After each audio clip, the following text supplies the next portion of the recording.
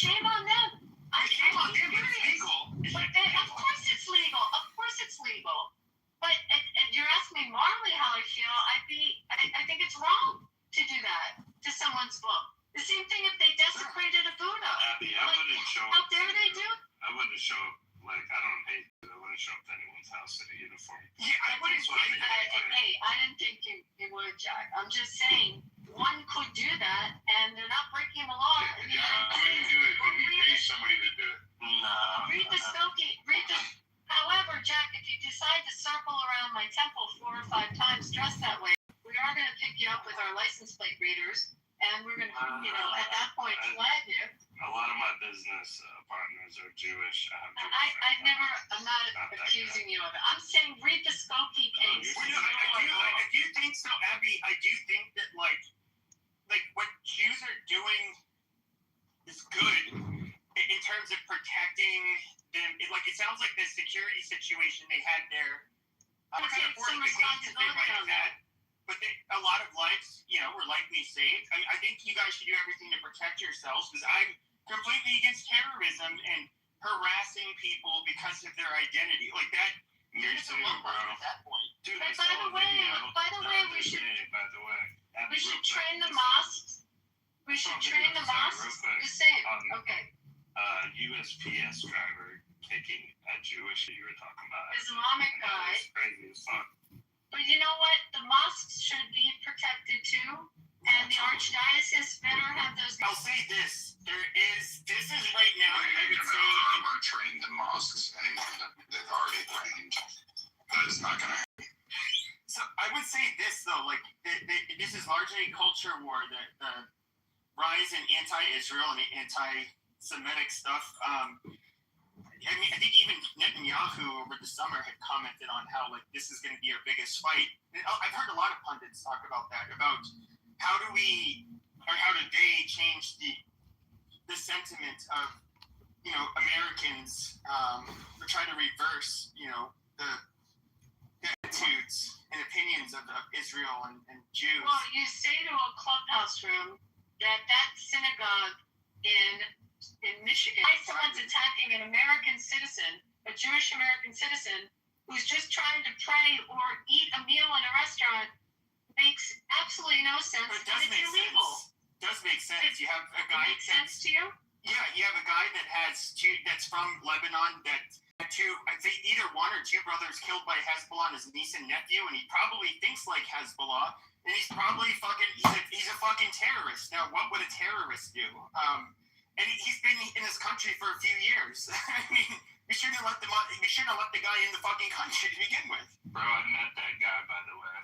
I met him though recently. I met him. How did you meet him? Come on, seriously? No, I'm not even joking. I got the chills when I found out. So I met him the first time I ever went to Dearborn to order food. And I went to get a shawarma at this place called Hamido's. And this guy was the manager. And I'm talking to him about my first time in Dearborn. Man, I'm excited to be here and see all the shit. And he was telling me, yeah, I'm from Lebanon, blah, blah, blah. It's nice here. Things are great. I was shocked when I found out. It was just really, I'm still tripping. I mean, he's not, that guy was not a homegrown American terrorist. Like, this guy was, I think this was largely imported, and it affected his brothers and his family personally. Hezbollah officers? Yeah, I mean, wow, that's crazy, Jack. I know, dude, I literally got the chill. Even right now, I still trip thinking about it. He's literally the only person I talked to the whole time I went to Dearborn. But I'm going to be realistic. I know you guys are people. What was crazy? I would say this. I know that you guys aren't a monolith and you can't control, I can't control, what white Gentiles, for example, American Gentiles will say. Rabbi Shmuley, Rabbi Shmuley needs to, he's horrible. He's horrible. I don't think anyone, supports him. I mean, I can't imagine. He's all. But you have to understand, he's the rabbi. Greenblatt.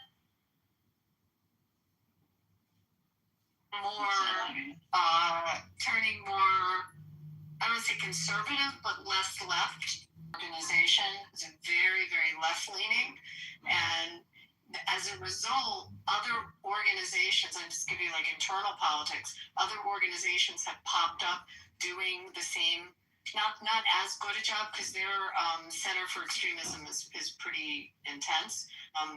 But other organizations have gotten relied upon because people got so turned off because they leaned so far left, and their cities as well. But I agree with you on him. I just can tell you from what I'm reading and listening to him, I think, and knowing what happened with their board, they had a readjustment. Well, I'll just say this: he's one of those people that he would do this coalition building, and coalition building where it's kind of like, oh yeah, white male, yeah, the status quo, yep, fuck those people, they're the cause of all of this. Yep, we're gonna really focus on them, and it's kind of like, all right, it's kind of funny because like you kind of see the same dilemma ends up happening after October 7th. It's like, no, shut your fucking mouth, Jew. You're a white colonizer supporting a white colonizer state in Israel and killing a bunch of browns. Fuck you. Do you know who Abe Foxman is? Have you ever heard that name? He was the former leader. I have an issue with Abe Foxman. He focused more on Jews, which I think are. He has an interesting history, also like his family history and everything. But people liked him a lot more. I think Greenblatt was an Obama guy. He was an Obama guy. He was in that whole Obama ecosystem, and all the people who got the ADL were progressives, right. And they start saying all sorts of ridiculous progressive shit, which is aggressive. And we were all like, what the fuck is going on at the ADL? And, stop paying him money. I hate that guy. He should have been replaced. It's a miracle. I don't understand how he still has his job. And I think he's just like anybody who's in a political position. He's playing the game of saying what he's saying, and we don't actually know what he actually believes. And he said it so many times that the biggest threat to Jews is the far right, which of course was completely disconnected from reality. He's a liar, and he's a danger to our community because he's a liar. Fuck that guy. I would say this is one of the things. He kind of echoing something that thoroughly fucking annoyed me about the people in his line of work, is that he was saying, now obviously Trump has free agency, so do all of our politicians, so does everybody in America. Now, in my opinion, which I think it's been thoroughly, from all of the major publications, Israel, and a lot of the people that are very staunchly Zionist were really encouraging Trump to take action in Iran. He did it. But I have to listen to Jonathan Greenblatt say it's anti-Semitic to say that, Israel was somehow encouraging this, or not, he didn't say encourage, he said something else. It's like, dude, really? It's so easily like we can see, like, who's going to benefit the most from Iran going down? Literally, Hamas probably wouldn't have been able to do what they did if it wasn't for Iran. Hezbollah could not, launch their rockets and do the shit they do if it wasn't for Iran. Iran, and of course, if it wasn't Iran, they wouldn't be sending rockets right now. We all know Iran is Israel's biggest threat. It's a no-brainer. But it's like anti-Semitic to even suggest that Jews or Zionists had made a compelling argument to urge Trump to do it. It's kind of just ridiculous. What do you mean? Miss Abby, when I get a chance, can I ask you a question? Sure. Hopefully I'm not in the Matrix. Go ahead. It's kind of a long time. Do you know, any of you guys know when the UFC is going to come to the White House? Yes, I do. I know a little bit about it. I know it's oh my gosh, please tell me. Fucking impossible to get tickets. It's only going to be maybe 5,000 seats, 6,000 seats max. You know, when they build the facility, I mean, everyone here is all over it in Vegas. Like everyone's kissing up to everyone we know at the UFC. Do you blame them? No, I mean, I can't blame them, but I don't know how they're going to divvy that out. I mean, politically, how those tickets are going to go. I mean, I'll know more. Actually, give me a few hours and make a phone call to someone and find out a little more about it. But I mean, I know some serious connected people that think they're not getting tickets. So, if that helps, I mean, so you don't feel so bad. Well, in the veterans community, we're just hearing, you know, if you had a purple star, if you got, you know, combat action ribbon, you know, all Well, that that stuff. could be, that makes more sense. But, like, Yeah, that makes well, that's sense. what we was hearing.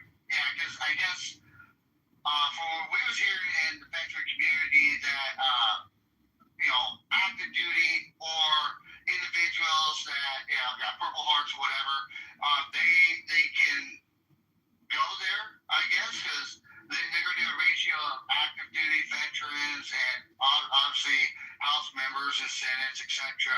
But I was just curious if you knew I think anything. it's going to be donors. I think it's going to be on the political side. I think that makes sense what you're saying with like certain veterans, and then I think it's going to be political donors. And in terms of Dana White and who he has in his entourage, I mean, it'll be obviously top brass from the UFC and some of the bigger players here, you know, in Vegas. But like I mean, tried to do this, and I literally I know this company really well. It was like my friends work there. My girlfriend's husband runs it, and like everyone's been all over everyone trying to get tickets. And I think they don't know right now much, so there's a lot of evasiveness on the answer. I mean, I haven't asked. I asked about a month ago, but I am happy to find out more about it and let you know. I think Thank you, Miss Abby. it's going to be you know, I thought the Pacquiao Mayweather fight was a hard ticket. It's going to be probably the hardest ticket. They're not gonna let Car or Purple Hearts in unless it's like you got the silver, bronze stars, or you got those guys will automatically get in, but you're not. Wait, hold on. So like a Purple Heart, like I mean, there's guys on this app that got a Purple Hearts for jerking off too hard while they were overseas. So I mean, you know, they give them out like Tic Tacs these days. So I think they may have like a viewing. Also like a viewing, I don't want to say party or a viewing area that will be over in like an adjacent building by the White House, like in where there's a venue. I'm thinking like the DAR, I forget what that's called. There's the DAR auditorium that's right there. Like maybe they'll use that. I have a feeling they're going to do something like that. But I will tell you, if you've never been in DC or DC for July 4th is always fabulous. But this year, if you can get to DC or Philly and be in one of those cities for July 4th, it'd definitely be worth it. You live in Vegas, which is like probably has at any given time the most like professional fighters per capita. Yeah. Just the pro boxers I've known, like from Arizona, everybody has had to do training camps there. It's funny, Pepe. There's such a rivalry between Top Rank in the boxing and with UFC. Like there's always this joke about it, and at some of the charity events here, they kind of play off of each other. Like one will bid, you know, they'll have like a live auction and they'll outbid each other and stuff. But I did want to say that the UFC just started a boxing section, a division. Do you know about that? Yeah, I've heard about that. But I know a lot of the boxing community didn't. So boxing's I was never a pro. So if you're to look at pro boxers, most of them make absolutely nothing. It's just there's a very select few that are exceptionally rare and gifted that can make a lot of money. But the UFC has been kind of Sure. We've looked at the UFC is very the way they pay their fighters out. It's, I would say, even a lot of the boxing promoters are known for being pretty. I mean, what the fuck is that guy? The guy with the crazy hair, the black dude. I forget his name. He was.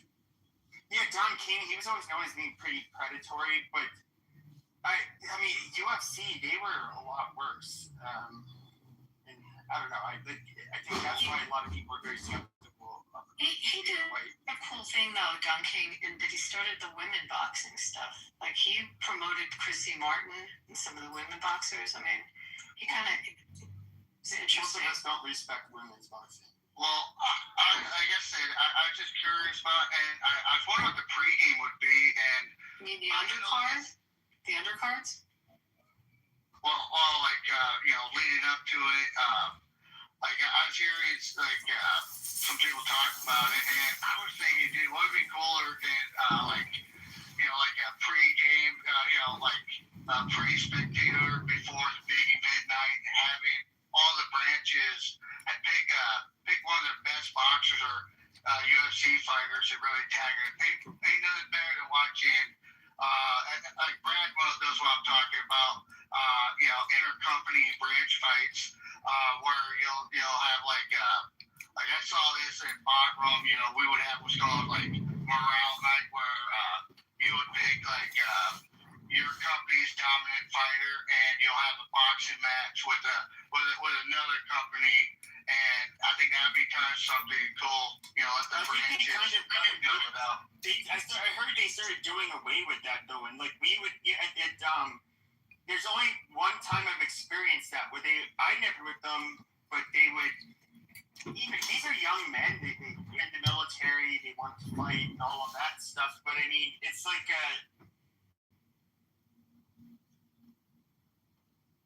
State of Israel.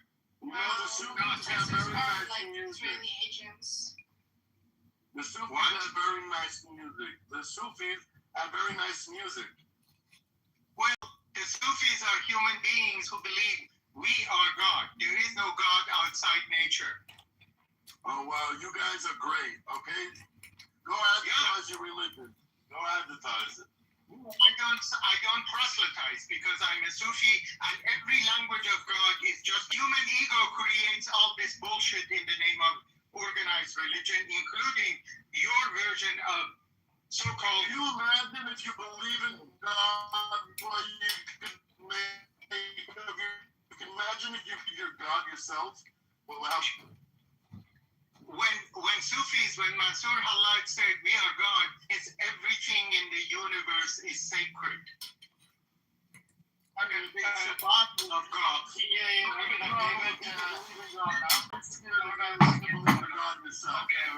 We're gonna pivot from this. Thank you. Looks like if Iran threatens Israel, I think STI is back in New York. I don't think he's ever going to go back. Do you have insurance on your property if Iran bombs the shit out of your house inside Israel? I mean, in the settlement area of the West Bank. And change your voice quality to low so you can use it. I know you're stealing me. That's what happens, so you have to be careful. Go down on the quality of the voice, please. So, ST. You just said Israel is a secular state. Yeah. That's a complete lie.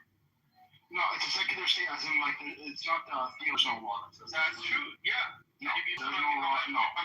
Wait. Yes, technically a Muslim can become a prime minister, yes.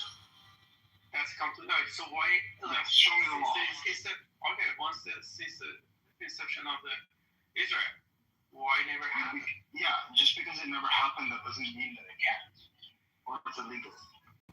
So unwritten law, right? Not exactly, no. It's just that 80% of the when 80% of the population is Jewish, obviously. Exactly what I meant. Like I said, unwritten law. They operate in a realm of the way that no one can, like, practicing any other religion and become prime minister. I don't want to get into this. The point is, Arash, that it's not a theological state. They're not applying the halakha, their version of Sharia. And that's what they mean by a secular state. Yeah, they don't actually believe in God. Yeah, that's why he doesn't really care about Zionism or the state of Israel. They're not pretending. Israel is as Jewish as is the regime in Iran Islamic.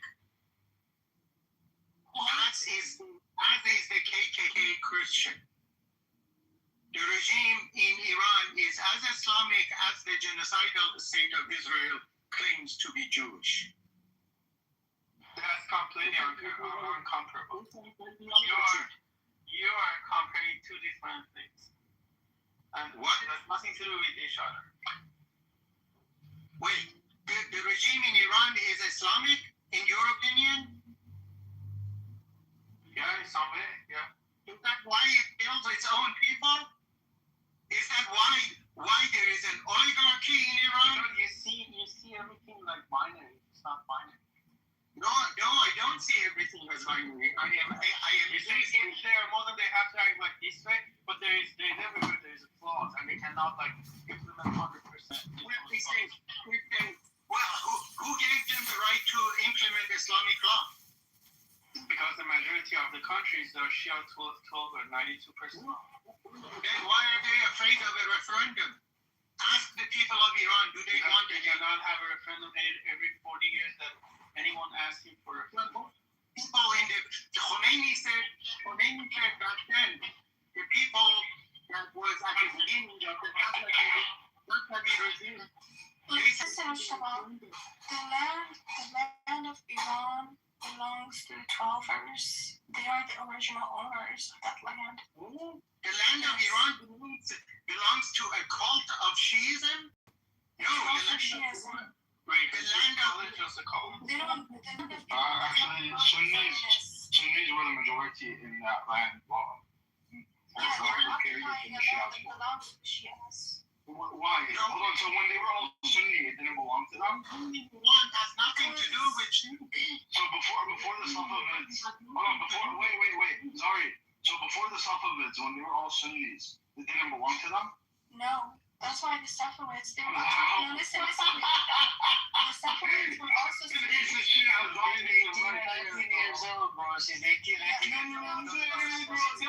see how these Twelvers are sometimes like they come out like Zionists, like Shia Zionists. It's fucking insane, bro. The Safavids were also Sunni, and they realized, like, shit, this is not our land. This is the Twelvers' land. We gotta give it to them back. No, they were the ones who converted everybody to Shia. The Safavids were Sunni. The Safavids converted everybody. What are you talking about? Yes, they were Sunni themselves, and they converted everyone to Shia because they realized. we can't hear you. Please hang on a second. Let Benny go, man. No, I'm pretty sure the Safavids were Shia. They were Sunni, bro. From Turkey, they were Sunni, and then they. Just because. Shah Ismail Safavi was a staunch Shia. Yeah, originally they were Sunni, and they became Shia, and then, you know. No, you're misconstruing. Let me Google it, bro. Like, it doesn't make any sense. You're talking about Allah Mahili, and that happened 200 years before the Safavid. It was a different Shah at that time, and he got a divorce from his wife, and then Allah Mahili basically converted him to Shia Islam because in the Sunni law, if you say talaq, you're basically divorced. In the Shia law, you need two witnesses, and Allah Mahili actually. It depends the school of jurisprudence, by the way. I know. That's basically. Yeah. I'm not putting Sunnis down at all. I'm just saying that. I'm just saying that the school of jurisprudence. That is confusing the Safavid dynasty with an earlier dynasty. It was 200 years before that actually. The king turned into, a Shia thing, but he didn't enforce it. That was a starting point, honey. That was a starting It was a starting point, but again, before the Safavids, there were the Buyugids were actually more safe. Anyway, honey, listen. There are certain lands around the world that belongs to Twelvers only. It's not just Iran. Wait, hold on. Wait, sorry. Let's explore this. What other lands outside of Iran belong to the Twelvers? I don't know, like, you're smart. Think about it. So, like, hold on.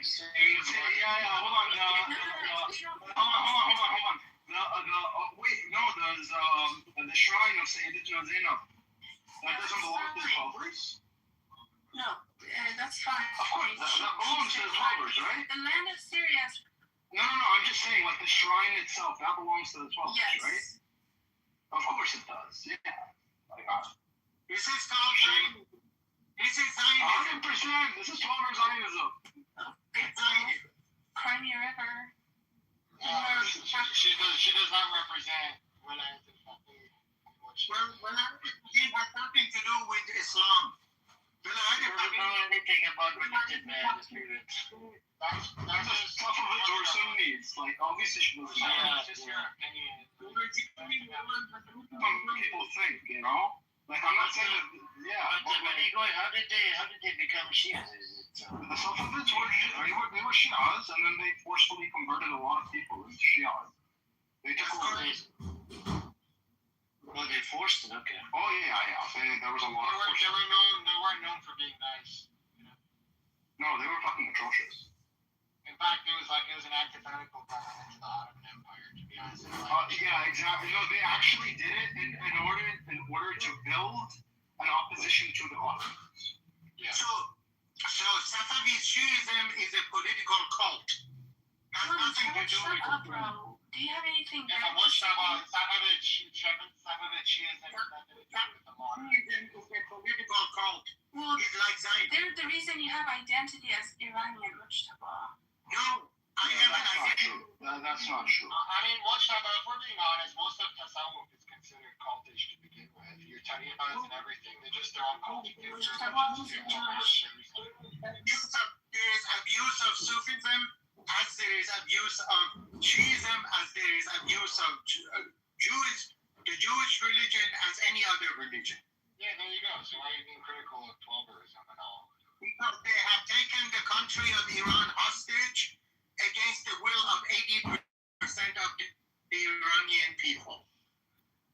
Nobody held it hostage. Iranian people were in the streets. They fought with the dictator. If the regime in Iran knew that it would be able to win a referendum, they would have held 10 referendums. But they know they are hated by the people of Iran by 80%.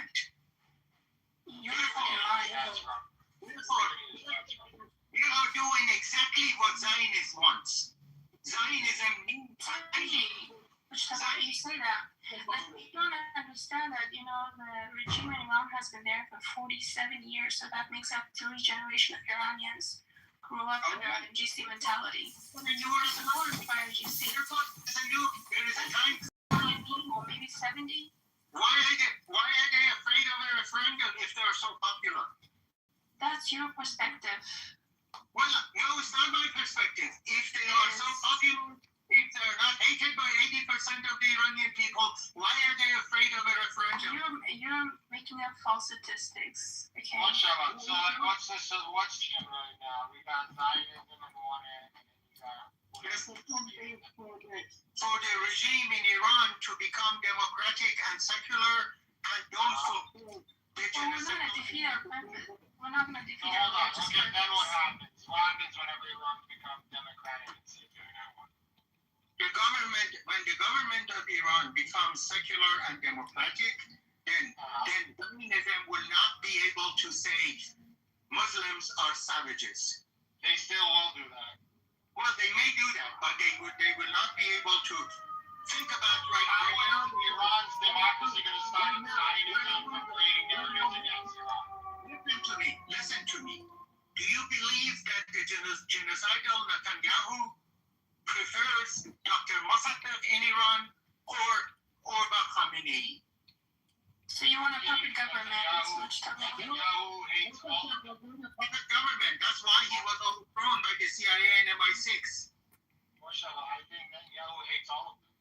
Yeah. Netanyahu is a war criminal, genocide maker that has his wish fulfilled in the form of the Wilayat al-Faqih government. No, it doesn't. If it was under the Shah, it's under the Sabak. Okay, but you're not making any sense right now. Yes, I do. Do you think if Iran was a secular democracy, we would have... I am a Muslim. I'm accused of Islam by this regime. to the benefit of the genocidal Zionism state. It's not to the benefit of the Iran is a controlled opposition. Is that what you're saying? Yeah, Iran is what he meant. He said like Iran is being controlled by Zionists and his Shias, like the government. Shias, they are. the regime in Iran. I've read these conspiracy theories more than millions of times. The regime in Iran and the genocidal regime in Israel need one another as enemy. They are interdependent. Give me one example and one document that it says Iran is being ruled by Zionists. That they're getting infiltrated by the Zionists. People, Ahmadinejad, for example. Why did Netanyahu say Ahmadinejad is the best thing that has happened to It was sus, but again, because one person in the government says something else, that doesn't mean the entire government ruling and getting infiltrated by them. The regime stole the vote of Mir Hossein Mousavi and gave it to Ahmadinejad. Again, conspiracy theories. Israel. Again, because first off, you cannot back up that they were stealing the votes. Second of all, Yes, when you stole the vote. If they had not stolen the vote, they would have had a second internationally monitored elections in 19. so you want every single country that they have an election, the international should come and monitor the election. No, but they're talking about a government in Iran. I want a government that is loved by its own people as opposed to hated.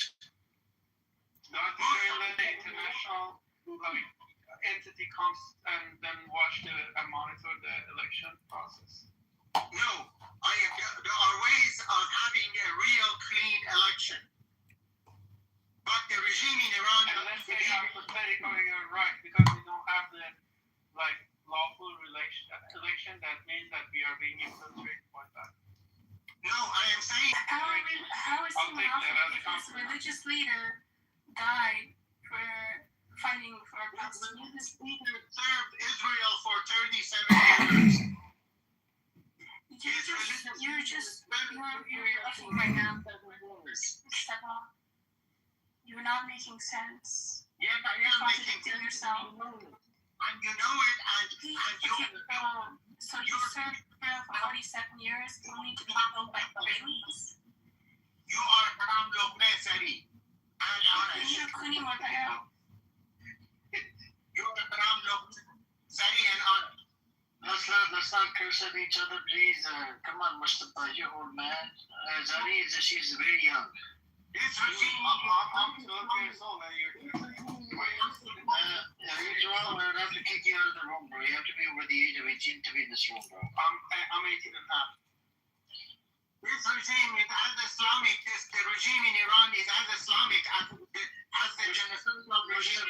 Mustafa, I have a question for you. How many people inside Iran support the regime? 20%. So, what about the rest of the aid? Do you support Reza Pahlavi to come inside? That traitor to Iran. Yeah. So my question to you, the next question to you, Mustafa, is what is the solution? The solution is a real election in Iran.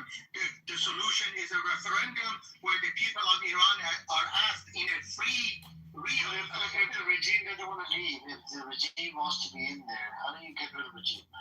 The regime can be transformed if it was a Muslim. Are you open to being a reformist? Let me answer the question. Sure. That question, let me answer it. I am not for regime change. I am for regime transformation. Mm-hmm. Are you open to the idea of being a reformist? I am called a reformist. I am a supporter of Taibzadeh, who is in heaven prison to the delight of the genocidal Netanyahu. Mustafa Taibzadeh has been in heaven prison. Right now he is back in solitary confinement, and that's exactly what the genocidal Netanyahu loves. Why is he in there? For the regime in Iran to be so horrible. He was the opposition to the current regime, right, Mustafa? I am a non-violent opposition. No, I'm talking about the guy that's in jail. He was opposition to the current regime, right?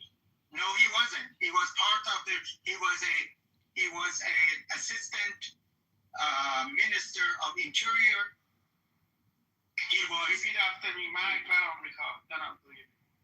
I am sick and tired of death to this and death to that. That's a cult of death. The regime in Iran is a cult of death. Mustafa, why did he get locked up? Mustafa, why did he get locked up? Because the vote of Mir Hussein. Ahmadinejad was his name is on Epstein files. Well, I wouldn't be surprised, but he was a Zionist spy. He is a Zionist. And his votes were stolen in 2009. And Mir Hussein Mousavi is under house arrest for 15 years. Right now, do you support the government, or are you do you support the government getting attacked by America? Hell no. I am supporting the people in Iran, the soldiers of Iran that are resisting the savage attack by US and Israel. To be honest, I like your stance, but the thing is, you are going too far with the conspiracy theory. I'm also a reformist, to be honest, but I don't go too far saying like all of them are like spies or agents of. Tell me what conspiracy theory? What conspiracy? You're saying like the entire government like getting infiltrated by the Zionism and they're like the Zionist agents. Yeah, you don't listen to what I say. I am saying that the regime in Iran needs the genocidal regime in Israel as an enemy. Do you understand what that means? So what? They don't need it. They have Why they do it? Yes, relax. Take a chill. People in Iran, you can be relaxed. I am in exile in the United States against my will, and the people of Iran are being bombed. Shame on you for being relaxed.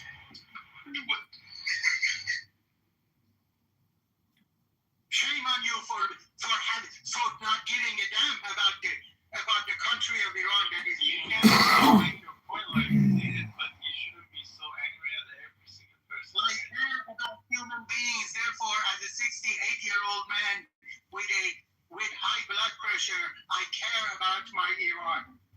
I care about the real Islam. I love that, but here's the thing: you shouldn't be. Regime is so pissed off. This should be talking. No one is decision maker here in this room. We are all talking. Islam to the delight of the genocidal Netanyahu. You don't get the point. I said we are not a decision maker here. We are all like here. We are talking. So Mustafa, Giving a conspiracy. hang on a second, brother. Hang on. So you're saying after the so-called war is over, right? You want them to set up a box and everybody chimes in and and let the people put in the ballot, right? Yes.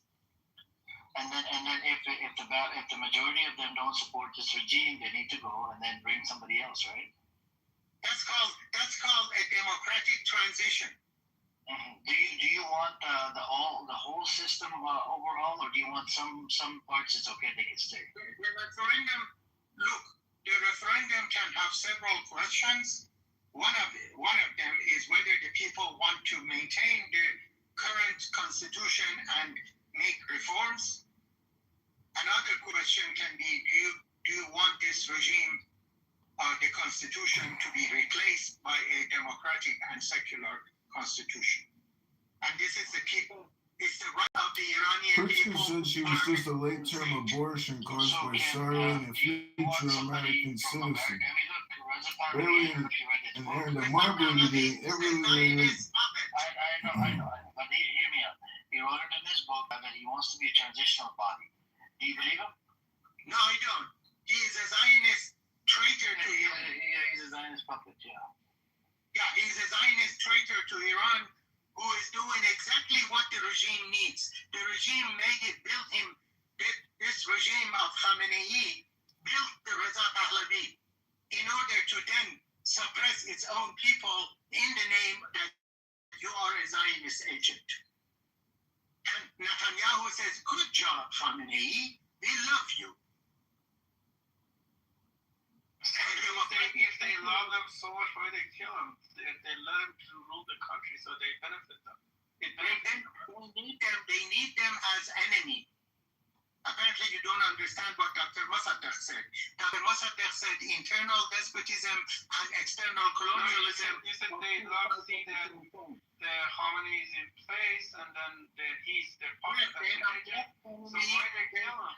If everything was good? Because they wanted Moshtaba Khamenei to come and take over. Because they need a monster. A new monster. Wait, what? They want to replace his son with his dad. They have the same agenda, the same policy. They wanted to corrupt this regime even more to turn it into a monarchy. No, you see, you're not making sense now. At this point. When I tell the truth, you say I'm not making sense. Almost because you're going too far, man. Your luqma is haram, Arash. I don't guess it's like that, almost. I'm probably with you when you are trying to say the despotic regime and colonial powers are stranded or complementary and they feed each other. But up until this point I'm with you. But when you enter to kind of fantasy world and the kind of they killed because they planned, and then it started to shake for me. Exactly, last week when you started this conspiracy. 7 was a planned operation of Israel. Israel created Hamas in order to turn the conflicts in the region into religious conflict. So, Moshe, are you saying, brother, are you saying that it was our plan of regime to, kill the leader, right? The regime, under they had the Zionist puppet called Reza Pahlavi, told them that that regime is going to fall. And they knew that they wanted the criminal Netanyahu said for 40 years I've been dreaming about attacking Iran, and he wanted to implement the last country in the region that has not been devastated. So, hang on a second, because the criminal, the genocidal Netanyahu and his cult in Israel, they want to extend from the Nile River to the Euphrates River. In order to implement that plan, they needed to attack Iran. In order to attack it. And when they attacked Iran, they said, okay, Khamenei is going to go, but the purpose of Israel was to create a failed state in Iran. Are we going to talk about the political between Israel? Thank you for coming. Thank you, trolls. Sit in the audience like scum as you are. Each one of you. So, Israel had wanted a failed state in Iran, and by killing Khamenei and replacing him by his son, they have created a failed state, and they want to implement a. So, Mustafa, hang on a second. Can you walk me through the steps? So, since when they've been planning to, get the leader assassinated? Like, say, how long? 5 years? 3 years? 1 year? We have been talking. The genocidal Netanyahu has been dreaming about this for. No, I'm talking about the regime. How did the regime decide that we got to get him assassinated so we can get more, the ratings can go up? When did they decide? I'm talking about the Iranian regime. Oh, the Iranian regime doesn't give a damn about the ratings. Why would they get him assassinated? I mean, they're working with Israel. Saying that the regime in Israel needed Khamenei to be killed in order to strengthen the worst of that regime, the right-wingers in that regime, so that they would begin a civil war. So here's the thing, Mustafa. So I wanted to debunk your argument. So let's say we would see like a regime change, and then Khamenei or Mustafa are not going to be in power. So how are they gonna? I want to bring transformation change. So let's say it happened, like overnight, people come to the street and they do the regime change. No, So that's so risky for them. This criminal regime in Iran loves to massacre its own people to the delight of the genocidal Netanyahu. Bro, what you're saying, like, you want, because you say, first of all, like, Khamenei is an agent, and then you say Mustafa is also an agent, but they started a war that could lead to a regime change. So why do we want to take this risk? Khamenei regime needs the genocidal regime in Israel as an enemy. Do you understand what that means? That's what Dr. Mossadegh said. Mossadegh said something else. It's about colonialism and internal despotism, and that applies. Yes, these two perpetually feed each other and create a vicious cycle that makes a kind of complementary dualism and despotism and colonialism, especially in the developing world. It's a true relationship. But then the territory that you take, or you take this out of context, bro. You're saying I'm a little bit lost to make sense of it. Like, I didn't get that Khamenei made Israel, or Israel made Khamenei, and then Israel told Khamenei to be killed. You're losing me at some point, you know. Okay, let me explain. Okay, and I'll try to. Oh, it's always like that. The passenger princess drive. Hey, I'm wondering if you could explain the title to me.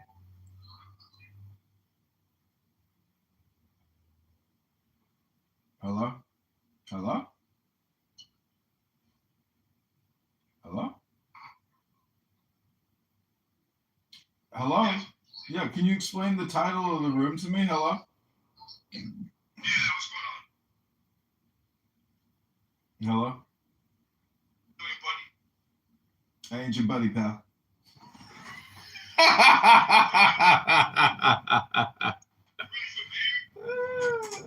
Running for mayor. And you got your title backwards. Earth is the non-duality. Hello? Oh, you're running for mayor? Come May 1st, I'll be a candidate for mayor of Chicago. Hello? You said Earth is non-duality. No, I doubt that. Oh, so it means Earth is duality. Okay, sure. If you say so. That's why I asked if anybody could explain why Earth is duality, but nobody could do it because it's a little challenging. But you were close, but it's actually the opposite. Earth is non-duality. Hello?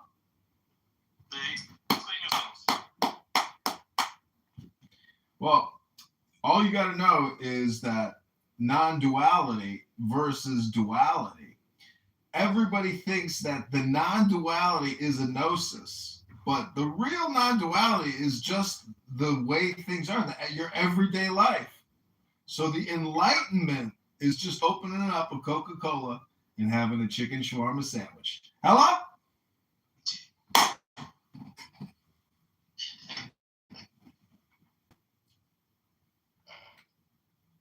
Well, that's the easy answer, but not the accurate answer. But it's the popular.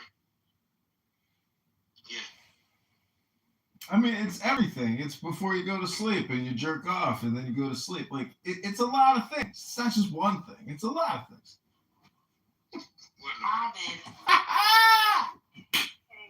All one. So you be attracted to someone most boy.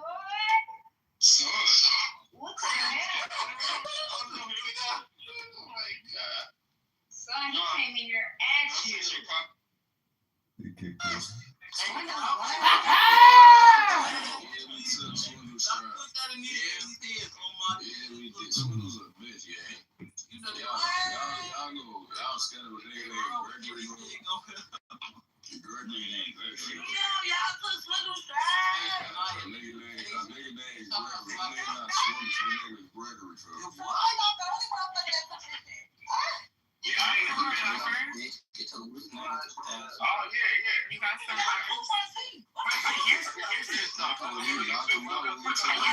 A lot of people don't realize this about Latin America. So when it comes to the rhythm and the percussion, so a lot of Latin American music, a lot of you guys might not realize this if you don't know much about music, but it's like, I'm kind of making a sound you can't, you can't tell why does that sound unique, but it's like they call them like triceros, the way the drum pattern goes with the kick and the snare drum, and how they play the chords, which you can often get percussion instruments in between the beats, and you get so for example, if you look at Mexican music, you look at Caribbean music, even South American and Central American music, what they have a drum and rhythm pattern that has largely been, even though they have a very small population of Black people, those drum patterns they have an African influence basically, and it's which is weird. A lot of people a lot of people who might not have an ear for it, but they'll see Africans that are I guess what you would call primitive, that live in literal huts made of like straw and grass, playing these drum patterns, but there's like a level of intricacy there that. What the fuck?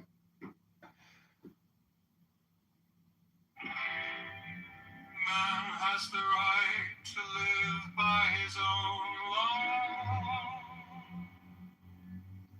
to live in the way that he wills, The Pepe Retribution Tour, the Pepe Rehabilitation Tour. to work as he will, to play as he will,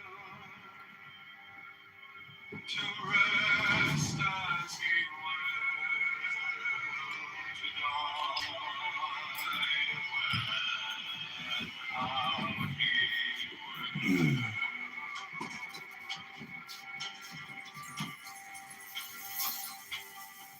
The man has the right to eat what he will, to drink what he will, to dwell where he will, to move as he will on the face of the earth.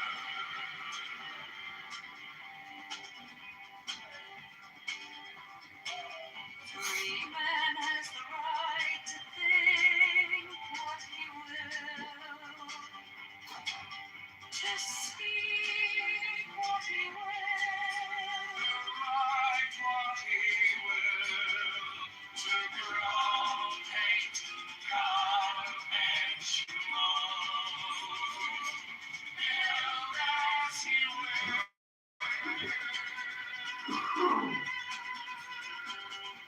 To dress as he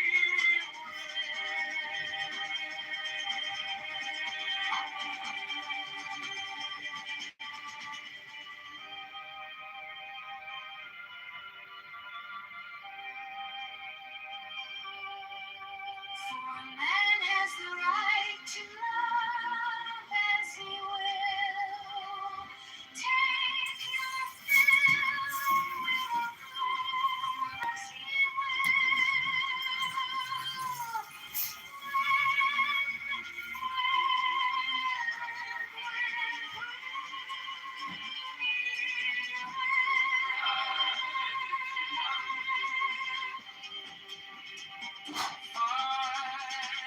Man has the right to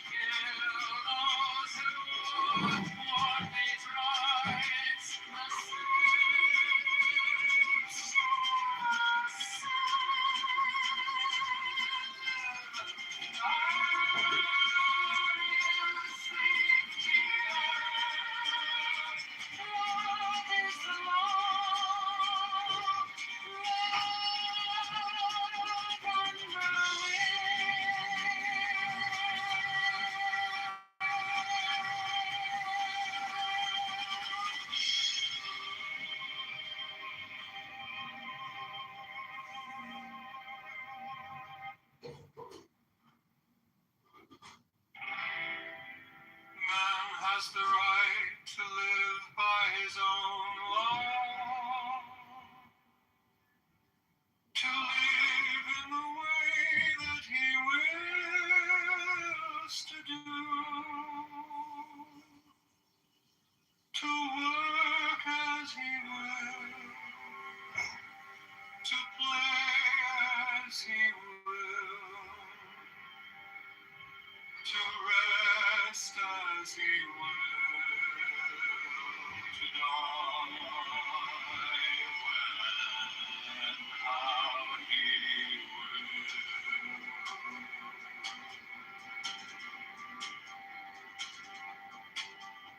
A man has the right to eat what he will, to drink what he will, to dwell where he will, to move as he will on the face of the earth.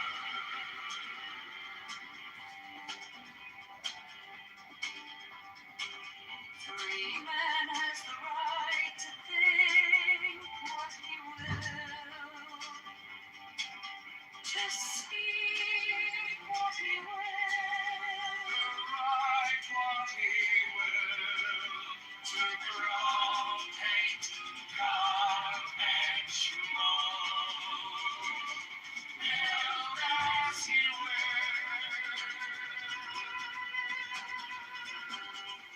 to dress as he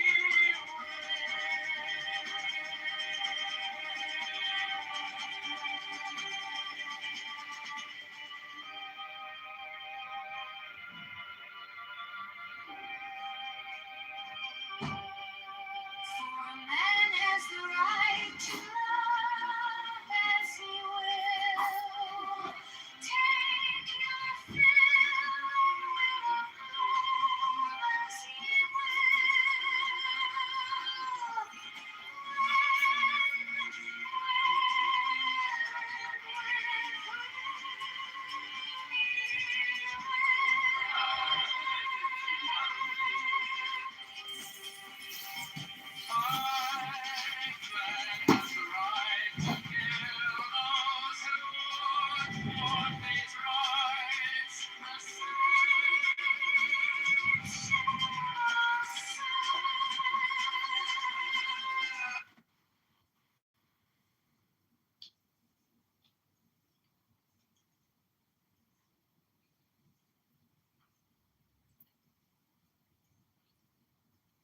Backstreet Boys out the fucking Botox, labs, bro. That shit, Backstreet will go. If they did like a Backstreet NSYNC, Britney Spears mashup, they would because that's our generation. You know what I mean? Like that's The Backstreet Boys sold out at HSBC Arena back in the day. I had to drive, the girls there to go see them. And, I'm a dad, I grew up with them, and I'm just watching it through the screen, and I brought all their friends. It sold out. I was like shocked, and it wasn't just sold out by like little girls or teenage girls. It was sold out by all the moms. Like they were literally there. They were crying. They were still like jumping up and down. And I was like, oh my God. And you could see all the dads were all sitting there in the TV rooms just watching it, watching the concert. And then the games were on. So of course we were watching the games. But you were just like, oh, for fuck's sake. All of us men were sitting there just going, I can't believe I'm going to spend the next 2.5, 3 hours with this going on. Listening to the Backstreet Boys. I tell my bitch no. I tell her, maybe that's why I'm still single and I have kids. But I'd be like, look, we're just not compatible. You want to listen to this shit for several hours? Like fuck you. I'm not doing it. Yeah, and when you have teenage girls, you realize that, you know what? Well, well, you signed up for it at that point. Yeah, well, I always say this. Any man will die for his son. But a dad of a little girl will literally burn down the world for her. There is something different between that little princess when she clasps your pinky and you look down at her for the first time. You realize that you would literally set the world on fire to protect her. It's weird. I have two nieces, no nephews, but yeah, I do for whatever reason find myself like what do you want to do, gorgeous? And then she's like, I want you to date Uncle. You know, I'm not gonna say my real name, but it's like, okay, yeah, let's do that. And then I'm you know, it's like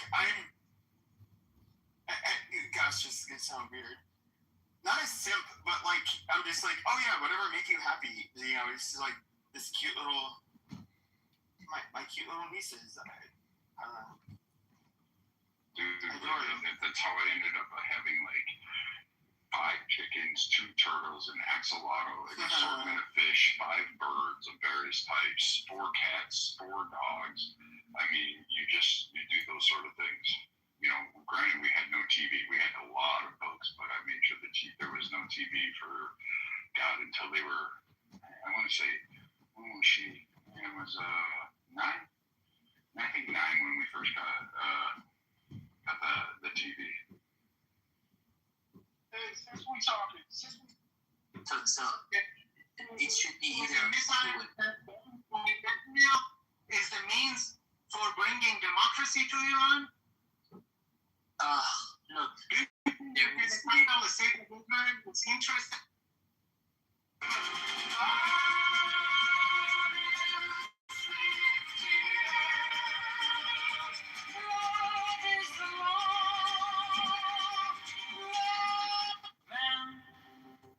Has the right to live by his own law, to live in the way that he wills to do, to work as he will,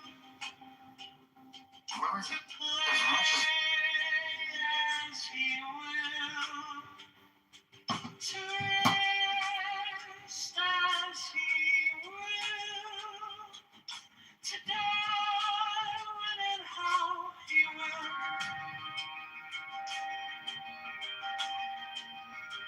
To man has the right to eat what he will, to drink what he will, to dwell where he will, to move as he will on the face of the earth. The man has the right to think what he will,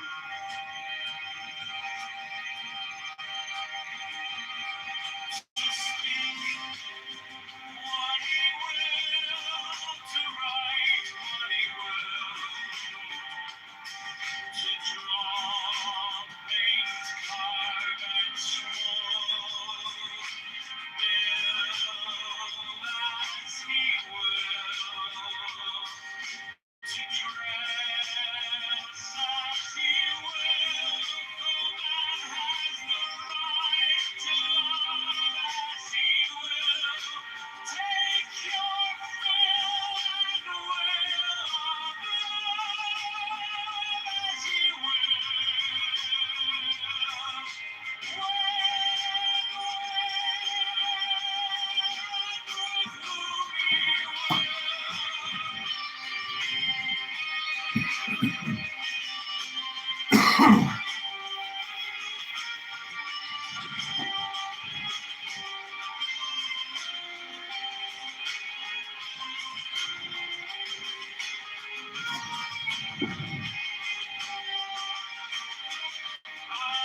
whom he will.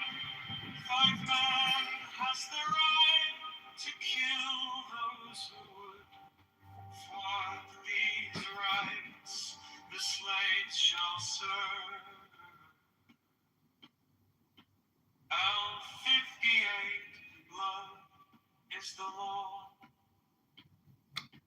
Love under will. Man has the right to live by his own law,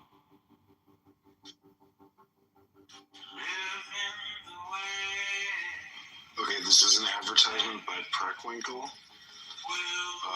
Recently re-won Kukai book. To work as he will,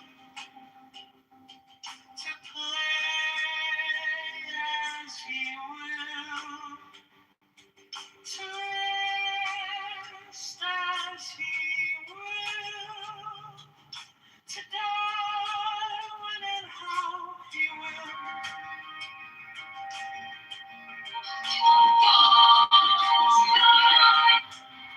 Has the right to eat what he will, to drink what he will, to dwell where he will, to move as he will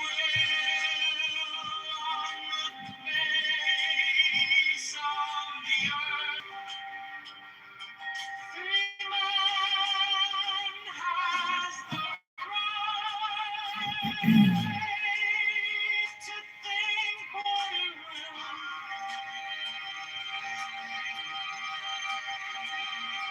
to speak what he will, to write what he will, to draw, paint, carve, and scroll, build as he will, to dress as he will. Man has the right to love as he will. Take your fill and will of love as he will. With whom he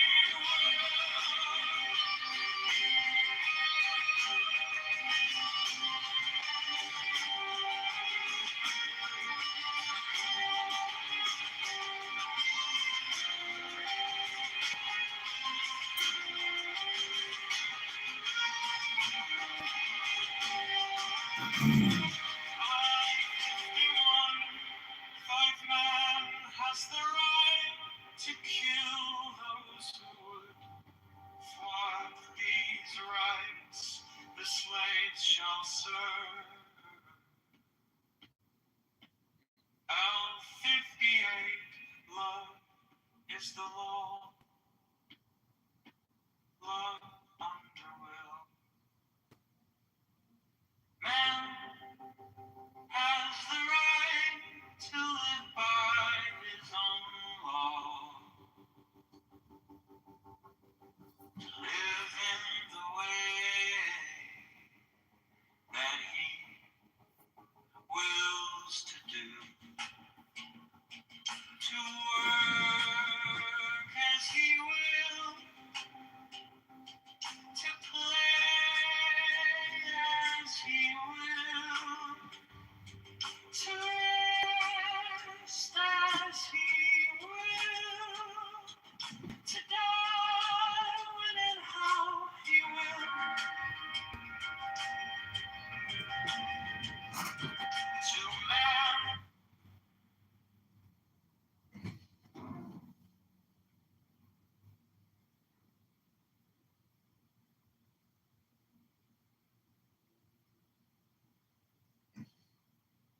And just like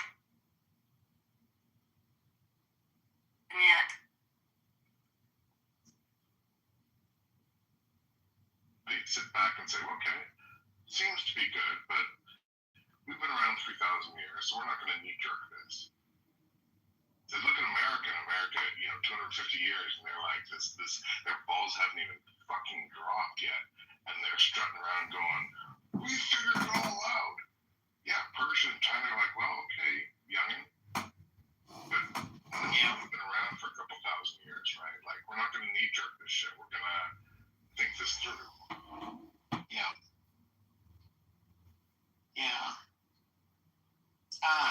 All these cultures, they all have their own strengths and weaknesses. Like, there's nobody can ever doubt that the United States has the greatest geography in the entire world. The geography just makes the United States, Canada, and Mexico, like the very center in the fucking world. You go off the right side, you get to Europe. You go off the left side, and you head into Asia. You know. How dare you? How dare you? You demon. You know what? Perfect. God damn it. I firmly disagree with all of you. I firmly disagree with all of you. The center of the world is California. Period. But we'll never get invaded either. Those oceans are big holes. Exactly. California will never get invaded, except for maybe by time. Yeah. No, that's true. The United States will never ever be invaded. How dare all of you? Tell that to the poor victims in Pearl Harbor. Tell that to the family of 5 who died from a Japanese bomb in northeastern or northwestern America during World War II. How dare you? How dare you suggest America will never be invaded? That's not an invasion, though. That's not an invasion, Cypher. That was an attack. That's barely an attack. Pearl Harbor was pretty big. That was a big dam. We lose more people to screw shootings. We lose more people to heart attacks per week. But yeah, okay, Pearl Harbor was flashy, but come on, we kill ourselves way better than that. But you know what I think will happen? Because everybody does want to move here. I think in about 100 years, our North American population density will go up quite a bit, and we will mature. And I think we might mature into a very sophisticated, very, very interesting culture. I'm not saying that we're not interesting now, but you know, I mean, like, it's different. I don't think we're gonna. Yeah, we're getting dumber by the fucking week. And also, when you say that North America is just like the best geographical, whatever, what you're saying, let me tell you this. You realize that you can pray in any direction and directly be praying to Mecca. Like, you realize we're on a globe, right? Like, we're like, sure, if you have one opinion, you know, you got to point in this way and pray to Mecca, but the reality is that we're on a fucking globe. You can pray in any direction. You're literally directly praying towards Mecca. I mean, Mecca's cool. Mecca's cool, but have you been to Yosemite? Like, Yosemite is way more impressive than Mecca. And you know, the Japanese kanji for the United States is beautiful country. Like the writing of it. Because they said when the Japanese, when they opened up during the Meiji Restoration, they sent tons of people into the United States to Harvard and Yale and all, and then stay a couple years. This was like in 1860 something. And they said it was the most beautiful country they ever saw. So if you deconstruct the kanji for the United States, it means country and beautiful. That's it. It's true. I think the United States has the best geography in the world. Most people have single country, like more than 30 miles outside their home. You know, it's easy now a little bit, but it's not as. Dude, I used to I'll just leave it at that. It's like I haven't seen much of the U.S. Oh man, I haven't been there for a long time. I gotta go. A store in Naples, Florida might take some of my perfumes. Maybe I'll bring my wife down there. I heard it's beautiful. So I could, oh man, if I were to guess, I think I've probably been to like less than 20 American states, but frequently visited, right? And also, there are still places in Canada, certain provinces that I haven't visited, right? But one thing, because you mentioned at Perfumer about the Japanese characters, right, their language. Something that's fascinating, and I'm sorry, I don't want to divert the conversation, but the development of the Chinese language keyboard has everything to do why China is fucking killing everyone in technology today. It was something that happened in 1976. This dude, Chu Bang Fu, developed this method, because you have to understand, like, how do you fucking, America's coming up with keyboards and this new thing, the computer, and Chinese people just cannot. Wait a second. Was his name actually Chu Bang Fu? Yes, nice. It was Chu. Chu Bang Fu. His name was Long Dong. Chu Bang. How dare you? How dare you? Ching Ching Chong at you demons. His name was Chu Bang Fu. You can check this. And it basically says, hey, how do we take these thousands of characters, like somewhere between 2,000 and 5,000 characters, and break it down to a keyboard where you can type on, right? So he comes up with this idea of like, let's break it down to like the roots, right? And then in '83, this dude Wang Youngmin comes up with a system that breaks that into literally a QWERTY layout. Wow. So Chinese people learned how to fucking type on this. They could actually type faster than people who were typing on QWERTY keyboards in the West, and that like had a massive influence. Oh, yeah, it looks like shit up now. It's fucking fascinating. It's nerdy as fuck, but like the development of the Chinese keyboard had such a massive role. Oh no, this is the stuff I like. Yeah, the Chinese being able to access technology and it's fucking crazy. Yeah. But let me say this. Everybody's born right-handed. It's clearly only the best of us that overcome it. Oh, are you lefty? Yeah. Left elbows up. Yeah. Yeah. 7% of the population, brother. That's what I did about studying Japanese. I'm gonna go to Kyoto in the fall. By the way, if any of you guys ever have extra money, go to fucking Kyoto City in the fall. Just look it up. It's unfucking believable. So gorgeous. It's so gorgeous. No, Canada is the best geography. You fucking demon. You've traveled. Ontario's nice in the fall. That's true. That's true. I'll say this, and this is why everything you said about Canada being like that, or North America being like the geocentric best, like, dude, Saskatchewan versus Tokyo, fucking Saskatchewan versus Thailand, Saskatchewan versus, are you kidding me? Right? I'm just talking about warfare, you know? Like, nobody can invade us, right?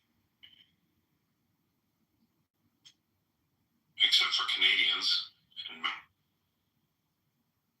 Mexicans and Floridians. Very, very small. You gotta be afraid of the Floridians. Florida man. Have you been to Naples? It looks really nice. Kind of one of these rich resort places, I guess.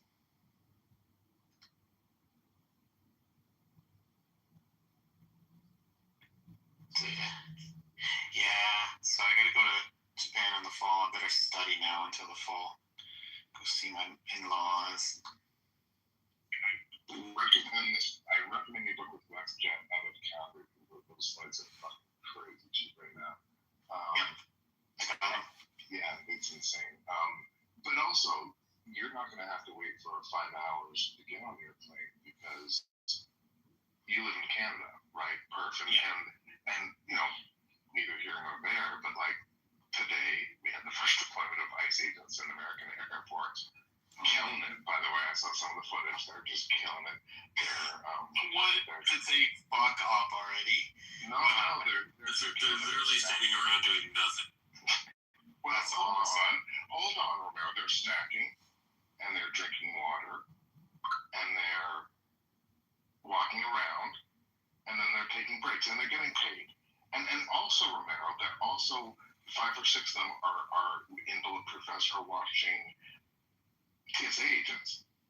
Not many, because most of them have quit, but they're watching the few that are there who manage to find a way to work even though they haven't been paid for the last 30 days or 40 days. And God knows, you know, they live paycheck to paycheck. They're not billionaires like politicians who are refusing to do their jobs. And that's so shitty.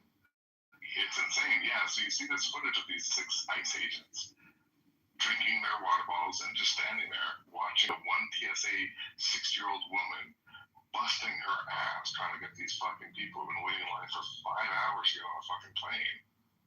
Right? And the reason why it matters, at least to me and maybe Perf, and probably not to you guys, is that the 2 Canadian pilots that died in the LaGuardia aircraft, right? Yeah, it's so fucking crazy. So the head of the Canadian National Air Safety Board was trying to get our specialists to the airport so that we could investigate what the fuck happened and why our 2 Canadian pilots. Right, yeah. And we had to pull in fucking favors in order to get our experts on the fucking plane because the airport they were in America had a 4-hour fucking wait and they were going to miss their fucking flight to get to LaGuardia to investigate the death of those 2 Canadian pilots. Oh man, that happens everywhere though, bro. Like it's But does it though? yeah. I mean, Canada's not. Listen to this arrogant guy. Canada's all sorts of fucked up many different ways as well, guys. 1,000,000%. The problem with our country is that we can't get anything done. We can't get anything done. Okay, you fucking American CIA plant traitor. What? Tell me, no, please. In French, you fucking, oh God knows you can't fucking do it in French. I can't speak French. No, obviously, because you're a fucking American CIA plant. But no, tell me, traitor, what's so much better in America? Go ahead, list 5. The weather. 5. The weather. Oh, dude. The beaches. Vancouver. Oh my God, fucking dude, that's 7 months of constant rain. It's as bad as Seattle, dude. No way. No American in his right mind says, Jesus, I'm going to move to Seattle for the great weather. That's one. Number 2, choices. Like in Canada, we've got like 3 things to choose from for everything. We've got like 3, what do we got? 3 internet providers. Yeah, 3 parties. Well, we've got more parties in the States. No, we're just so limited with our choices of food, of housing, of places to live. We've got like so many fewer towns, so many fewer landscapes. Like, yeah, we've got all sorts of different landscapes between like cold and fucking die from. Yeah, It's not our fault that you guys don't have enough babies. All right, you guys need to get on it. Yeah, and it's gonna be Canada-stan. You know, it's Punjabi is now the second language.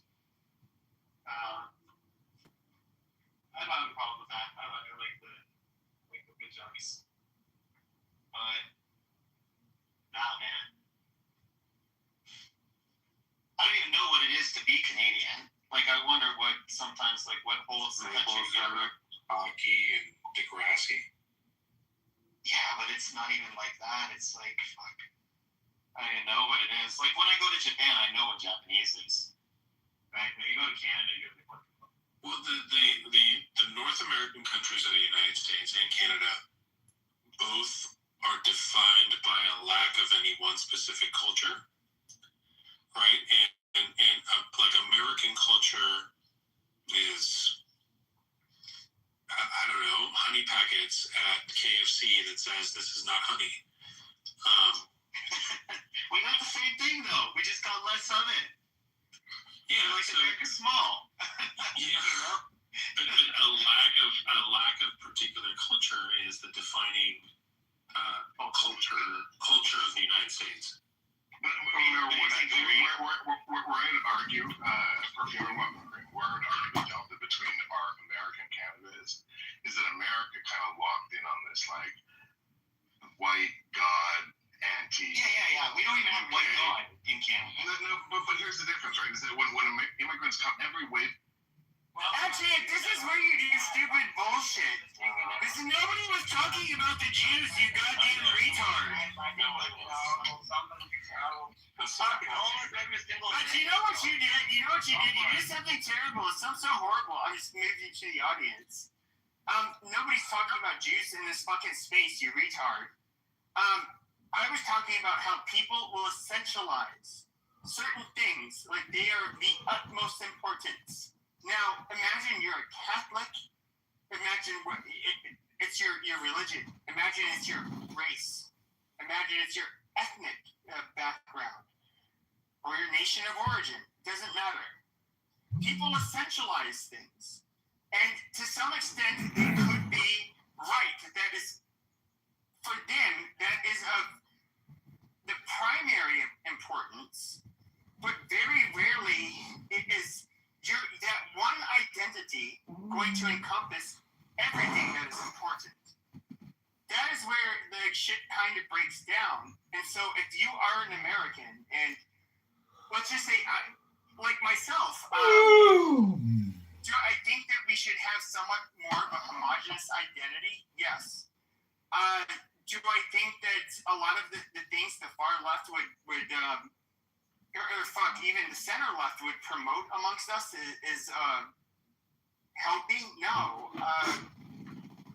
But do I think that my race is the most important thing? Or, by the way, I'm not a religious person, but that you being Catholic is the most important thing? No. Do I put anything in, and will I ever put my eggs all in one basket? No. But what happens with extremists is that they do put their eggs all in one fucking basket. And like, how do you actually make shit run with these kinds of fucking people? You don't. Imagine you had nothing but extremists from whether it was racial, ethnic, religious extremists. These people will never come together. And, Notice how Pepe never mentioned the Jews one time, but HX does say he did. Like Pepe is so. I didn't say anything about Jews. I know the whole time. The Jews did this, the Jews did that. I didn't say anything about the Jews. Talking shit about the Jews, I was. Yeah, I didn't say anything about the Jews. I literally. Oh, but you know what, Pepe? And this is what I try to explain to people all the time. They're like, oh, you Jews are like the blacks. Whenever I say nigger, you Jews do the same thing whenever we say kike. And I'm like, the reality is, yeah, you're gonna find some sensitive faggots like BB and stuff like that that are like, oh, he called me the K word. Oh no. But like, the reality is, most Jews don't give a shit. You know why?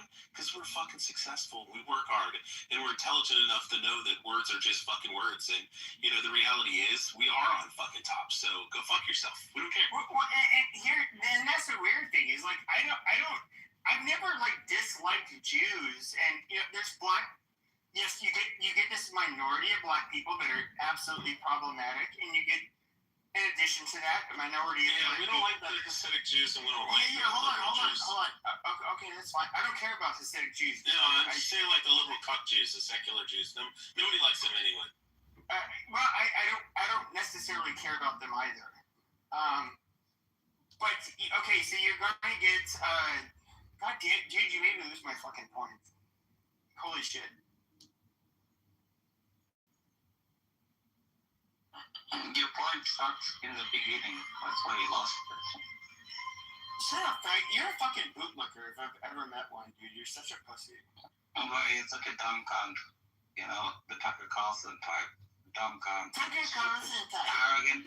Stupid, arrogant. Almost like the Jews. I wasn't talking about Jews in this conversation, you fucking retard. Yeah, you were. No, I was literally talking about. Yeah, you were, bro. Everybody heard. No, I had to move him down. I was literally talking about how you have people. And it's really funny. And this is where people are so similar to each other. Is that if you look at, since he mentioned Jews, you have like every political ideology Jews have. But when it comes to the in-group preference, or I would even say you can go from supremacy to absolutely, they're just a bunch of fucking hippies. They have it. It's the same with like fucking Mexicans. It's the same with people from Russia. It's the same with people from all over the world. And it's not uniquely a Jewish problem. I would say though that like. In America, it was like which Jews were coming to the United States particularly after, the 1900s. We did get a lot of the most educated, radical Jews that came in at that point. For the most part, most Jews that came here, they, starting particularly in the 1800s, but they've been here since the beginning. They were. Kind of like the real variation you would see between the two is whether or not Lebanon Philistines, they can live in peace without that piece of shit Israel. Anyhow, this situation regarding the Nelson Mandela is not just Nelson Mandela. It's a Gandhi, it is a Reza Pahlavi. Approximately, I would say, in and around 5-6 years ago, he came, he said, I compare myself, I think of myself like a Nelson Mandela. And this shit that is here is comparing it is the same shit that Reza Pahlavi was chewing in his mouth. That's the one that he compared himself for. Shut your mic off, Kay. He compared himself for Nelson Mandela. And then he compared himself for Gandhi. And then he came to the Iranian people and said, accept me as your representative. And then he became, and he said, look at me as like a father. Every time he maneuvers around, comes up with different type of area. At the end of the day, he is a puppet of Israel. As I've said before in here, I am the guy in Toronto. You can look at my profile. I used to create demonstration. At the most, we would have demonstration of 4,000, 5,000, 10,000 people. And one time we had in the Women Lives Freedom, we had approximately 70,000 people. And from this many demonstration, we have in Toronto 50 people. I can count their names. I can say their names. Count them in my hand. 50 people wouldn't be that he had supporters in Toronto. Okay? And because he knew his father was brought by United States coup to Iran. His grandfather was sent in by England to Iran. So Iranian people, they know this history. And inside Iran, Mossad had planned their members, their people inside Iran. So they knew they were going to kill Iranian people. Mossad agents, they were prepared to kill Iranian people to bring Iranian feelings that, Iranian government is killing. No, Mossad started. So they asked him, he announced that you guys come out this time. That's what the announcement was. Mossad is beside you. Mike Pompeo said that. Netanyahu said that. All the official Israelis said that. Mossad is beside you. And then the people, of course, Iranian people, no doubt about it. They don't like the government. They have hard feelings with the government. All that, no denial. And I am one that I am against this government. I'm talking like this. I'm not a Iranian government stooges at all. Wait, you're not? But I would say, yes. I can't believe you're saying this. You used to go to like Sheikh's houses and like harass them. Yes, that's me. Yes, that's me. I'm not denying. This guy, bro, Amir, this guy used to go on knocking on the Sheikh, like Shia Sheikh's doors and be like, yeah, that's me. All these closer. Yeah, I wasn't this week. You're not a fan of this? No, absolutely not.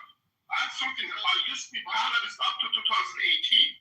After that, I was against him because I knew what a son of a bitch he is. And that's what I am a reformist to the point that Iranian government, I don't care whoever stays in there, they should look into corruption. You see that the regime is toppled, or you want to have a reform within the government? At this time, I don't.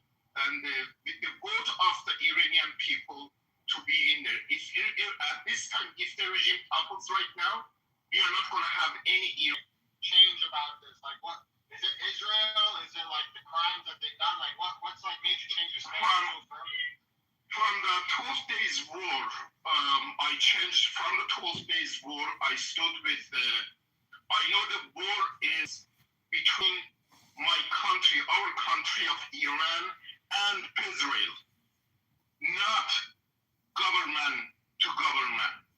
They wanna take Iran. They want to break Iran down. They want to destroy Iran. And for the reason that I have been fighting all this time for my country, for my people, for our people, for freedom of our people, for better life in Iran for our people. I was not fighting to become the president. No, I was not doing it for that. I was not fighting for anyone to go become the Shah. I was fighting for the best that happens in Iran. I was fighting for millions of dollars, billions of dollars of people's money was funneling out of the country. I was fighting to prevent that, which I did. I did a lot of it. But at this time, when the 12 days war came along, I knew what's happening because I was involved with this Israeli situation. I knew what's going on. Please don't open your mic. I knew what they are doing. A lot of people don't have an idea what they are doing. They were after me, 2020, they asked me to burn the Quran down in downtown Toronto because they said you are famous and this and that. We will look after you. I said, no, I'm not going to do that. They asked me to carry on the Israeli flag. I said, no, I will not do that. Israel is not my country. My country is Iran. And we had so many meetings with my people, with them, and like they tried in every angle that they could come through. I refuse, and I refuse. I stand with Iran right now. I plowed. Right now, I plowed. I repeat it again. I plowed all Iranian forces that they are defending our country. I don't care is it Basij. I don't care is a Sepah, I don't care is a mandatory or soldiers, whoever is that they are there. They are helping, they are right now fighting for our country. They are standing together and I applaud them. And So- I am proud of them. So Nasser, let me make sure I heard you correctly. You said some I'm sorry? I don't hear your voice. You broke out, Shape, you broke out. He's gone.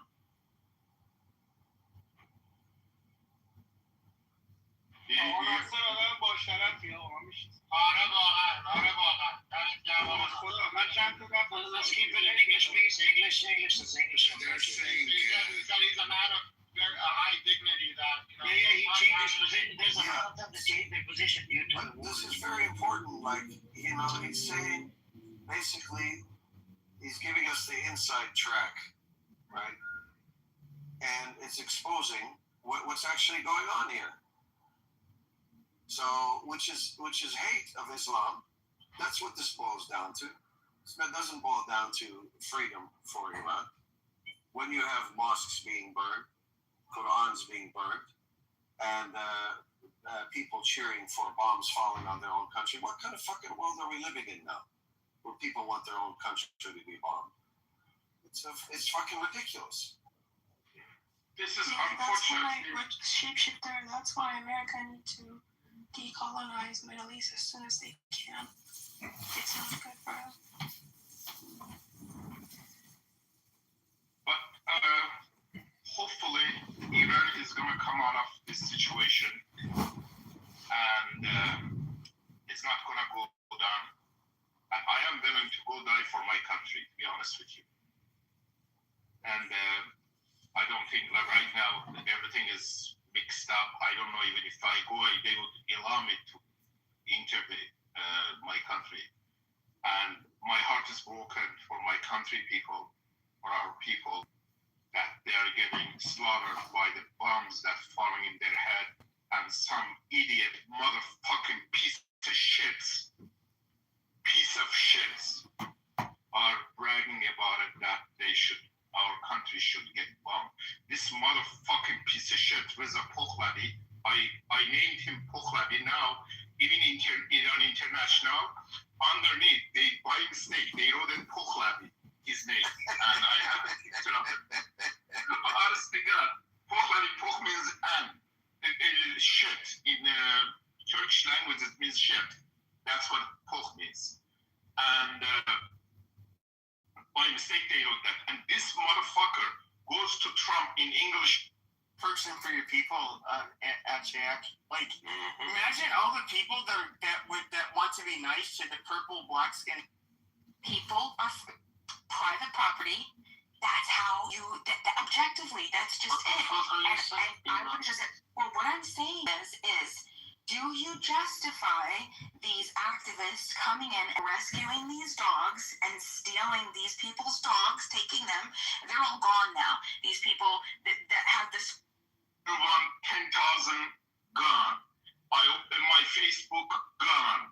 I open another one, bang, gone. I open another one. Hang on a second. I'll give you the mic because I want to see the little pushback that you're going to give it.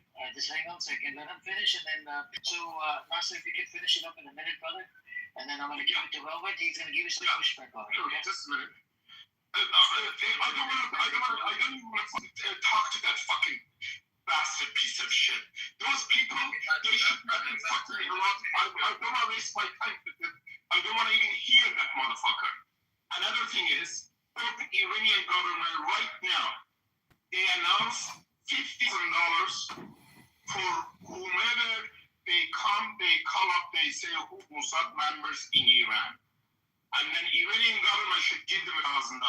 Right now, if they do that, they will arrest all those bastards that they are killing innocent people on them, so they can show, oh, Separi killed them or Fitch killed them or whatever.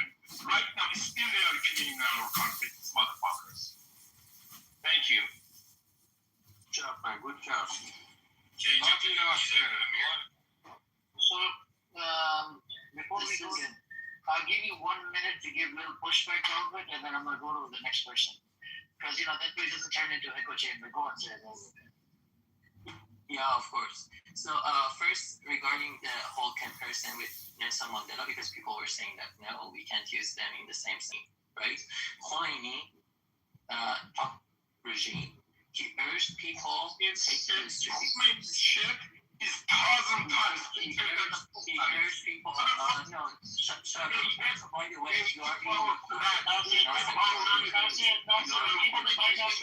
not been told because there's some people here, they support it, so let's keep it civilized, okay? Alright, so let's why don't you warn them when they I mean, why don't you warn them? He said whatever he wanted to happen. Was an evil person. He was a demonic creator. Anyway, he urged people to resist against Shah. Okay? And in particular, 87 people got killed. 87 people got killed in Jaleh Square, what we call as, many Iranians call as Black Friday. Who's on for those people being killed? Shah or Khomeini? It was Shah. Anyone who killed people, that person who is responsible. That's the point I'm making. Fucking Shah killed my cousin at that day. You get 10 minutes of uninterrupted speech to us.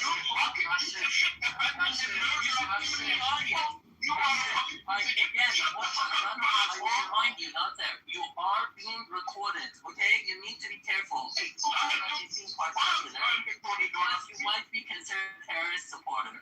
IRGC has been designated as a terrorist organization in the US, in Canada, in Europe, and Australia. Okay? Be careful not to. NATO is terrorist. I will end with this. Anyone who kills people, that's the only person who should be blamed and held. Period. Can I jump in the queue? Can I say something? So I want to give it to Sayed really quick, and then I'll come to you in a second. Take my over. Can I have the mic for a minute? I mean, I want to get Sayed. My cousin, listen, at that day, my cousin got killed, 3 bullets on his chest, and the Iranian army was the one shooting at Meydan Jaleh Square. Meydan Jaleh is above the Meydan Khorasan. Khorasan Square is above that. So I know exactly where it is. I know what he mean, that he is recording my voice. You can go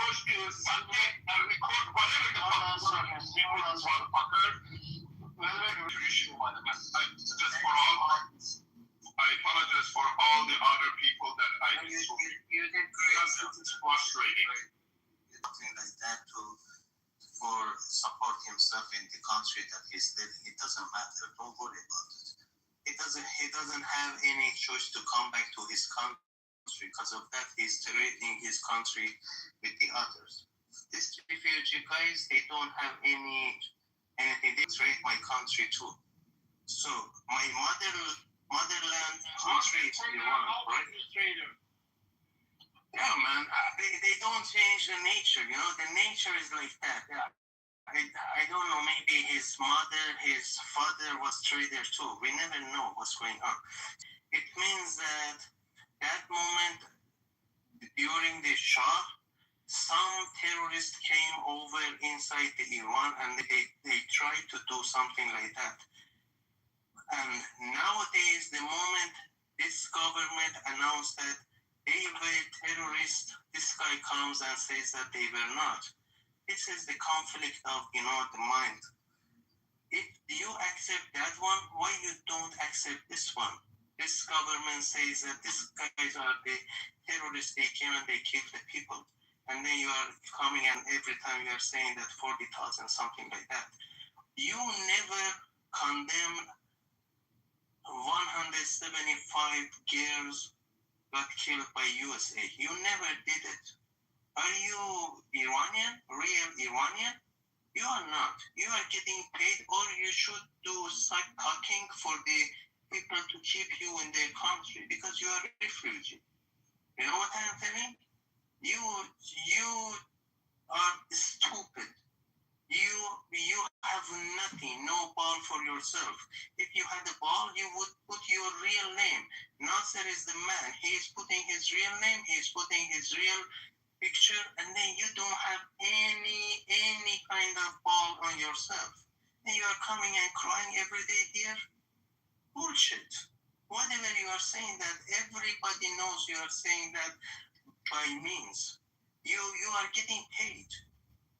You are getting paid to do that kind of shit. You know what I mean? So, go record if you want to record. Go record whatever I told to you, because you have nothing in your body. You know what I mean? Even though no brain, no ball. You are cocksucker. That's it.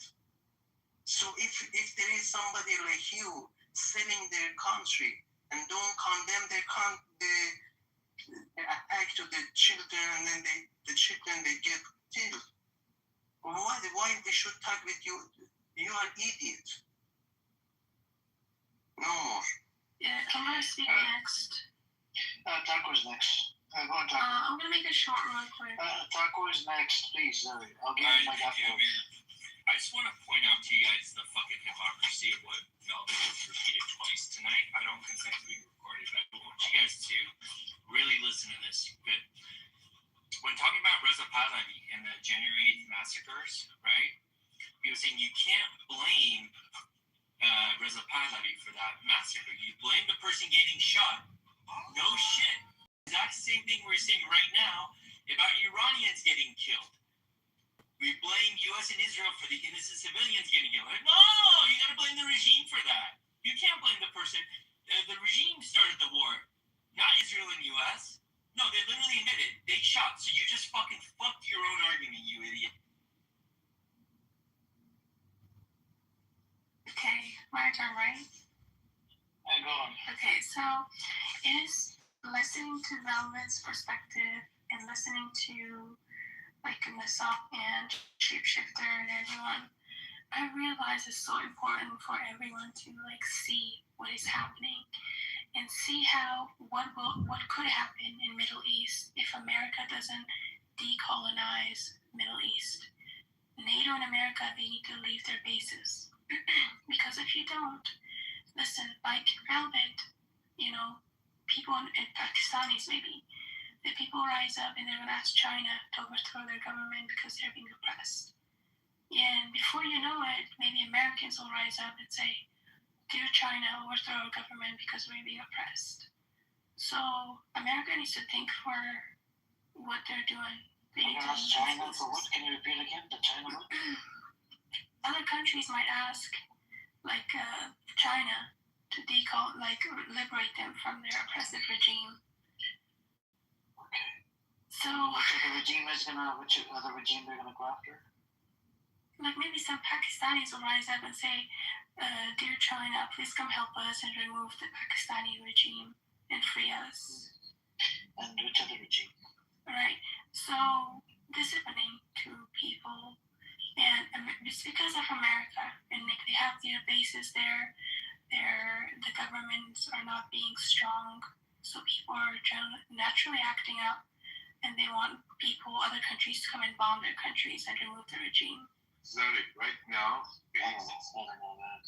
Sometimes when she speaks, it's like just really low IQ. Well, I want China to come and regime change America. We need to get rid of the Zionists out of America. So go Team China, Team Iran, I'm all for it. Come on. Regime change here. Fuck the Zionist America. No, but this is going to become a trend. Listen, but this is going to become a trend. And it's not going to go in the best way we want it to. What if Hitler comes in power and people like, "Dear Hitler, come free us from our, rightful leaders"? Usually you want Hitler to free yourself from everybody? No, I'm giving you a hypothetical example. Oh my god. I'm giving you a hypothetical example. This is what could happen to people. That's crazy, bro. I'm talking. Hitler is the same as Khamenei. Hang on a second, Abbas, just hang on a second. Rob, did you want to say something? Go Team China, Team Iran, strong. I'm on board. Let's go. Cool. Zionist Cool. fuck. That's all I can say. Thank you. And I love you, Nasa. I loved everything you said, Nasa. Brother, peace to you. Recognize everything you just said. Complete respect. So clearly articulated. And thanks for that inside information about their sleazy tactics that they were trying to use you for their propaganda. Very much appreciate hearing it firsthand. Very few people here with any firsthand information. So I appreciate that. Thank you. thank you, sir. Appreciate it. Thank you. But one thing we have to understand that in this whole war divides country by country by country. And is that us people will make our destiny.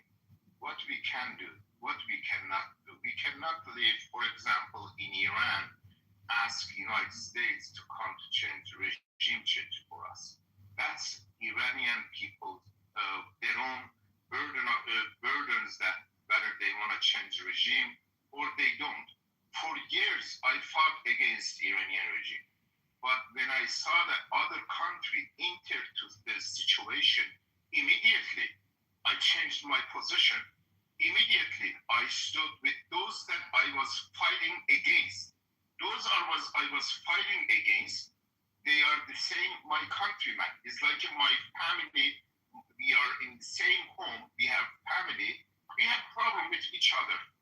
And therefore, like when somebody comes from outside to attack my house, I stand beside my family members that I had a problem with. And I will not allow those people, they shout for Pahlavi, they shout, "Yeah, come bomb our country." Those are traitors, those are a bunch of lunatics. They have no brain of themselves. You cannot talk to them for 1 hour. If for 1 hour they will not have an answer, you ask one question, they will twist it, they go to different direction because they have no answer.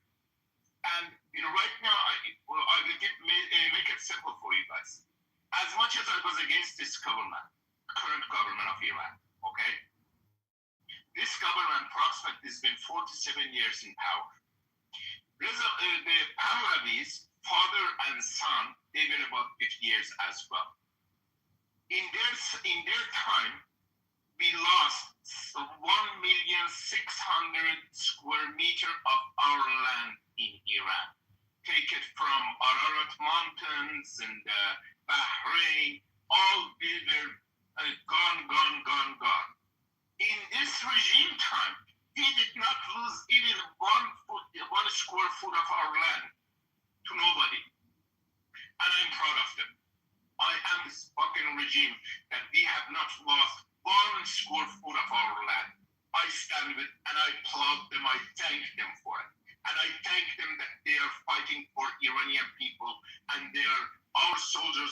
I mean, I will tell you one story. One soldier is about 20 years old. He is sitting on the launcher, like on the ground-to-air missiles area. Nasser, and he gets hit. Nasser, we fucking love you, dude. Thank you, appreciate it. He gets hit. He gets hit in Azerbaijan, Tabriz. He loses his arm. He still stands on the launcher until that doesn't go away. That there he says, my country is getting hit. It's not my heart, my life. It doesn't matter. And he gets shot, blown away in that launcher. And this kind of people we have as well. But unfortunately, these Pahlavi people, they have no moral. They have no audacity of humanity. They are a bunch of lunatics, warmongers, and they have been stuck in 1979. Their father probably was butler or something for the king. They think that they're going to go back time and they're going to say, yeah, this is such and such grandson, this is such and such a son, he should come in power. No, Iranian people has the power. Iranian people are going to lead the way. There is no room for Pahlavi. We kicked them out in 1979. Iranian people kicked them out of Iran, and that's goodbye. When you throw up, you don't eat. You don't turn around and eat your own vomit. We have thrown them out. Goodbye. Now we will. The basic destiny of Iran is in hands of Iranian people. That's the bottom line. Nothing less, nothing more. Pahlavi can go fuck himself. Thank you. All right, I want to give it to, we have Pearl. Did you want to speak or should I give it to this Reza guy? Okay, I'll give it to Reza. Reza, go on. Okay, what's happening in Iran right now is American intelligence agents are distributing sniper rifles to civilians, and the civilians, as snipers, they're called dog hunters. You could Google this. The civilians in Iran are sniping the Basij and the Revolutionary Guard. So what's happening right now is through Pakistan, there's peace negotiations. Those peace negotiations may succeed, but if they don't succeed, America has a backup plan of distributing more sniper rifles. And also, America, please let me finish and then you criticize it. Why are you interrupting me? Nasser, please let him finish. Please don't interrupt. No, the sources, but you cannot be. Nasser, please mute up. Nasser, I never interrupted you. You're a human piece of shit. You're garbage. So fuck yourself and stop interrupting. Okay, Zombie. Carry on. Okay. I've always been respectful. I've never interrupted anyone. Yeah, very respectful. Plan A is America will sign a peace with the IRGC. Plan B is America will kill the IRGC and let the Iranian military have military dictatorship. If that succeeds, America will distribute weapons to the civilians and they'll overthrow it. And if that plan, that's what you have to come off the mic, man. I'll give you that warning for him. I have to move you down. You know, the moderator. I hate this fucking interruption. I hate this interruption shit, man. I have to say, I have no respect for the moderators of this room. You allow shit to interrupt everyone. Fuck the interrupters.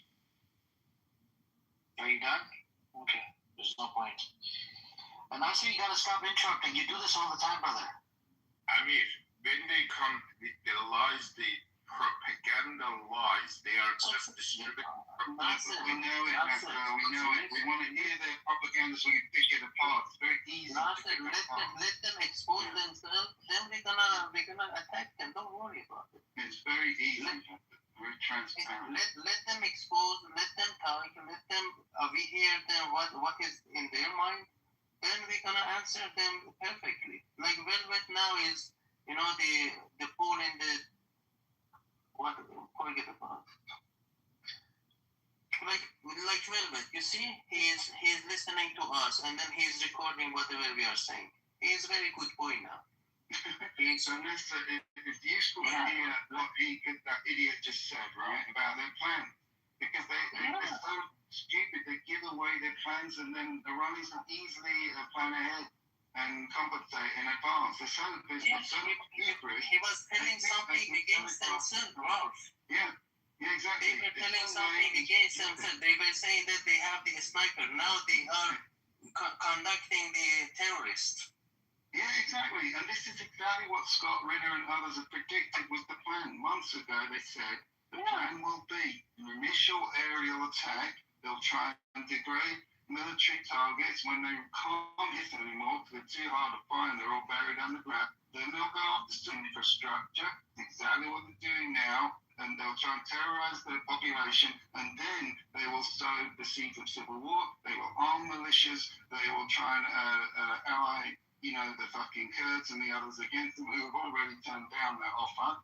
And then they'll try and do exactly what he just said. Great. That's what they did in Iraq. There were taxis full of weapons. They were handing out guns to just random people in Iraq to create a civil war and complete chaos. He's just exactly described what they want to do. What he doesn't understand, when you give guns to civilians, they'll say, thank you very much, and they'll shoot American troops. They're not going to fucking shoot their own government when they're being bombed by America and Israel. They're going to use their guns to defend their fucking country. The other guy's a complete prize chump. It's not going to work. Amir, can you please bring that gentleman up, and then we listen to him, what is in his mindset? I mean, he can come up. Reza, come up. I don't know why they don't go down. Reza, come up, and he's very sensitive, man. Whoever said that is a good point, that was diabolical to me. Okay, so I will repeat myself. America produces more than 1 million sniper rifles a year. America has plenty of spies inside Iran right now who are today distributing sniper rifles. The first people that are getting sniper rifles are the family members of the 40,000 Iranians killed by the IRGC. Now, everyone in this room cheered and celebrated when the IRGC killed the 40,000 innocent people. But no family members. I didn't interrupt. No, you can't lie like that. I didn't interrupt you, so don't interrupt me. Don't interrupt me. No, you accused us of a lie. Well, okay, you can respond when I'm done speaking. You can respond when I'm done speaking. I'm just giving my own, as an American, I'm giving my own perspective. My perspective is the people of Iran hate the people in this room with a passion, and the people of Iran will get sniper rifles, and they will kill every member of the IRGC and every mullah and every religious leader, every single religious leader, every mullah, every IRGC member will be killed by snipers, and then the people of Iran will take over, and they will have a regime that loves America. And America and the new government of Iran will be great allies, and they will work together to keep the price of oil high. And so you will have the price of oil set by the new government of Iran, the new government of Venezuela, America, the Pax Americana. It will be a utopia, and the people in this room will be remembered as scum and traitors. Everyone in this room will be spit on by the people of Iran. I'm done speaking. I'm happy to hear criticism of my view. One person at a time. Respectfully, Reza, we don't. Hold on a second. We never celebrated the people that got massacred. Okay. Respectfully, get your facts straight, man. Amir, can we all take a moment to spit on Reza just for a second? Yeah, we're not shit on him. Everybody else, go ahead. I don't spit. It's not worth my spit. I'm not wasting my spit on that idiot. And provide sources for the guns. You made a claim about guns. You provide sources. Source up. Otherwise, I would suggest you to shut your fucking mouth. Do not make stupid fucking claims when you can't back up the claim with. Yeah, we are not happy with what's going on in Iran. What happened? Because we don't support IRGC. That's the first thing we say over here. Okay, so we don't support anybody who is killing the people. We don't support anybody who is bombing the country, our country, or motherland, we don't support that fucking guys, okay? So we never support invasion to Iran. We never support this guys. So this is what we are saying, that there is a way everybody can be happy. If somebody start interfering the others, if somebody thinks they are the super leader, they are the superpower, they can do whatever they want, nowadays is not the time doing that. They're gonna get hit, they're gonna get, something in the ass. Later they're gonna understand that is not the region they should go through. If somebody stops and then takes the patient and then doesn't do anything, it doesn't mean they don't have the power.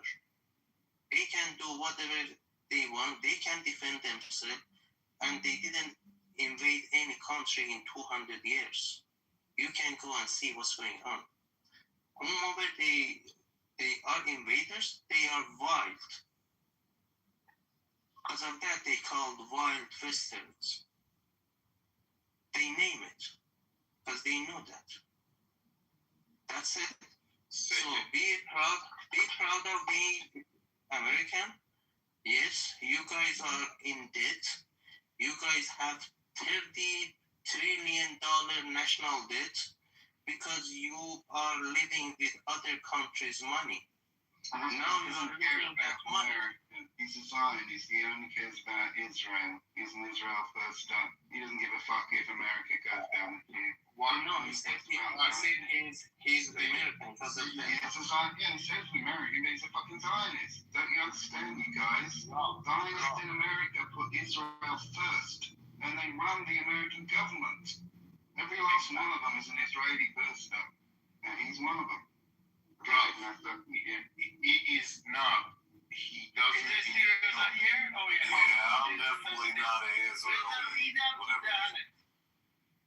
This guy I'm talking about, Reza, he is a Zionist. Yeah, but you say every single one of them. Yeah, every Zionist. Night King, just give me a second, please. Go ahead, He doesn't even know. He doesn't even know how to say Iran. Us Iranian, we never say Iran. That's George Bush's accent.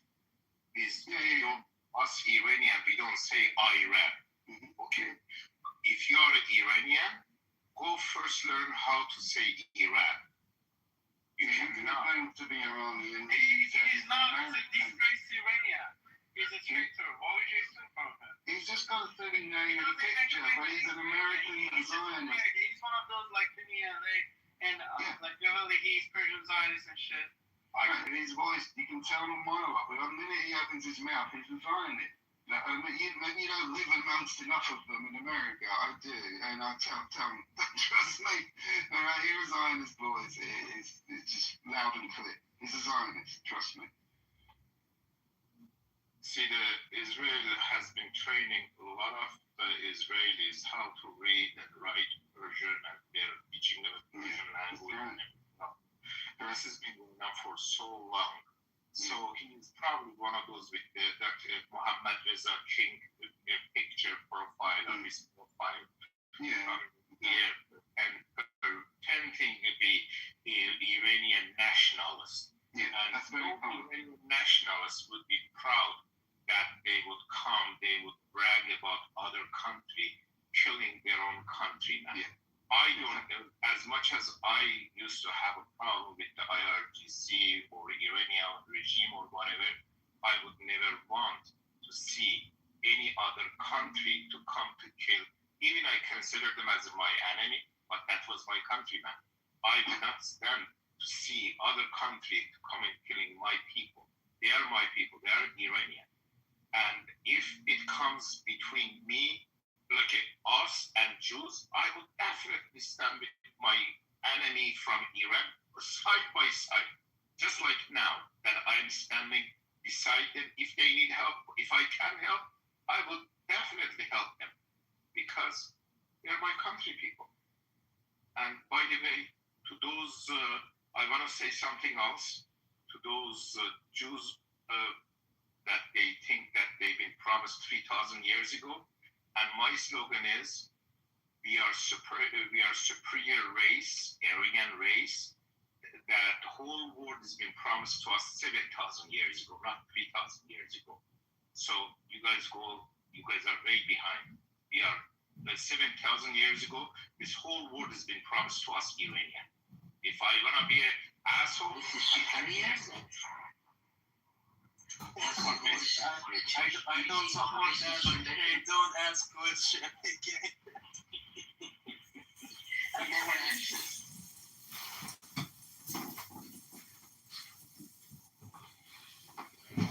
Now another guy, the black last night, he gonna come and say that we are the superior from Africa. The guy was Racially, we are superior. Our race is superior. Compared to Jews, yes, we are the superior. Yes, we are smart. We are elite. We have been shut the fuck up for a minute. We have been around before 7,000 years ago. Our country was not 70 years ago. Okay. So, Nelson, I have a question for you. Let's say interaction, so doing something together in that capacity increases the unity and the bonding thing. And then the last is ABT, always be touching. 4 things to do to increase loving relationships. Okay, Ralph, you back? Yeah, I'm back. Okay, so my principle here is very, very clear. I don't care what government you are. I don't care who you are. I don't care if you represent a government, you represent a terrorist organization, you represent a group, an institution, or you're an individual. If people are on private property and you are removing them from your private property, they have full authority to take you the fuck out. So you cannot have people more specific again to this topic, not fucking metaphors. Oh, sorry, what do you mean? Property, which property am I talking about? What are you talking about? Somebody's house property, a condominium. Yes. Who out? Private, right, private property. Getting police, like again, you're speaking metaphors. No. Specific to this topic. Private property. Whatever private property is private property. Okay. Private property is going to be property that's owned by an individual. There's going to be a name that's going to own a piece of property that they've paid for, they've secured. Okay. So a home. Okay. So in a case where these people, whoever they are coming, displacing, taking people outside of their homes, that's war. That's war. Okay, so I'm going to ask you a quick question since we need a bunch of statements and metaphors. If your neighbor is an active shooter in your area, and the police come to you and say evacuate because there's an active shooter right now in your neighborhood, are they going to force you to evacuate for your safety? So, yes or no? So there's two answers to that. Bear with me, hold on. Legally, right, because of this perceived social contract which I reject, okay? But legally, if you want to appeal to authority and appeal to legality, yes, legally they could do that. But morally, can they do that? Absolutely not. If your next door neighbor has a fucking bomb, and it might go off, and they need to send in the bomb squad, are they evacuating the area until they fucking disarm the bomb? They don't. You cannot force it. That's the whole point of private property. No. So if somebody has nothing to lose, and they don't understand the difference. Let them stay there. So then you would want, then later on you want articles, Israel's stealing civilians while they're taking out terrorists because the terrorists are hiding behind civilians.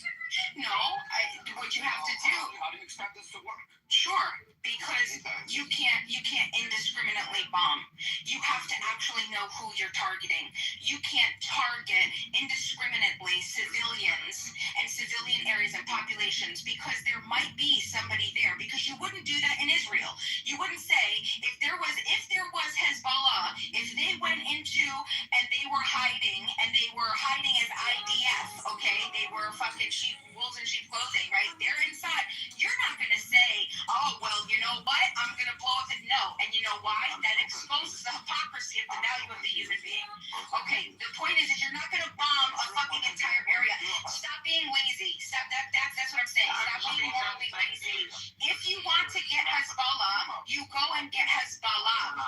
do not. Hold on, and I'll finish, and then I'll hear you.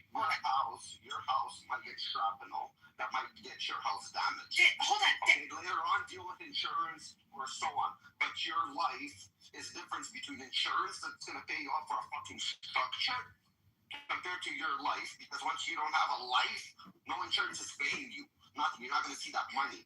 As long as you're alive, you can rebuild. Okay? Oh, right. Well, this is the thing. Well, this is the thing. So you're considering your life. Right now, you're being, my life, my rights. What are you?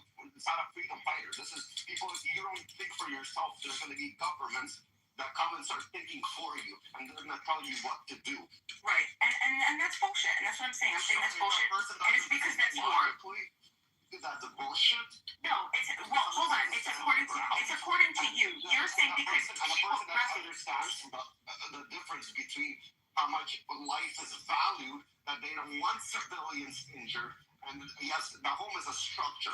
Let it get fucking bombed. It can be always rebuilt. You cannot fucking rebuild a human once he's in fucking pieces. Okay, so you don't know any better than another human being. You respect every human being. No, I Okay, hold on just wait a second. Hold on. You respect every human being. And unless you think that you have some moral authority over your neighbor or you have some better idea than the person next to you, you have no moral authority. All it is some mumbo-jumbo, fucking mysterious magic words on pieces of paper that you think you could go and remove people from their private property. If they think that it's a good idea, Rafi, they'll leave. If you go to them and you say, hey, look, we're going to be doing this, take it upon yourself. If you get killed, we can't let them make their decisions. But I'll tell you, hold on, but Rafi, part two, there's part two, but well, hold on. No, because I let you finish. We got to go back and forth. And I'll finish quickly. I'll finish. But the part two, but this is together. So let me just finish this. That's not fair. You can do points. Well, it is fair because I need the second point. I need to get the second point off. So the other thing, and I forgot. So fucking go ahead. Okay, so the first point that you said, if he wants, they can stay. Those people have nothing to lose. But tomorrow, let's say they do what you say, stay there.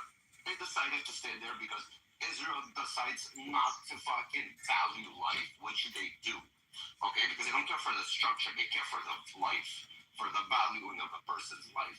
Tomorrow, if that person dies due to military operations because he's being negligent and he doesn't value his life, there's going to be a new fucking article on Reuters. Israel's killing innocent people in war because they're not going to describe, that person was being a fucking dumb cunt and decided to stay in his house and not follow the rules because he didn't value life. The title's going to say Israel's killing, and you're going to go repeat it like a bird. Okay, well, anti-Semitism starts. Okay, well, listen, with you, the problem is with people like you, anything you'll do, you always find a reason to see the negative in it without seeing the positive. Same thing, if tomorrow Israel will fucking find a cure for cancer, you're going to say, but what happens if those people wanted to die?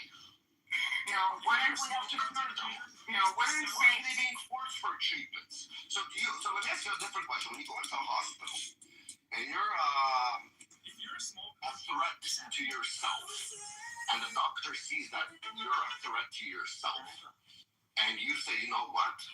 I'm not getting admitted. I'm walking out of the hospital, and the hospital takes you and they admit you with however I forgot the words again. My English is not good.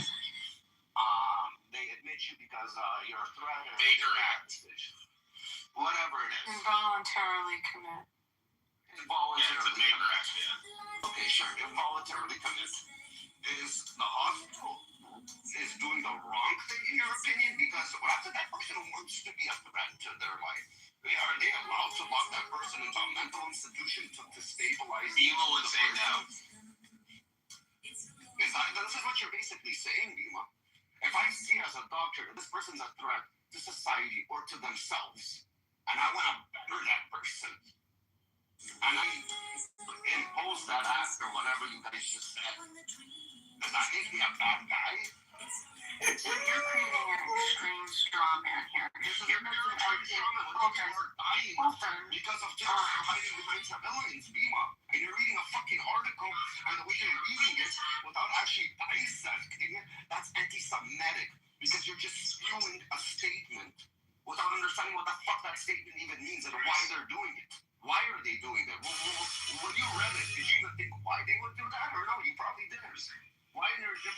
you think they're taking the land there? Well, Rafi, thank you. Thank you for allowing me to respond. I don't have to ask why because I have principles, and what a principle is, and allow me, a principle is irrespective of time, circumstance, and location, right? It's you have a fundamental truth which with other truths can be derived, which means that it doesn't matter. You can replace any variable. It could be Israel, it could be the United States, it could be my neighbors, and you would remove those variables, and in that same exact scenario, if it was my own family, I would still stand with the exact principles that I'm saying. And the principle is that of private property. And so hold on. So my point is that you the opposite just a minute ago. Rich, shut the fuck up, please. I don't want to be mean to you, but please. Just stop. You said, why are you using such an extreme? No, I didn't, and I don't know what you're talking about. So listen, this is the point. The principles are the same. You don't have the authority. You, a government, doesn't have the authority to remove somebody from the home, from their own private property. If you do believe that, certainly hold on, Abby, please let me finish. You see me struggling, Abby. Help me out. Yeah, I had to fight through. You're saying your opinion. I'm sorry. I just came in, Bima. I apologize. Thank you. No, it's okay. I'm fighting through Rafi, okay? Because he said that I'm bipolar and I'm inconsistent. I'm telling him, no, I'm very consistent. My principles are extremely consistent. And that is private property is one of my fundamental consent, non-aggression principle. These are my principles, right? And you're not going to take any human being, any other institution or government, and if somebody has private property and they have a home, you're not going to force them out of their home because that is war, because that is an objective criteria that's built to say, okay, private property, I have the authority as a human being, right? And unless you believe you have a moral authority over me to dictate what I should and should not do, then yeah, that's what I would consider. May I respond to you? Or just on that point? Let me just finish with Rafi. I hope you can understand how I'm not being inconsistent. That same matter what, you're not going to tell people to remove them from their private property. And I guarantee you that Israel isn't paying, and maybe there are, and it doesn't matter because it ultimately what I'm saying is that million people that were displaced recently, if it was up to me, they all would have bound together and they would have fought the aggressors to stay in their homes. And if you wanted Hezbollah, if you wanted the terrorists, go and find Hezbollah the terrorists. That's no problem. I don't mind, and I do not deny you the ability to find people and identify Hezbollah. Can I just respond quickly on the first? Can I respond just on your concept and your principle of private property? I'm not going to get into the political end of this. I just want to talk about the logic of what you just said. So, as we live in America, and we have private property, and we have an expectation of privacy on that property. However, we live in a city, a state, let's take the state, where the governor or the head of that state has to protect the health, safety, and welfare of all the citizens of that state.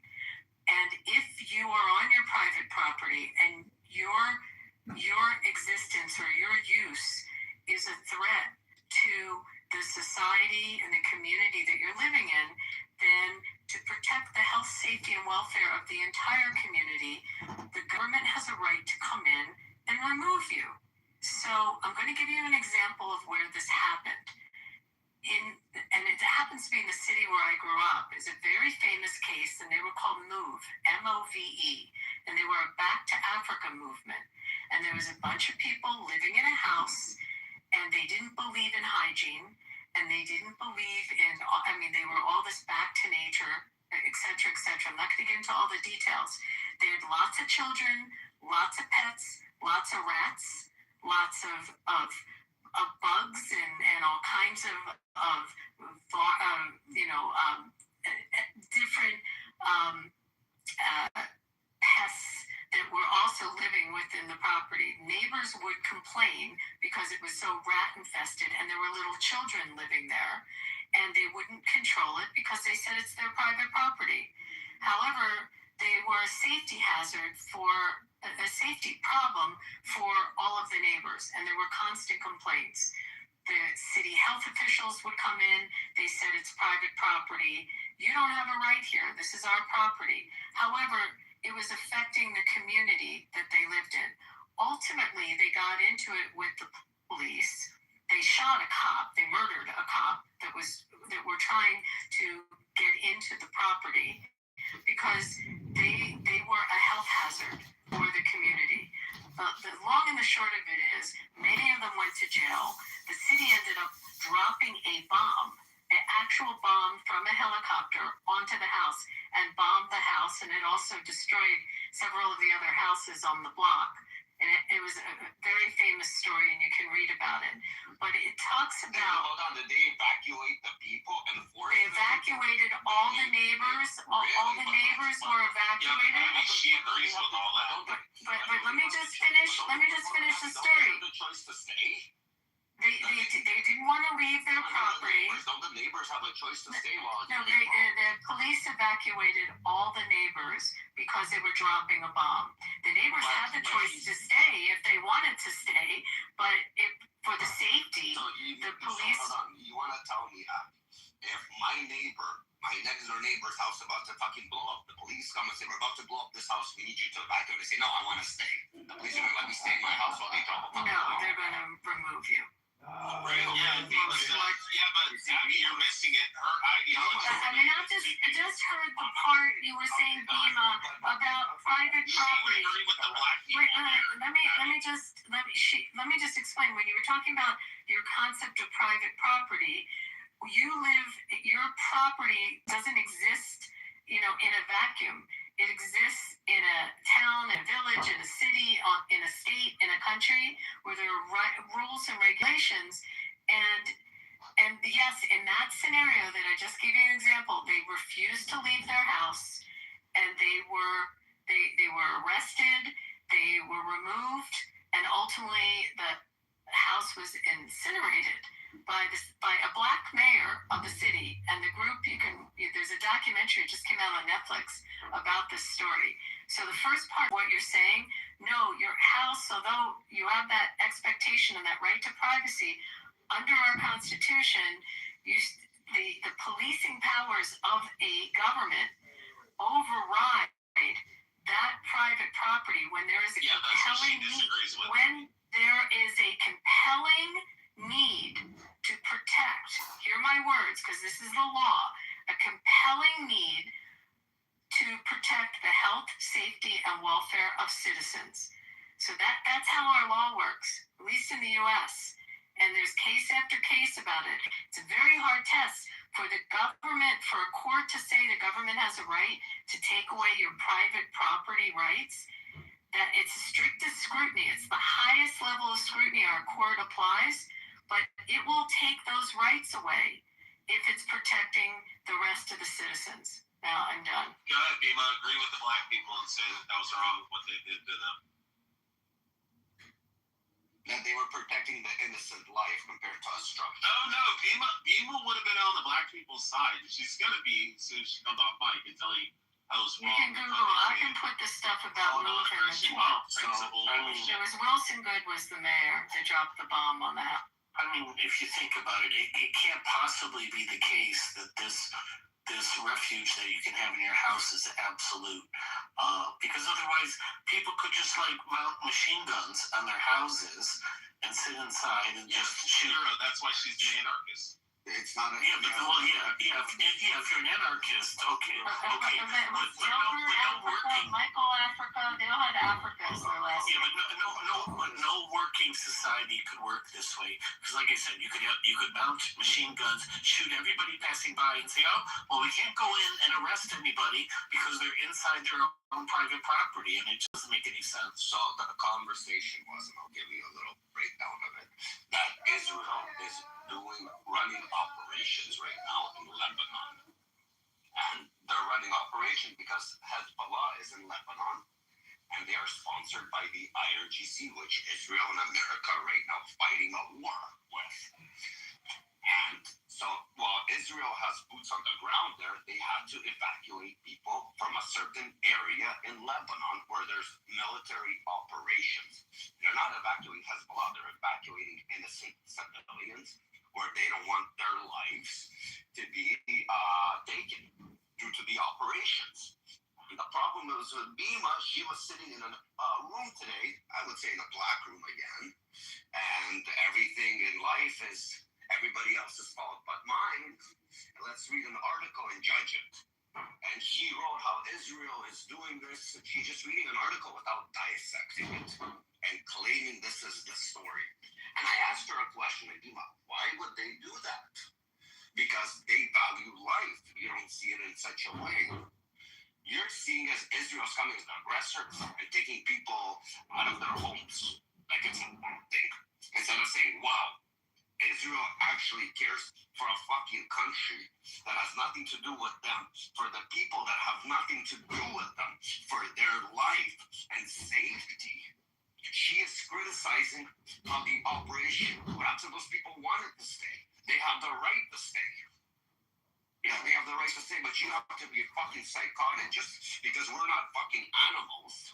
And the way we're portraying and reading that fucking article and trying to say that we're animals, because if we would have let them stay, we would have killed many civilians. And tomorrow a new article would have came out and said, Israel killed civilians. You're going to sit there on stage repeating like a fucking monkey see, monkey do, and blaming again because people like people like that have shitty lives, and they blame everybody for their shitty life around everything around them, but not to reflect why is my life shitty?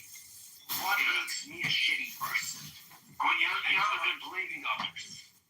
You have a good point. What you have happening there is recharacterizing the humanitarian effort as a violating people's rights. So it's kind of crazy. So anyway, like I said, Robbie, can we hear from Bima what's her take on all this?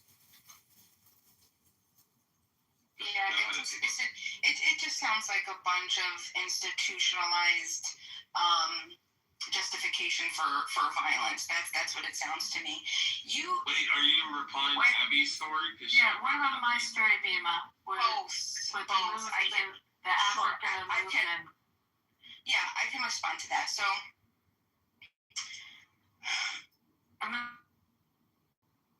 assume you're the mayor of the city, and this is happening. Right. So if I was the mayor or the city of the city, obviously we would come up with some negotiations and some situations with the people to let them know what their harm. Just because you have a choice on your private property, as soon as you start to affect people around you, right? And that's what you said was happening, that they became a well-being nuisance, right? Well, they had little kids, so it was welfare checks also that the city was doing because there were babies in there. Okay, perfect. So you can't just do whatever you want, right? As soon as the things that you're doing are going to trespass or begin to interfere with others' private property, you're no longer in the realm of private choice. You're in the realm of damage, invasion, harm, reckless endangerment, when you specifically are causing that. So that scenario is, I can't, I mean, you understand I don't justify what they did ultimately, because what I understand happened was that what I'm learning is people died in the fire, 5 children were killed, and more than 60 homes because of this one home. And that's what I hear is nothing but justified violence. And the murder of a police officer. And that's insane to me, and that's a crazy justification, right? There's a million ways that. Well, what would the million ways be, since they refused to leave and they shot a cop when they tried to get them out? Give us what? Give me what you would do if they refused to sit down with you. So how would you get? And when they tried to reason with them, they came out with guns and killed a cop. So what would you do to remove them from the premises? And they refused to. And you're in a standoff. And you're the. That's war, Bima. Well, I definitely definitely wouldn't drop a bomb that killed 5 children and 11 innocent people and destroyed 60 homes. That definitely wouldn't be the case. If it was one home, right, there would be a direct issue with that one home, right? I mean, like, what are we talking about here? Do you think that would be justified today? Are you talking about a justification? Are you justifying that as that was the right thing to do? Am I? I was a young lawyer when this happened, and I remember the murder trial of Officer Ramp that they murdered. I do remember that. I remember the problems. This went through more than one mayor. It was, years of fighting this group and trying to get this group to. Hold on, I'll be So let me finish. So let me finish up so I can address everything. Rafi, let me finish. So ultimately, yes, a community, the members, the neighbors, they all have a right to defend themselves against what was happening on their property from the cause of the home, right? And that's their self-defense. No, I don't believe that just some mystical right to do whatever you want, that you just place a government and they can just do whatever you want. No, I think that's bullshit. I think it's bullshit, right? The people had the right to defend themselves. If there was hazardous things happening on them, they had, because they're the only ones that can do restitution. Nobody else is do restitution. So they had the ability to stop whatever was happening. Yes, they did. Okay, right? So it's not who was in the right and who was in the wrong on that one. Definitely not the government. Definitely, there were two actors, and the government was way wronger than the fucking people that were on the property. Because you're talking about they destroyed 60 homes, and they killed kids and children. If you were to justify that today, I think that's insane. That's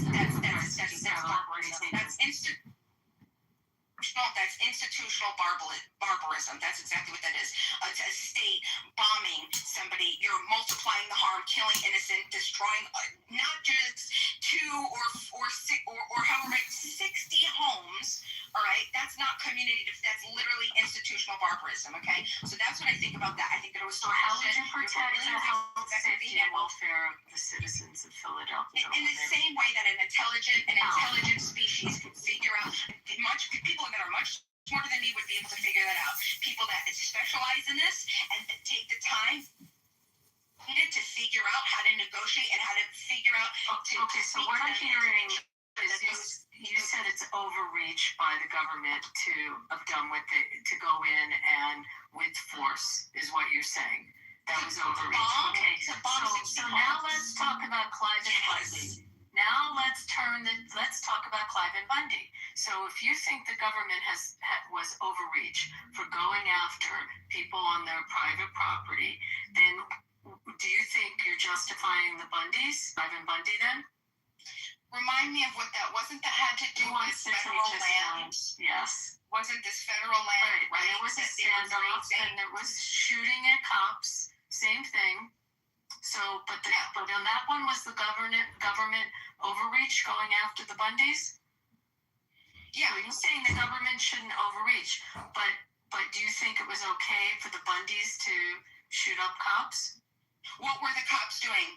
The Bundys' cattle were grazing on federal land. Mm-hmm.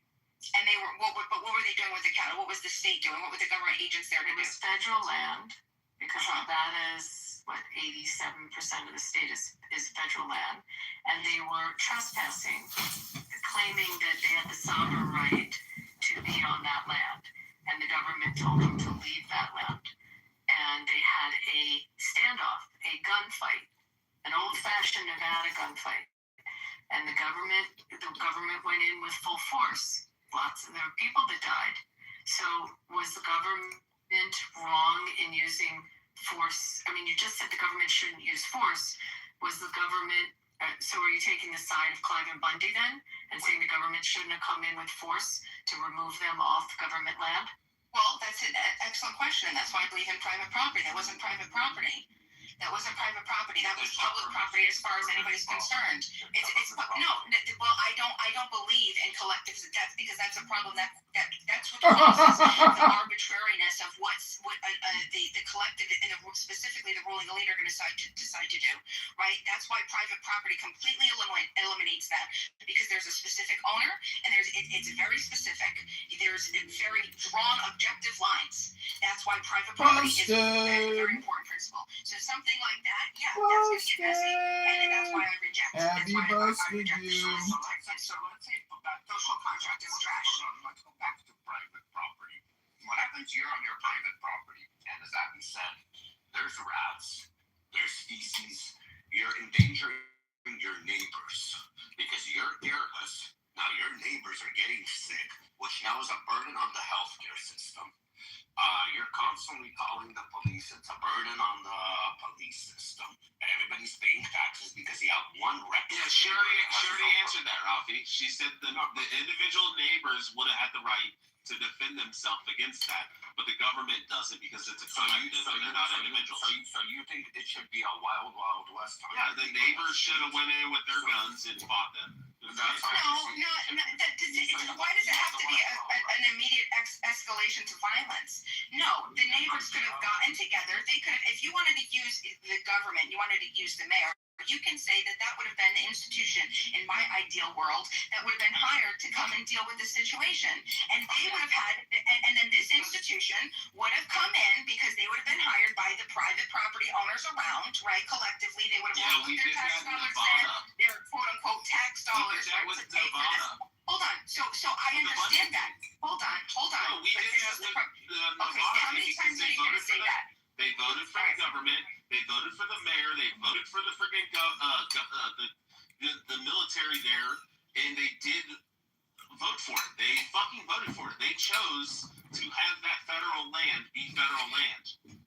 Okay, so getting back to what I was saying. Federal land. All the individuals vote for a specific thing, and then the government implements it. That's exactly what you're fucking saying.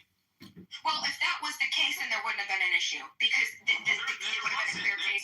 Because then the people would have said the same people that in having the shootout because the collective of the people voted for that fucking laws to be the way they were in Nevada. You mean the majority? They voted for the 87% of that land to be public or governmental land. So if it's governmental land, that's just all the people voting together that they want it to be that way. Right, so and that's all the people together voted for those individuals. Yeah, the Constitution. And the Constitution, under the property clause of the U.S. Constitution, grants plenary authority to Congress to manage federal property, including land. And so you agree with the government in Nevada then? No, because what would happen? No, if you let me talk, the difference would be the difference. It's still the same principles, which is private property. Why do you guys act like? Why do you guys act like it? When you're losing, you're acting like children. Why are you acting like children? Have I insulted either of you? No, I'm not. Have I insulted either of you? So then when you start to lose, why do you want to personally insult me? Why do you both want to act like children and insult me? So you don't think calling somebody bipolar because you don't like the way that I think? You're saying that I'm bipolar. You're saying that I have a mental health crisis. Correct, you do. All right. You have an anger. No, Rich, stop. You have an anger issue, and I'll tell you why. Oh, an anger issue? Yes, and I'll tell you why. You're mad at life. I don't even need to be a psychiatrist to tell you this. Dude, I love life. What are you talking about? You're wrong, Ravi. Stop. No. You don't love life.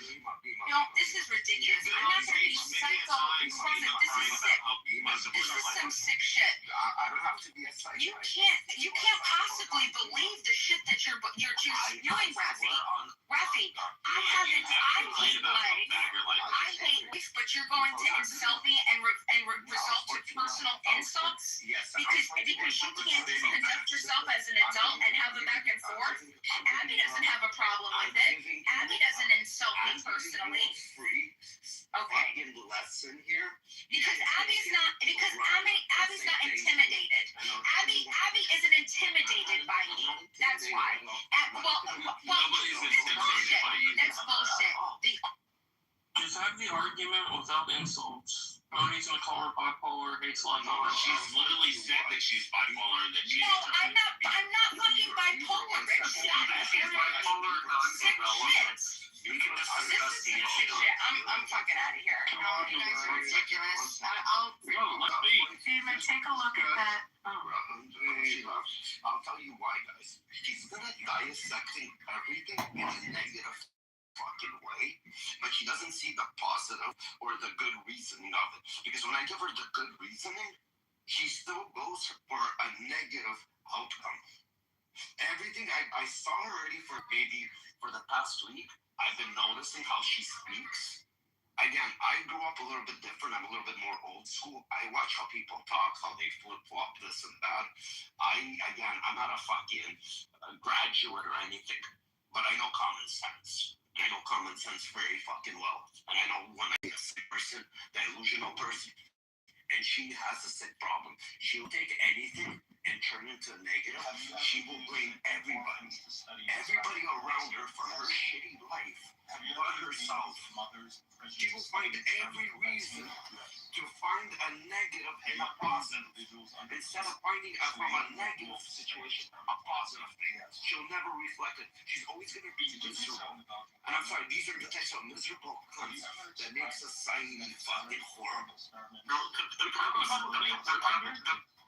is actually more fundamental than that. So she's under the belief that, look, these problems can be resolved through peaceful negotiations through their neighbors, and you don't need a government involved. And to the extent that she's correct, that happens now, right? You have a neighbor, let's say, who never cuts his grass, so it starts by people going over and telling him, hey, can you cut your grass? You know, it's causing problems, blah, blah, blah. And if it works out, that's great, problem resolved. The issue is what happens when you have a person who refuses. That's when you need the police action of the state. Somebody has to go in and say, no, you're going to have to do that, or we're going to impose fines. Yeah, but she already conceded that. She conceded by saying that if the collective group of individuals come together and then hire the mayor to implement these rules, well, we've already done that. Nevada already did that when they already fucking had elections and voted these individuals into their positions to govern the state. Yeah, I'm agreeing with you. When she acknowledges that the police action is required at the point that the person refuses, the other solution she was talking about is a variety of negotiations and voluntary agreements. That's fine. That's already in place now. It's when it breaks down. When the group says, no, I'm not leaving the house. When the group says, I'm going to commit criminal activity, at some point, the state has to take action.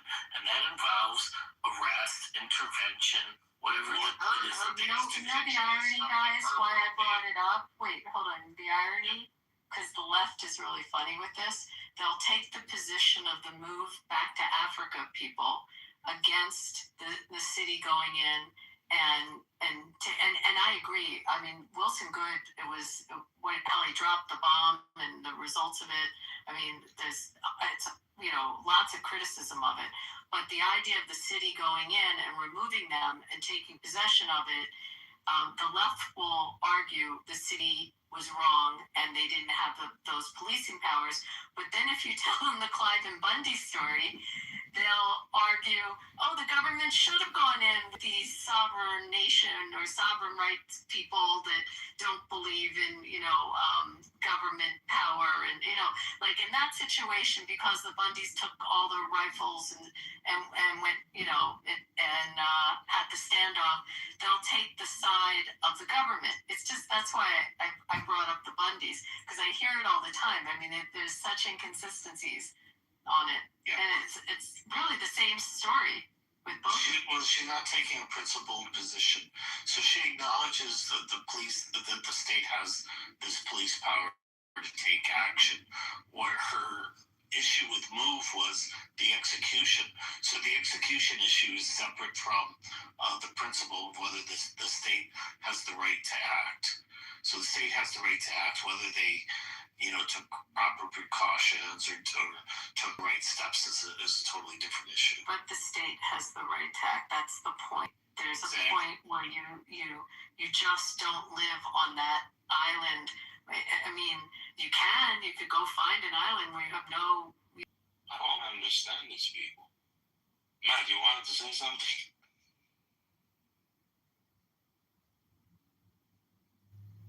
Anyway, one of the dudes just got out of prison. That's what one of the documentaries put in the chat. One of the movement. Well, what happens is these people have a delusional sense of the right of property. And what they have to realize, if they really believe in the right of property, then you have to also accept the state has to take certain actions in order to maintain that right. Because if Zox, does this violate two I'll laws? tell you her position on this. She would say that the collective people who agree with themselves, the other people, would then have to take their money and go and hire like agents to actually protect their property. So they want to be able to opt out of like having to pay taxes, having to be part of the government, having to agree with everything the government does. And you would say, well, what about voting? You know, if you don't want to fucking agree to it, then don't vote. They would make the fucking same argument about like taxation and stuff. You know, if you don't pay your taxes, the government will show up and put you in a cage, which is accurate. It is kind of shitty, you know, if you really don't want to fucking agree with what they're spending the tax money on. But her shit would be, hey, if we have an issue with this person and they're encroaching and causing violence on us, then we should be able to go and hire like these mercenaries, and the mercenaries can then go ahead and deal with it instead of the government itself. Yeah, so that's what I'm saying. That you can't opt out. That argument doesn't work. It falls apart because then what that means is anybody can take anybody. Exactly, anybody can take anybody else's property just if they have more force. Yeah, so that means you're negating the right to property. Now you don't have any right to property. The only right you have is to what you can take by force from others. So it actually ends up being the negation of what you want. So that's what I'm saying. If you really believe the right of property, you have to believe in the right of a state to protect those rights. Otherwise, you don't have any rights. It's about finding a negative in a negative situation because she wants to go more negative into it. As I said, this person is a very negative person. Like, this type of person will never succeed in life. It's going to be miserable. Well, where I disagree with her, I just think she hasn't done it. Did you agree with her? Where I disagree with her, and we've argued this in the past, my position is at some point the group benefit outweighs the individual rights of somebody. So I think the threshold should be high. People want to stay in their house and do whatever they want as long as they're not impeding or imposing on somebody. But at some point, like, so we talked about heroin. I was like, so you think people should be able to use heroin? She goes, well, yes, they're doing it on private property. But time is that leads to the degradation of society if you allow heroin, because you're going to get addicted, you're going to run through all your money, you're going to go steal and you know, pillage, and then you're going to get others addicted. It's just going to lead, like, there's a group benefit that she's not taking into account. It's a ripple effect. It's going to be a ripple effect, a negative ripple effect. Because what's going to happen is later on, you're going to overdose. You're going to end up at the hospital. Who's going to cover your bill when you're a heroin addict? How about your kids? Reviving you from ODing. Who's going to Rafi, how about also the negative implication effect that you're having upon your children because you overdose and your kids get to see your fucking dead body? Like, how does that negatively affect them? Do you want to be able to break your kids' legs to punish them? Like, you should be able to raise your children how you want, so I'm going to break my kids' legs. But it's on private property. But come on, it's private property. You can break your kids' legs. No, I mean, at some point there is private property. Like, I think the threshold for, like, eminent domain should be kind of, like, I mean, you should have to pay a ton if you're going to take someone's property. You're going to be, like the COVID vaccine, we did not meet the threshold, in my opinion, a death rate to force or mandate or coerce people to take the vaccine. No, but those are execution issues. The principle is just. Whether the state, the burden, that's another issue. Yeah, but the burden has to be what I was trying to say to her. It has to be the strictest level of scrutiny to take away a right. So you're right. With the vaccine is a great example, because that is the most compelling standard. I mean, and it's I think I talked about this years ago in a room. I mean, that case is from 1905, and it's still our law, the Jacobson, Massachusetts case, and it set that standard that the court has to weigh how important it is for the city versus that incredible fundamental your right to privacy and of your body.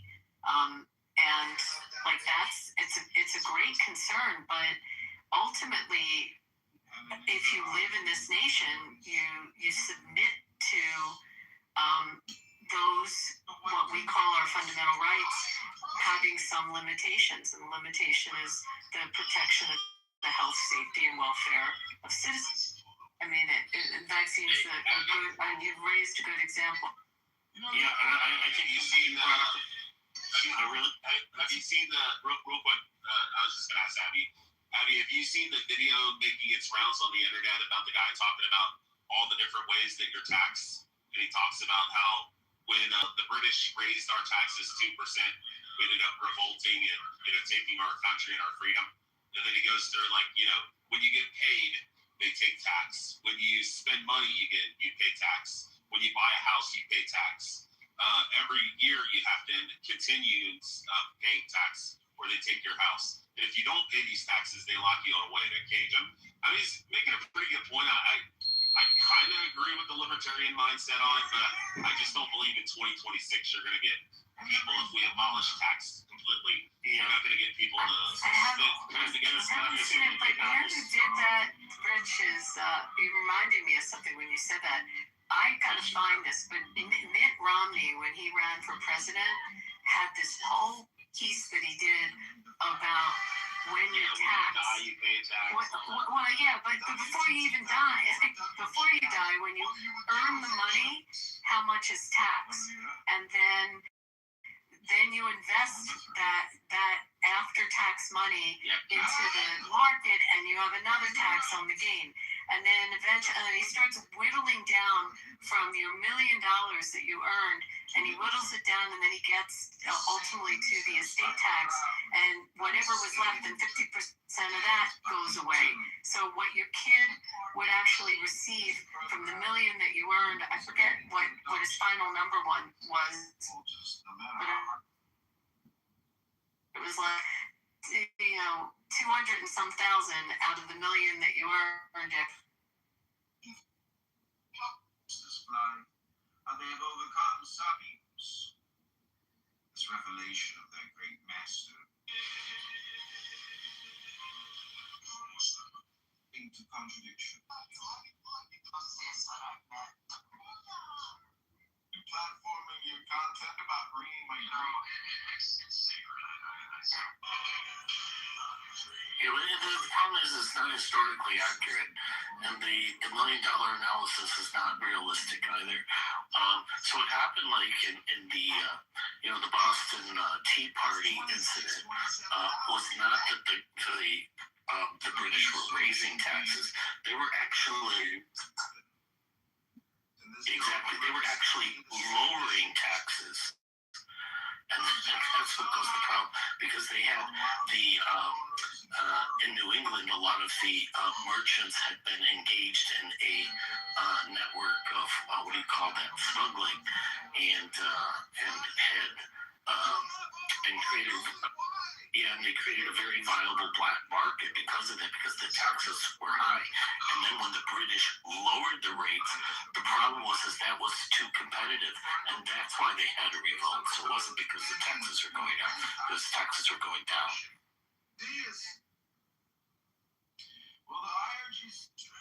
By the way, guys, there is not going to be a deal, and I think they're going to have boots on the ground in a couple of days.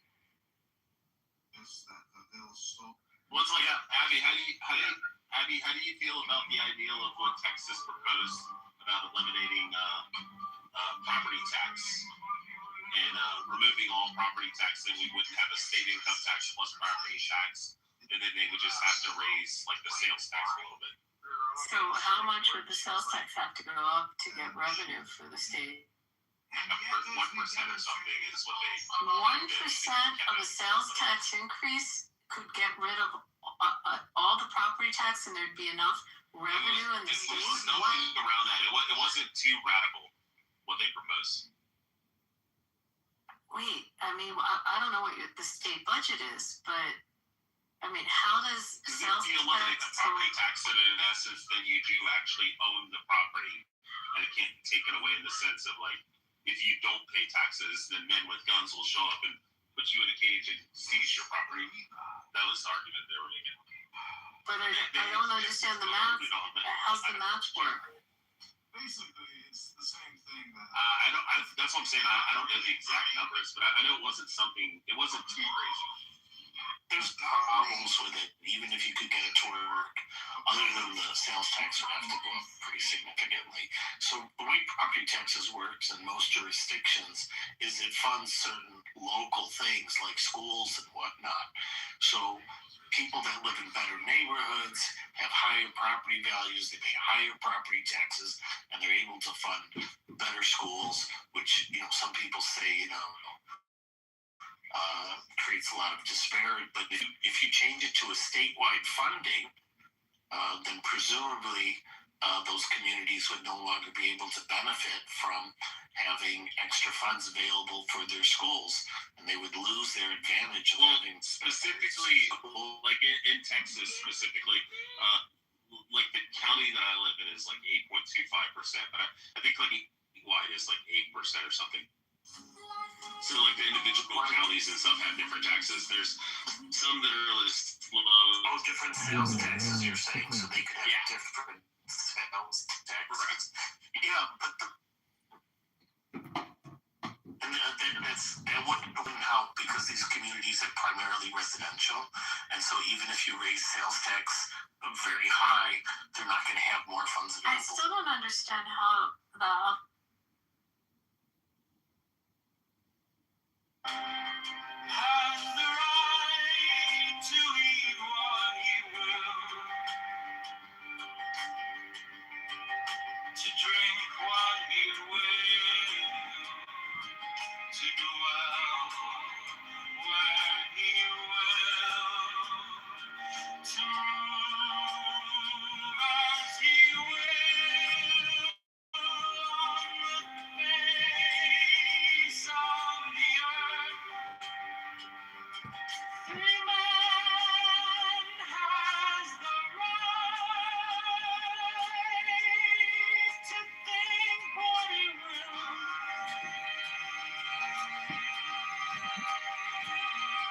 to speak what he will, to write what he will,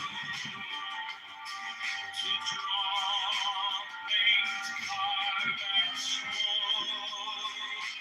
Build as he will, to dress as he will, for man has the right to love as he will, take your fill and will of love as he will.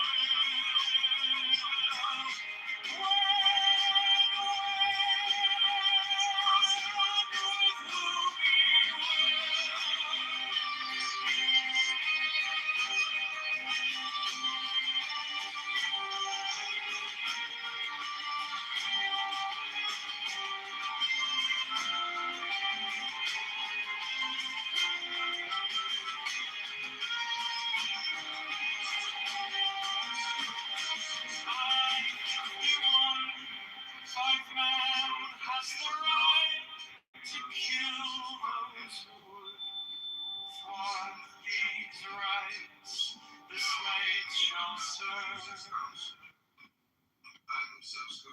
L58, love is the law. On the face of our petition, love underworld. Some people are.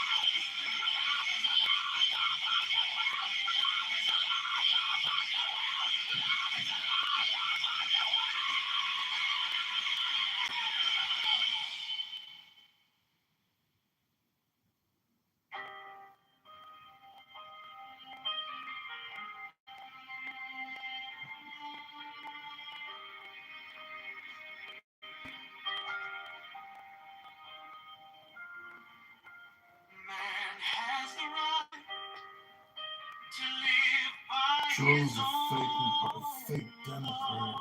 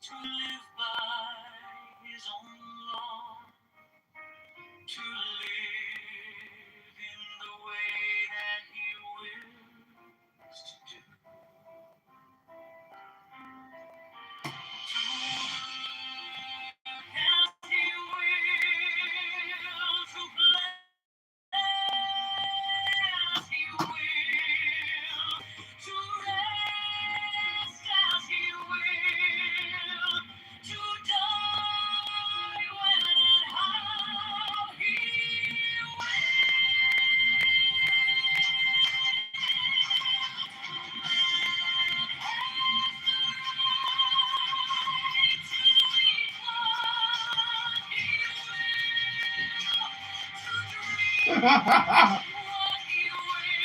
a fake Democrat.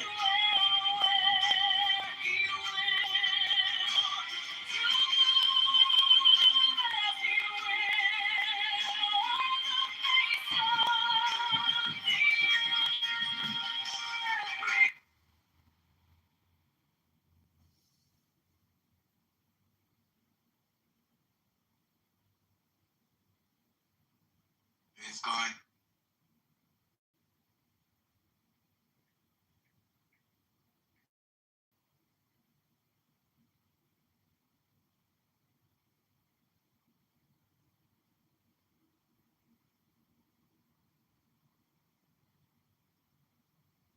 And now you have an audacity as a black rabbi. First of all, they don't have respect for you because you are black, number one. Number two, are coming to defending yourself against Iran, 7,000 years old country, that you are saying, oh, in 12 days war, they could say this, they didn't kill people, they didn't do this because of that. Who attacked first? You guys expect to attack Iran and to kill people, to kill children, that they are innocent children at the school, not one-time bombing, double dosing, triple dosing, to make sure all the children are dying because you guys need sacrifice. Instead of chicken, you guys taking sacrifice from us, Iranian, out from our kids, from our Iranian children. And you expect Iran to calm down now? Iran is going to fight for the last minute. All Iranian people.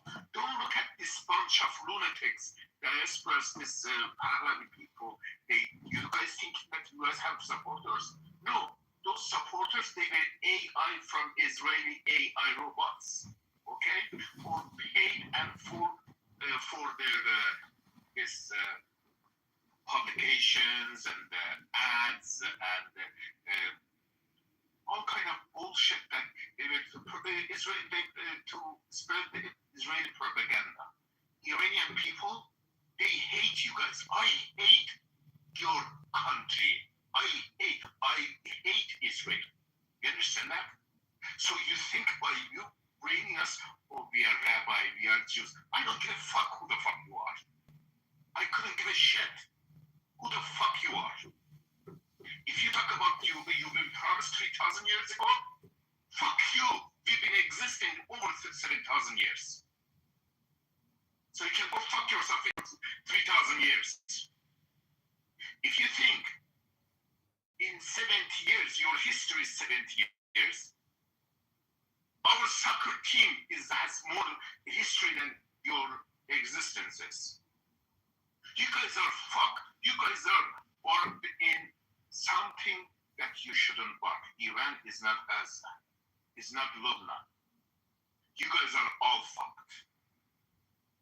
Those victims that they have been killed by your country, assassinated by your country. America has done the black. Your country is it. You just wait. You're gonna see how the whole thing is gonna be falling on you guys.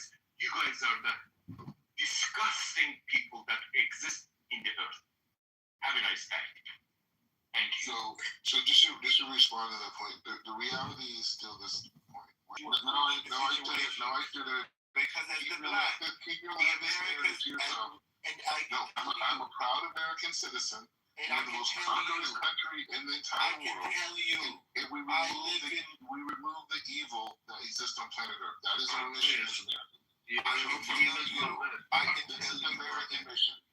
All the evil now you're American. Now you're giving us air superiority in Iran so we can execute whatever's needed to bring Iran.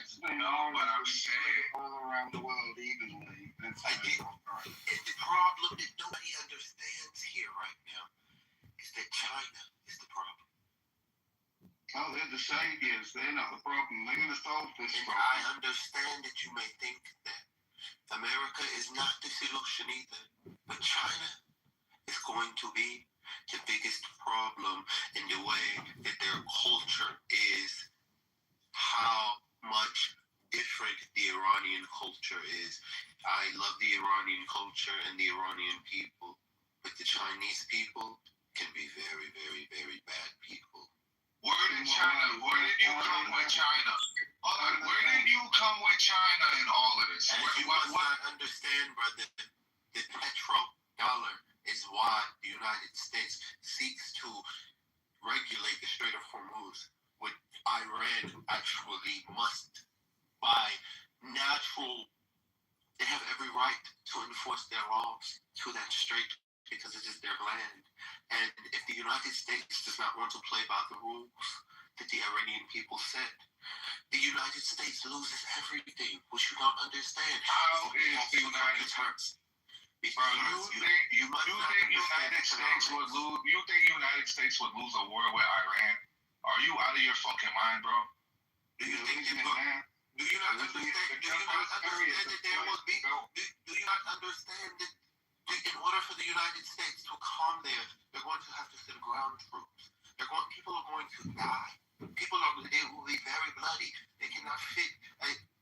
They cannot fit the boat, the carrier through there to do what they must do in order to quote unquote. They're going to have to send the army, and people are going to die.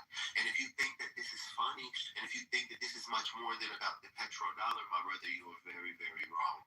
If you don't understand the cost, I'm in Los Angeles now, the price of gas is $7 a gallon. And what you don't understand is this is all foundational back to the petrodollar and the fact that if the United States does not just seek peace and agreement in how they do business with the Iranian people and send new leadership over, then that's where the fucked part comes in. Because China is not good people to do business with. I know for a long time, Chinese is not good to do business with. They will say all this because Chinese do it a particular way. And although this may seem like a great strategic approach to trade in yuan, but no, China's much better. China is much more pleasant. China is much more pleasant to trade with than the United States. So when are you producing any beats right now? Under these conditions. So you tell them that you produced any beats lately? No, I've been working on my PhD in economics. You should get to that. Yes, I know. I'm very busy lately, and it's. Oh, you're in Los Angeles, right? I'm in Los Angeles, California. Oh, okay, correct. Okay. And we suffer the most. Can you play something in Arabic and you translate it for us? No, it's okay. That's okay. You could use any. I think you could use it. Is it okay? Can you listen and then let us know what we are thinking? No, it's okay, brother.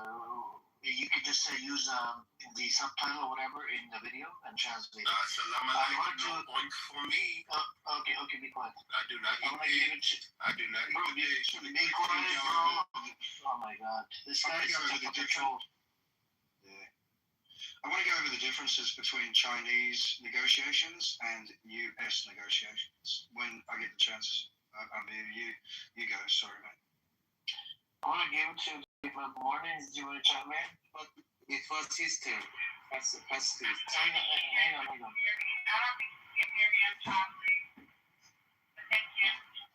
Bro, did you want to say something? No? Okay, I think she paid. I don't know what that is. Anyways, go on. He's the IRGC who is the speaker, who is announcing all the things from the IRGC. Exactly. Francis, it's on you, and then Cash, and then Mike. Yeah, I'm with your submission. Yeah, I agree with you. Carrying moderation is not required. Okay, so the difference between Chinese and U.S. way of dealing. So what are we seeing from the US? They just surprise attack a country, steal their presidents, surprise attack a country, start blowing things up. How about trying to start negotiations with people and in the middle of those negotiations start killing people and then coming back, pull back and then say, oh, we want... If you ask me, Taiwan would be stupid to keep siding with the United States at this point because they're a reigning power. If you follow the money, simply the best direction Taiwanese is to go with China. So I'm going to now talk about these apparent evils that dealing with the Chinese means. The Chinese society is not an evil society. They're very respectful people. In fact, if you go to the shops, you can see how polite they are. I mean, compare that with a lot of different people. I mean, you're talking about a very big country, and they have a lot of rules, and the rules are generally pretty good because it keeps people from overstepping, taking advantage of each other, and oppressing each other. It's a hierarchical system, right? There are issues with free speech, of course. There are issues with all kinds of things, all kinds of freedoms. But with those losses in freedoms, certain types anyway, comes a lot of safety. Okay, so in the US we see the opposite. People love this idea of freedom because they love to be able to do whatever the hell they want. They love to be able to economically oppress their populations. I mean, even their socialist version of politics, the US Democrats, they make all these promises for poor people. They never, ever deliver them. Ever. Look at all the poor people in the United States. And the US Democrats have done nothing to improve their way of life. The way of life in China has been steadily improving for the last 20, 30 years in very drastic ways. And the results can be seen in the way the Chinese society is now built, now runs. It's a very good system. It's the way of the future. And if you ask me, it's the way of peace. Just look at the example with the way they have gone about trying to bring Taiwan back into unification with China. There has of course been threats, but there's been no surprise attacks. There's been calm and patient waiting for Taiwan to make the decision themselves for a peaceful reunification. Even now, at this window of opportunity for the Chinese. This is the biggest window of opportunity in the last 50 years for China to take Taiwan.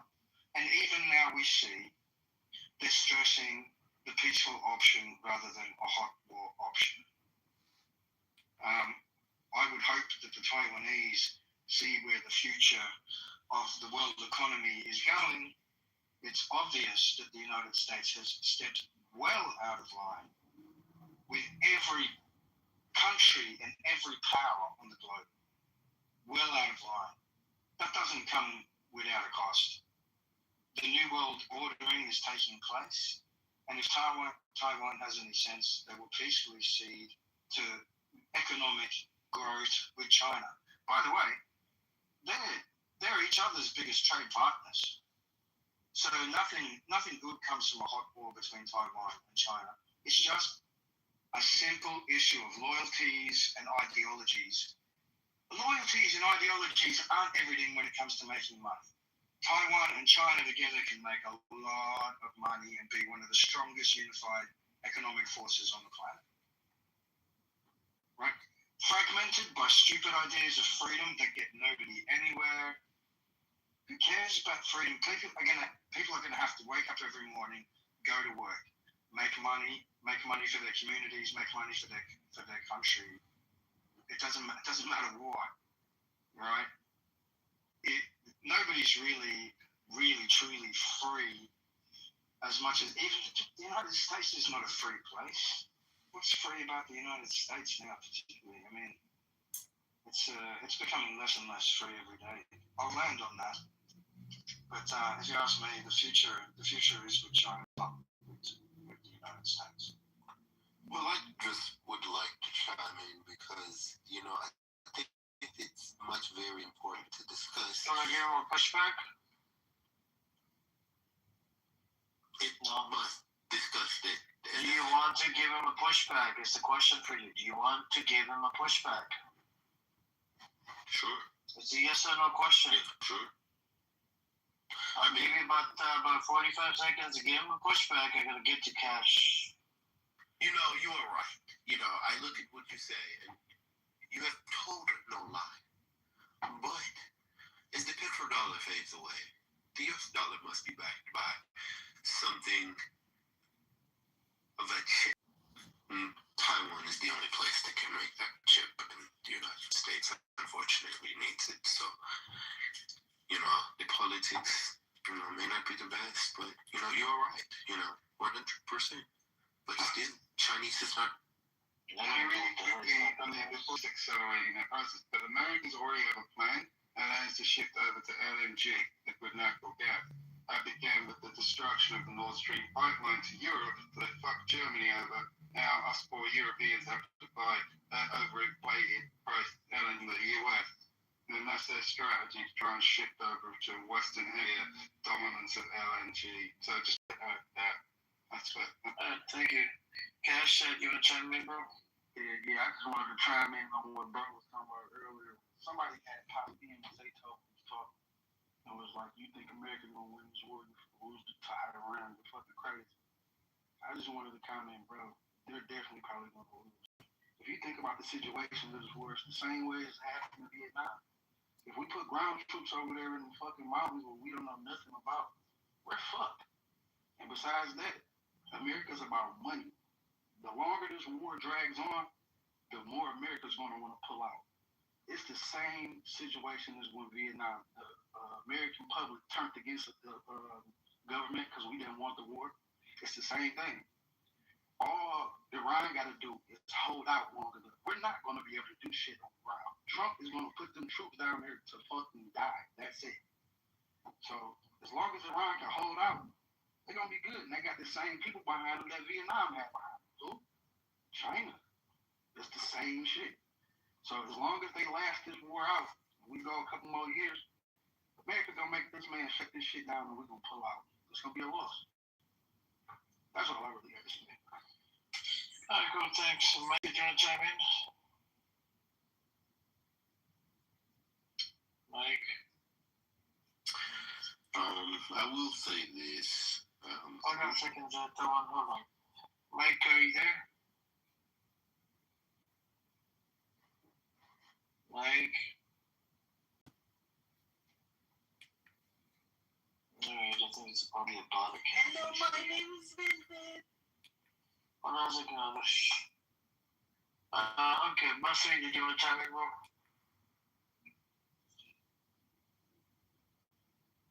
Hey guys, how's everyone? Hey Amir, how are you? You're good, how you doing today? I'm great, mate. I just want to clarify some points. It's not going to be related to Iran, but we will reach to Iran at the end. Maybe we can look at the situation from different angle. Okay? First thing, I wanted to clarify about the international maritime law, about straits like Hormuz or Jebel Tariq or Bab el-Mandeb or whatever strait or Malaga Strait between Singapore and Malaysia. The straits is free to be. You can sail your ship freely. You cannot pay anything. The only places that you pay money are the man-made one, which like Suez Canal and Panama Canal, because some other people built it, so you pay fees on that. But this law cannot be applied on natural straits because they are, naturally made. You didn't do anything about it. So if any country, if the countries try to make you pay some fees if you are crossing any strait, that means Malaga and Singapore should pay the Chinese chip. Also, Britain and Spain should pay you money, should make you pay money when you cross Jebel Tariq, or Yemen can make you pay money if if you are going to cross double mandate, and etc. So this is not how it works in maritime law. So only natural or only man-made laws, you pay money on them, which is fair enough. Now these build it, so they deserve the fees. That's it. The second point, I see some propaganda about China, and maybe people doesn't understand exactly how Chinese society works. You may feel unhappy in the Western culture or the America or Australia or Europe or whatever, but actually China is a totally different place. They don't have freedom of speech. And when I mean it, it's a big thing actually. It's not something small. For example, this conversation we're having right now with different ideas, you cannot do it in China at all. Never. You are not allowed even to speak about any public affairs. It's not your job. You can work for 16 hours and paying very little money at the end of the day. It's not how you think it's not how you think it's like a paradise. No, it's not going to work like that. Plus, in China, with also the human rights is not, guys, when you are in a community that they integrate the country more than people, you will understand what the freedom means. This point is so important. Plus, the idea of trading of Chinese dealing in international issues and stuff, they are not like America yet. America has some their army to force the petrodollar, which I'm gonna go talk about it in the next point. But Chinese actually might drown you in debt. They put you in a heavy debt that you cannot pay and end up they buying or taking over all your important assets, like what happened like 10 years ago with Sri Lanka, when Sri Lanka had lots of debt from China and they couldn't pay. So what happened is China took their main port for her. Also in China, you are not allowed to have any social media. Everyone is being watched. No Facebook, no Twitter, no Clubhouse, nothing at all. You are only allowed to use the WeChat, the Chinese version, and it's all you cannot say anything. So many falsehoods, but carry on. No, you're saying so many falsehoods, but I'll let you finish. Carry on. I'm sorry for my English. It's not the best, but I'm trying to explain as much as I can. No, it's not about your English. It's about your propaganda that you're spreading. Yeah, a few of those things are true, man. So I'm not in either side, by the way. I don't give a shit. Yeah, that's cool. I'm not in either side. Yeah, finish up. Take your time. No worries. Take your time. All That's right. cool. Yeah. All right. The petrodollar idea came in time after Nixon in 1971 when he made this deal with our countries or oil-producing countries to ask them if they want to sell their oil, they have to sell it in one condition. The other party who want to buy it must pay it in American dollar. And the reason for that is that we want to create a demand on US dollar. Because everyone wants energy and these people have lots of energy to sell. So they want to create this demand. So why he did that? Because back in time in 1944, at the last 2 years in the World War II, there was some agreement called Bretton Woods. And this Bretton Woods stated that countries to have like dealing with each other in trade or whatever they have, they can use the American dollar as a standard currency for that. Why? Let me explain more. I'll try my best. In 1942 or 1941, when the World War was on its peak, many countries were afraid that any currency when you print, you have to have some assets with it. Like for example, if you want to print like $100 bill, there must be some gold in your stocks that match with this $100 bill. It's as simple as that. There must be some coverage for any currency you are printing. So each country has their currencies, and each currency is covered by gold or silver or whatever rare metal. This is also not true. Gold is no longer underpinning any currency. Let me finish the idea and you'll understand. I'm talking about back in time when something called gold standard was applied in the world. When you are printing any currency, you have to have some gold standard for it, or a gold coverage for this currency. So England had the Bank of England, also France, any country in the world should have, or doing that thing to print to print their currency. If you print your currency without the coverage, you will have something called inflation, and 1,000 metric ton, which you can compare it like it's like between 70 and 75% of all world gold. So American came in 1944 after 12 years and say, okay, guys, listen up. We have lots of gold in there, and our currency is very strong. Why not you trade worldwide by using the American dollar?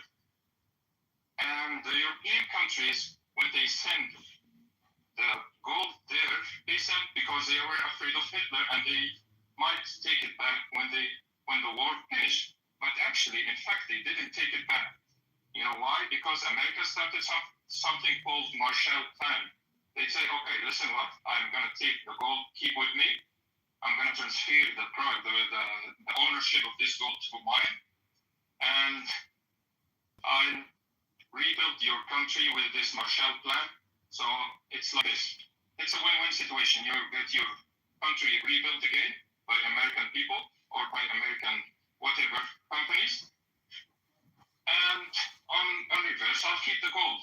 And you can use American dollar as a trade currency because it's supported by 75% of all world gold.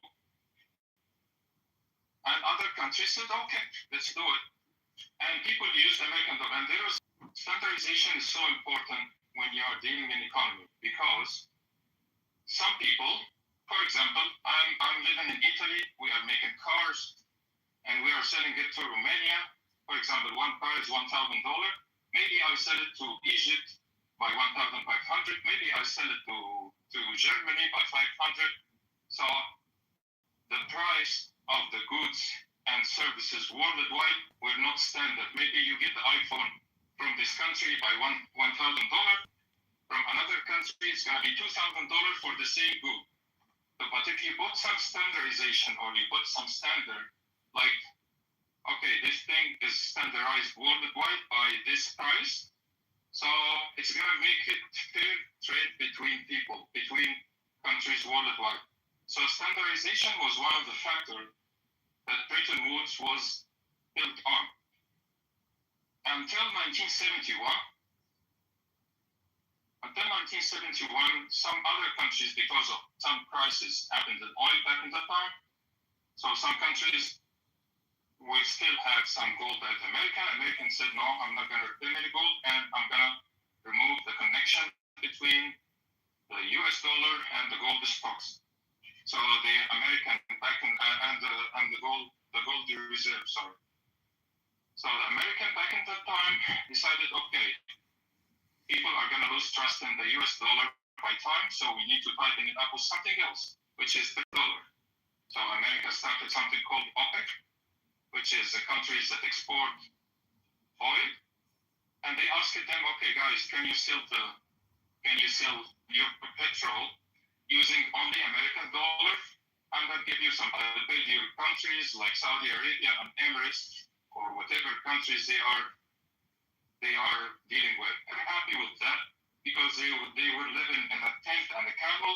They had skyscraper everywhere and very fancy life.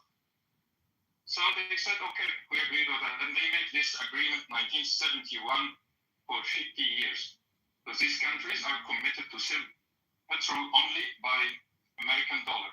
And the reason for that, as I said before, is to always create a demand on the American dollar so the currency stays strong and stuff like that. Few countries worldwide actually didn't like that. Like Venezuela, when Hugo Chavez came, Hugo Chavez time, and I think it's in 2014 or 2011 when he died, I'm not sure. But he decided not to sell it with US dollars. Iran, the same. Iraq, at the time of Saddam Hussein, he decided to sell the petrol without the American dollar. And Libya, sometime in Muammar Gaddafi, some countries here and there, from now and then, they are trying to sell their petrol with a different currency. And this is very alarming for the American domination with their dollar worldwide. Because if you sell it with a different currency, now that's created a big problem for us. But what happened next was really, really no good.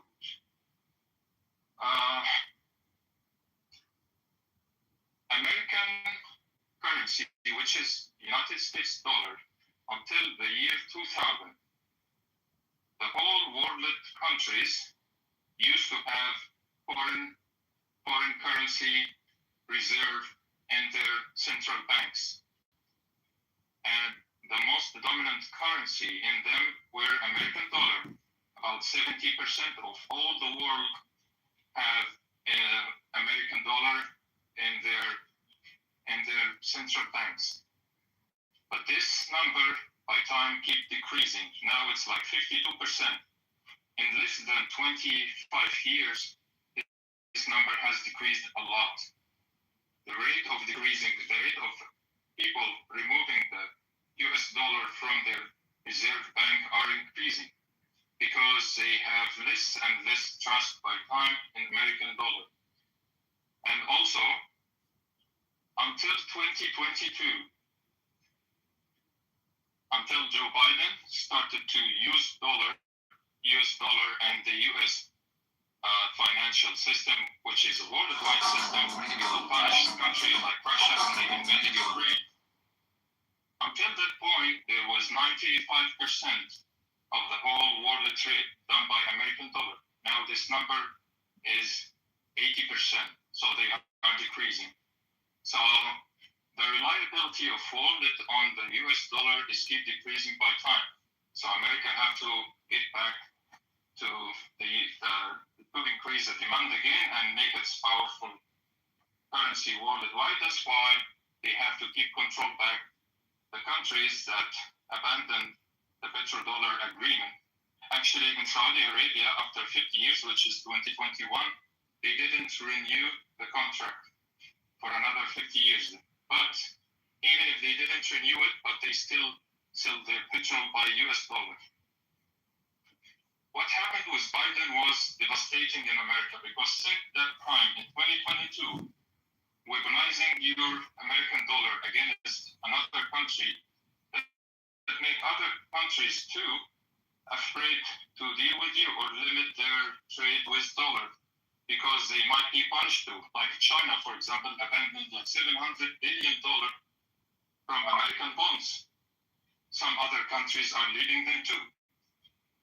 What the damage Joe Biden and the Democrats did to American economy by weaponizing their dollar is far more beyond what Trump is doing right now in a war of anything. There is another factor. So right now in court, I keep going from the administration. Don't confuse the bill. Anyone? I'm listening. Yes, the fact that China feels that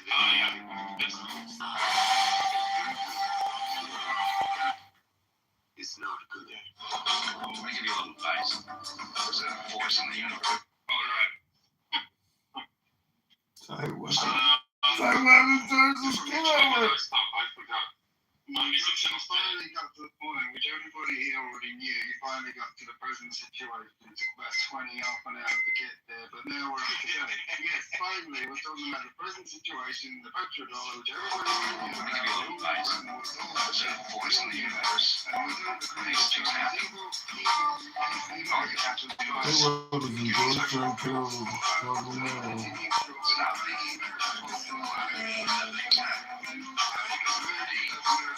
It doesn't matter when the Democrats or Republicans are in or not. Italy. The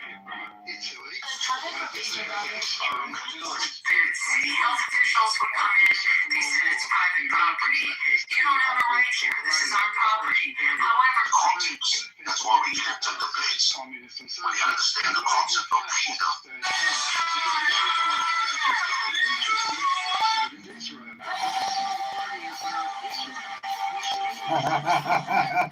Taylor's a fraud and a liar. Yo, free 25 shows for that. I like how his like safety took millions for big fraud. Hit what Paul Nolley.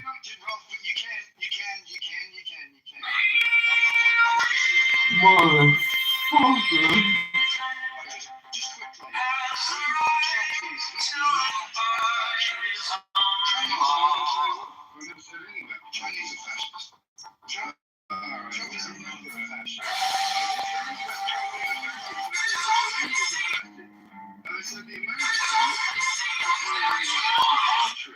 And they preferred fascists to run Europe. They got rid of my Prime Minister, Harold Wilson, because he was too socialist. And they made sure that no communist governments would take hold in Europe. So they left stay-behind groups. You should look this up. Operation Kitover. It's really going to be a little nice. Which was set up by a fake terrorist group called the Red Brigade, acting because it was to sabotage a coalition between the communists and the Christian party. And because America didn't want any communist or socialist to be able to the history of the force in the universe. These things happened in Italian politics. But interestingly, Jesus Angleton, who became head of CIA assassinations, who was responsible for the death of JFK, grew up in Italy of all places.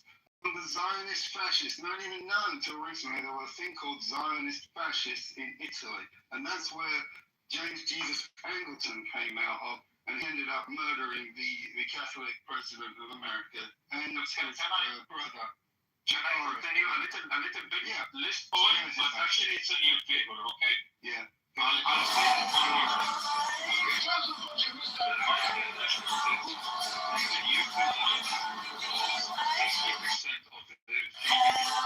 Which means that they have surplus. They have extra money, so they can fund wars like Iraq, like Afghanistan, like whatever. But now, actually, in this situation in 2026, American national debt is 125% of their GDP. That means that they make money. They're I don't know how to explain this. Can anyone explain it better than me? What are you trying to explain? Sorry, space there. I want to say that American situation nowadays with Iran is totally different from the time of Iraq and Afghanistan. They have luxury of money to fund wars because their national debt was far less than their GDP. The national debt is only 60%. Actually, in Vietnam, the national debt was like 55% of their GDP, which means you make $100, but you only need $55 to survive.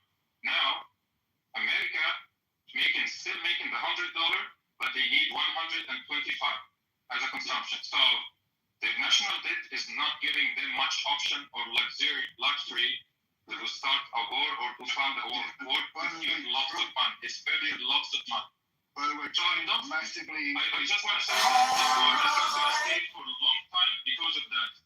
Yeah. Simply because they don't have much money to fund this war.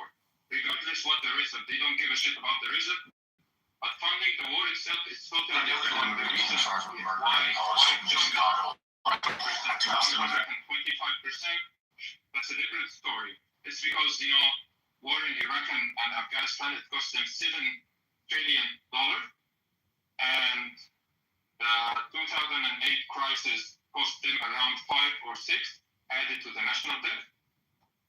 And COVID also added, like they printed lots of money. And there is also something very important that the Republican made in 2001 when George Bush put a law to reduce the tax on companies, and also the same one happened in 2019 by Donald Trump, or maybe 2017, by Donald Trump, which increases the national debt. He reduced the companies or the corporate taxes by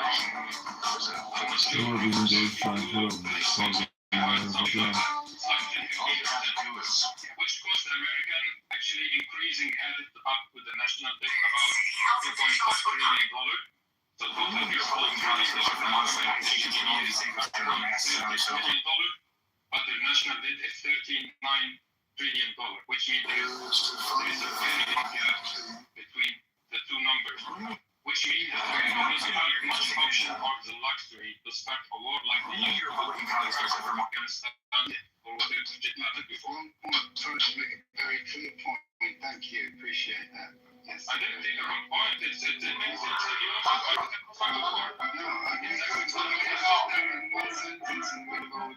no, but I have to explain to people. Maybe somebody who doesn't know. Better to explain.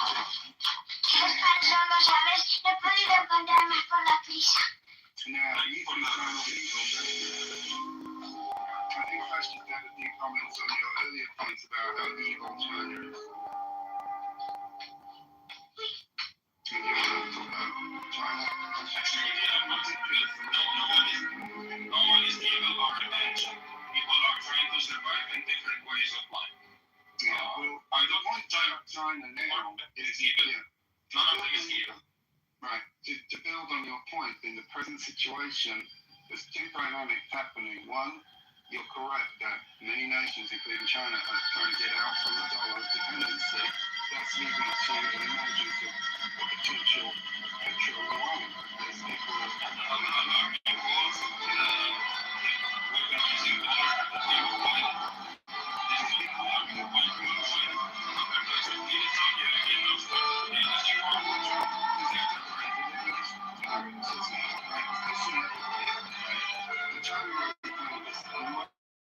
and that's why they're building this alliance to try and potentially make their own currency as an alternative to the dollar. But at the same time, what you may not be aware of, US is going to get out from petrodollar dependency over to LNG, from the natural gas dollar, because it has cornered that market, and as you remember, they destroyed the Nord Stream pipeline, which is vital for Europe, especially Germany. The active war against Germany. My people, I'm half German. There's an active war against President of fucking Americans, and they've wrecked their economy as a result.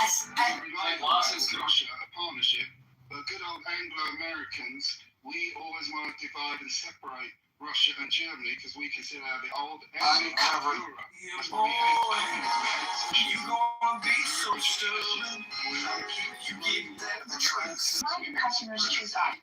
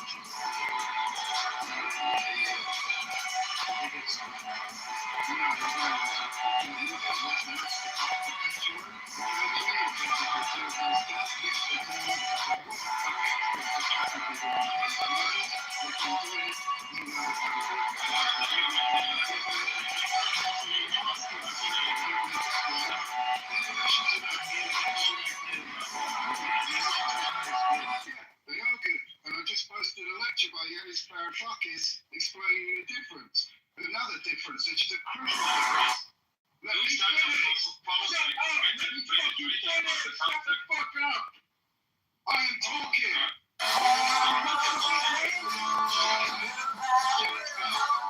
Don't fucking interrupt! I haven't finished yet! You'll get I was asking you a question. I'm replying to Amir. You can me the question. If you can come up to Mike afterwards. Let him finish. All right. There's a crucial difference. Not only their business practices, which are far more reasonable than the West, which uses IMF and other strategies to trap people in debt, the other crucial difference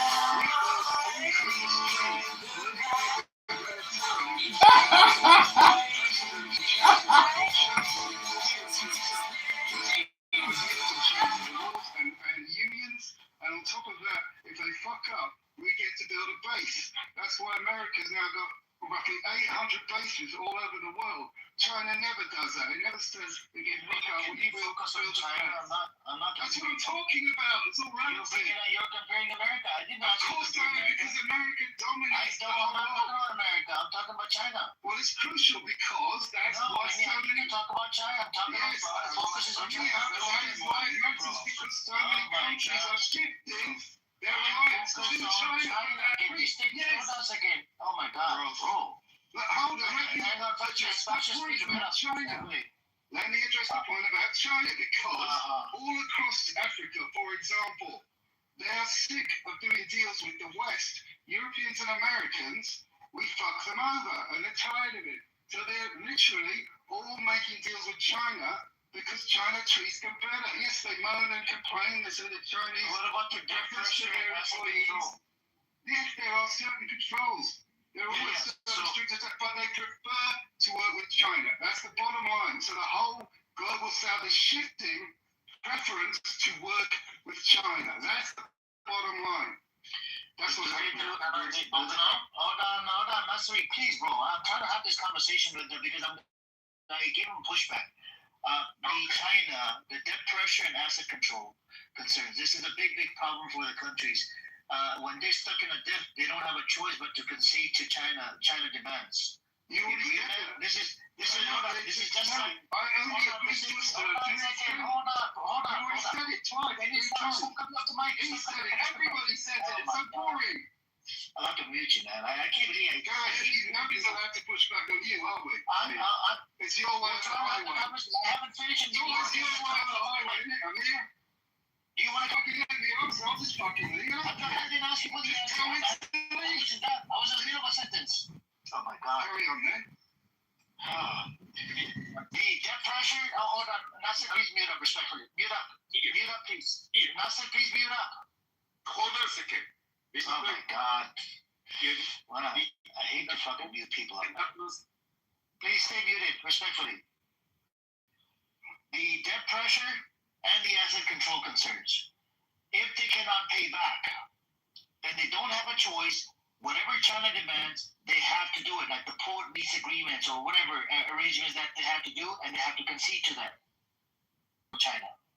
All right, let's address those 2 points. One, we said that China was people. China gives them unreasonable terms or put them into a trap where they have responsibilities if they don't meet their obligation. That is standard practice. Every nation that does any kind of investment deal and a loan operates in that manner. And it turns out China gives better terms on average than other nations. First point. Second, then when they charge interest, that is normal. If I borrow a loan, I have to pay interest. That is normal. Guess what? China offers. Rolf, now that you're done, I'd like to answer Amir's question as well. Part of what Rolf point that China has opportunistically sought out nations who have such poor economic management that it would have been likely that they're going to fail on their repayment obligations anyway, and be put into a situation where now China is taking control of a shipping port or something like this. Okay? Now, the thing with any global hegemony, whoever it is, whoever's building the hegemony, they're always going to be in charge of these types of things because all of the assets on the planet really are held by violence, right? China is less violent than the United States when it comes to these types of deals. They don't get heavy-handed as in the same way that the United States does. This is the first thing. The second thing is that even though these shipping ports are now owned by Chinese, that is the way they're growing their network. That is the way they're growing their hegemony. the people in these countries are benefiting from those shipping ports, from those operations, from the work that's taking place there. It just means that these particular assets have been, and regarding my first admission, the poor economic management led to these kind of default situations where ports are being taken over because they can't repay what they need to repay. But even then, in the event that these defaults and these reacquisitions are taking place, and China is obviously reacquiescing, they are still using these shipping ports to improve the quality of life for certain nations, particularly in Africa, for instance, who didn't have a good quality of life without that infrastructure there to begin with. So yes, there has been, China has been collecting developing countries, say in Africa, using these economic systems, and yes, it has come with some loss of control for countries, but the reality truly is that countries were pretty poor economic managers to begin with. But China has been quite lenient with them. You're going to the next point. I wanted to address this next point. Can I add my point? Sure. Yeah, I want to add an actual example happened in my country, which is Egypt. Look, guys, when you credit someone, when you lend someone some money, you have to make sure that he can pay back. And that's why there's something called credit rating companies like Moody's or Fitch or S&P or whatever. You know? So they assess your situation and see your ability how to pay the debt. And based on your assessment, they will tell you exactly how much they can lend you. This is how it works. You know, when you go to a bank to get a home loan, they assess you first. Okay, in my country, we have a dictator that is ruling the country. You see, it's called overprescribing. I already considered this point. Yes. I want to add a real example. Happened in my country. In my country, this guy, he didn't do well in economy. It was like shit. Everyone is suffering and blah blah blah. So when the credit rating company, we cannot give you $5 billion because of your situation. And after lots of assessment, he didn't get the loan. You know what happened? He went back to China. They gave him $8 billion. And they know that he cannot pay them back. They're 100% sure that he cannot pay them back. So what happened if he didn't pay the loan back? What would happen? They would take lots of assets and get more power and control over the country. This is what happened from China in everywhere in Africa or Asia or whatever country. Look, one of the things that make America a little bit different from China, America actually share technology, share the checks and balances, share the ideas, share the stuff. Let me finish. I didn't interrupt you.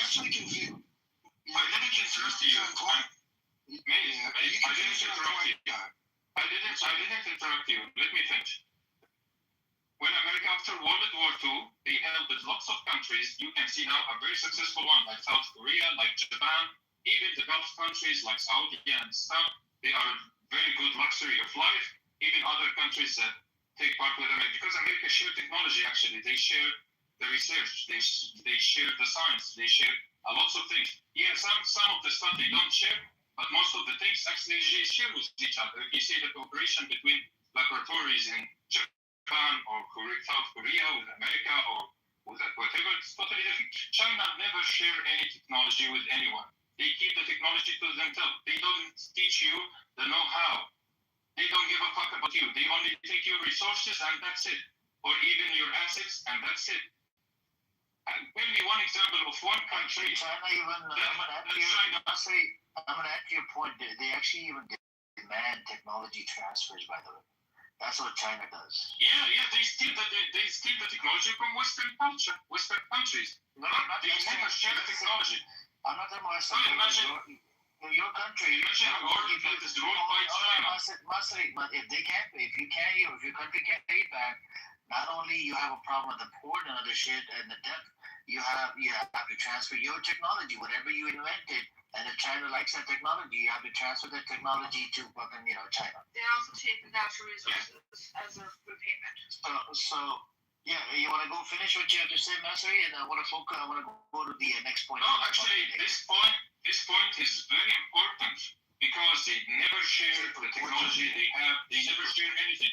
They just tell you the final product. Right now, which make you miserable and never grow. They don't need about you guys, not for being developed or advanced or have a prosperity in life. They don't realize. They only care about getting the natural resources or whatever you have from assets or whatever whatever they can put their hands on. That's cool. Right now, I mean, it's interesting that you cherry pick the countries. Just give me an example of a country that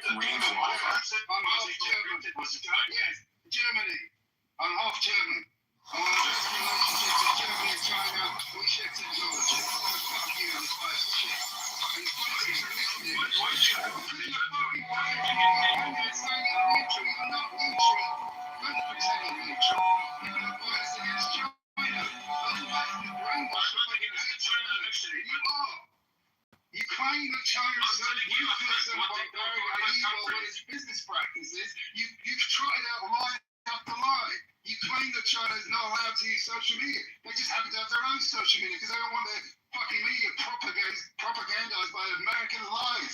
American media doesn't lie. Why would I want a country full of American propaganda? Fuck Americans and their fucking lies. I blame China for censoring American media. Why don't you live in China? Why didn't you go to live in China?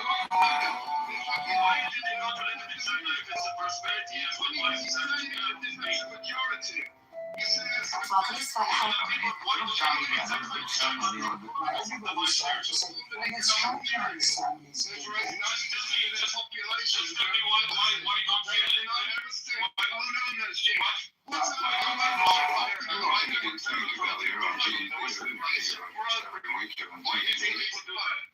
Europeans are so arrogant. They think they're better than everybody and they're fucked. And they say America was going to help Europe. Well, America was their enemy. China has wanted to help the European countries, but America bullied every European country to not trade with China. China shares technology. We cooperate in EVs.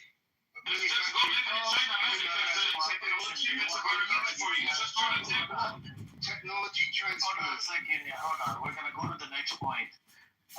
They never demand that technology transfer of China.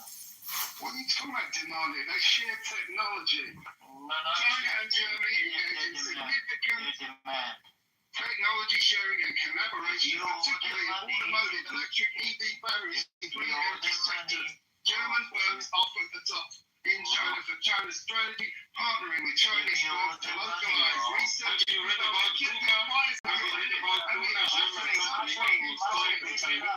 America, but you're brainwashed. Okay, Masai, please. Germans are not brainwashed. I can give you some example how Chinese that's not true. Harry, I illustrated. Okay, I'm gonna have to chime in now. Literally, if they want to, and if you're stuck in a debt, they will force you into doing technology transfer. Okay. That's what China does. You know I'd rather they do that than you agree with this? I don't know evidence for that. You're claiming that, I'm not denying it. Maybe it's true. Not all countries U.S. deals with has to have a military base. No, only the ones America decides to fuck, if not assassinate their leaders. When did China assassinate a leader for not playing ball? That's what American fucking does. You guys cunt.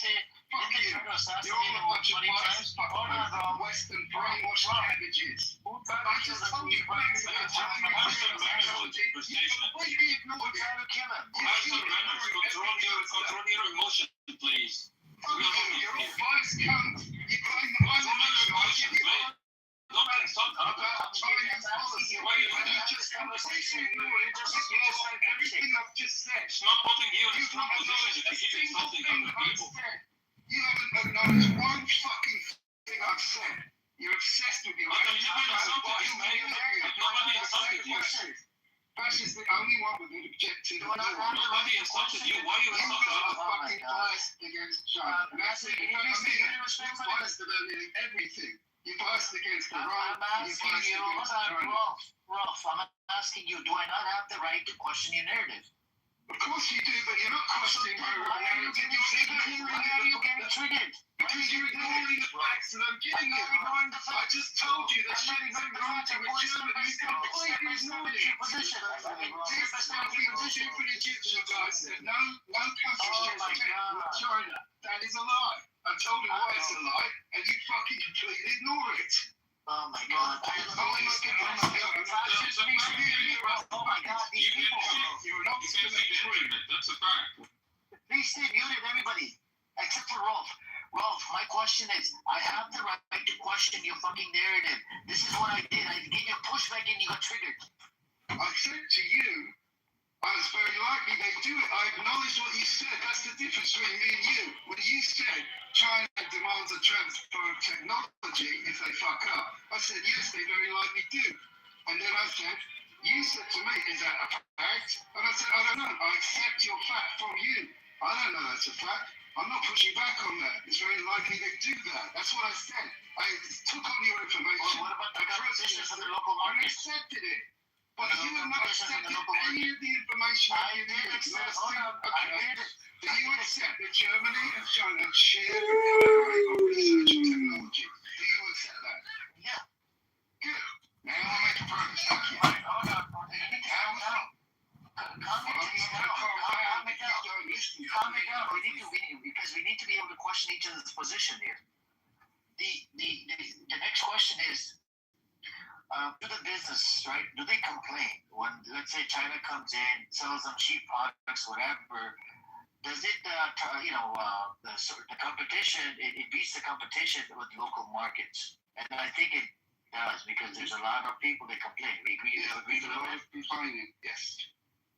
So how do we solve that? The way we solve it is we put up with the lesser evil because China is going to basically dominate trade all over the world, and that's for the benefit of mankind. If you compare that to what the West has done, it's plundered, stealed, robbed, murdered, tortured, destabilized, assassinated. That's all the West has done. So by comparison, Chinese are fucking paradise. They're creating a peaceful planet all across Asia where the war's kicking off. In China, there aren't any. There are disputes around the border, classic stuff. It's always been the case. But Asia, compared Why don't you go to live in the paradise then? But you say that like it's a I might. So what if I do? What difference does it make? You should go to the paradise, man. You should go to the paradise. Why you live in the Western country? Why? Have you seen the street that I like? Have you compared that to Shenzhen? It's not comparison. This world is just about ripping people off and exploiting people through the freedoms. The freedom of economic exploitation is what the West is about. China, the people in China worked very, very hard. The slave labor they began with just about very low. Force in the universe makes things happen.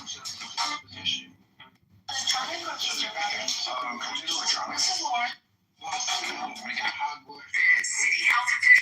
That's what they want to do. And I don't think it's going to work out for them.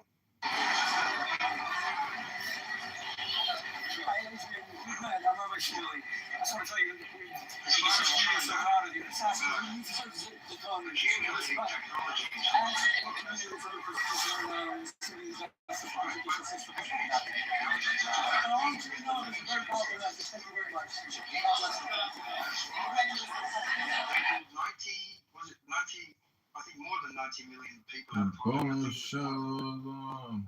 There's a billion people. 400 million. Exactly 400 million. Bonus shows More like half a billion people. I mean, this is an incredible outcome that the system in China produced.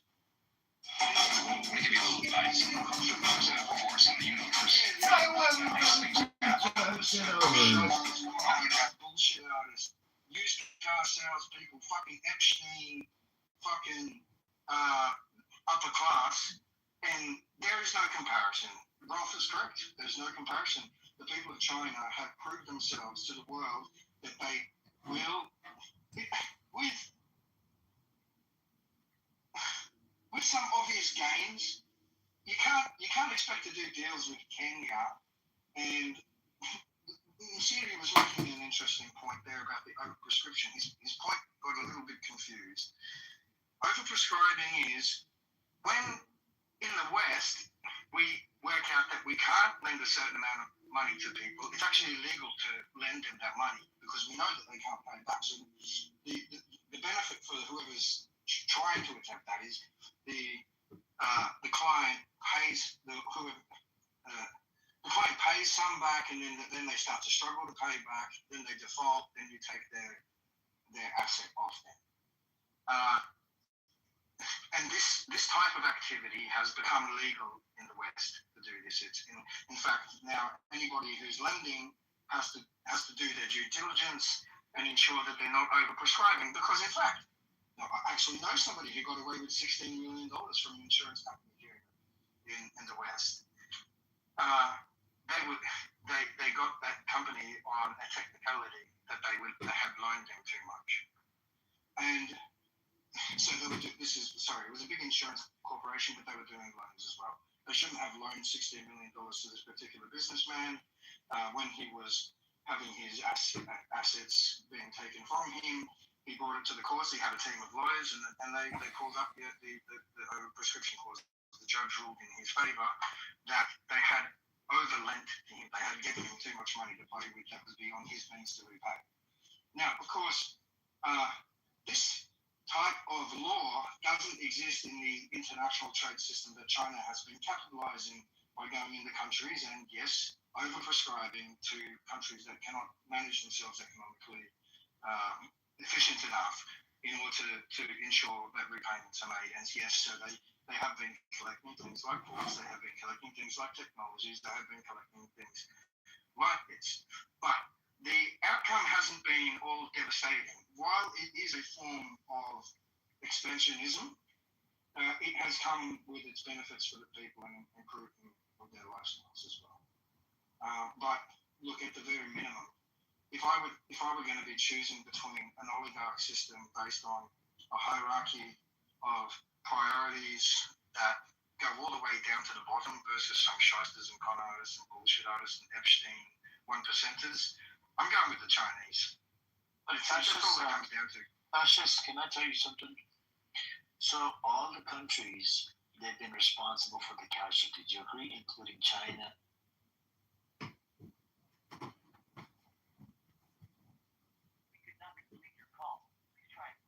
Damn, Google voicemail just like fucking kicked me off.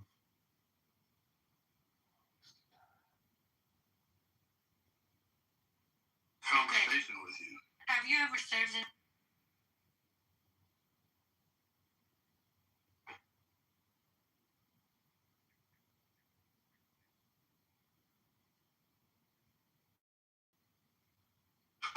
Twice.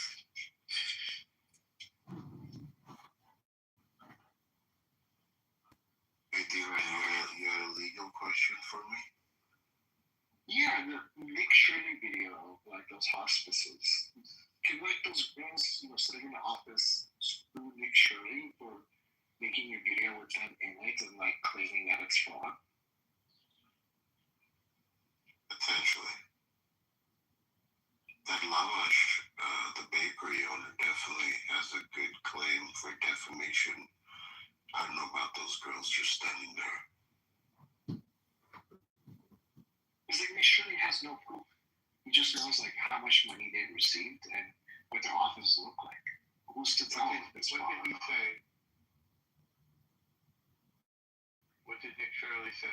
He didn't say exactly like these people are doing fraud, but the implication was definitely there. So it's up to the viewer to make the He's accusing who of doing what?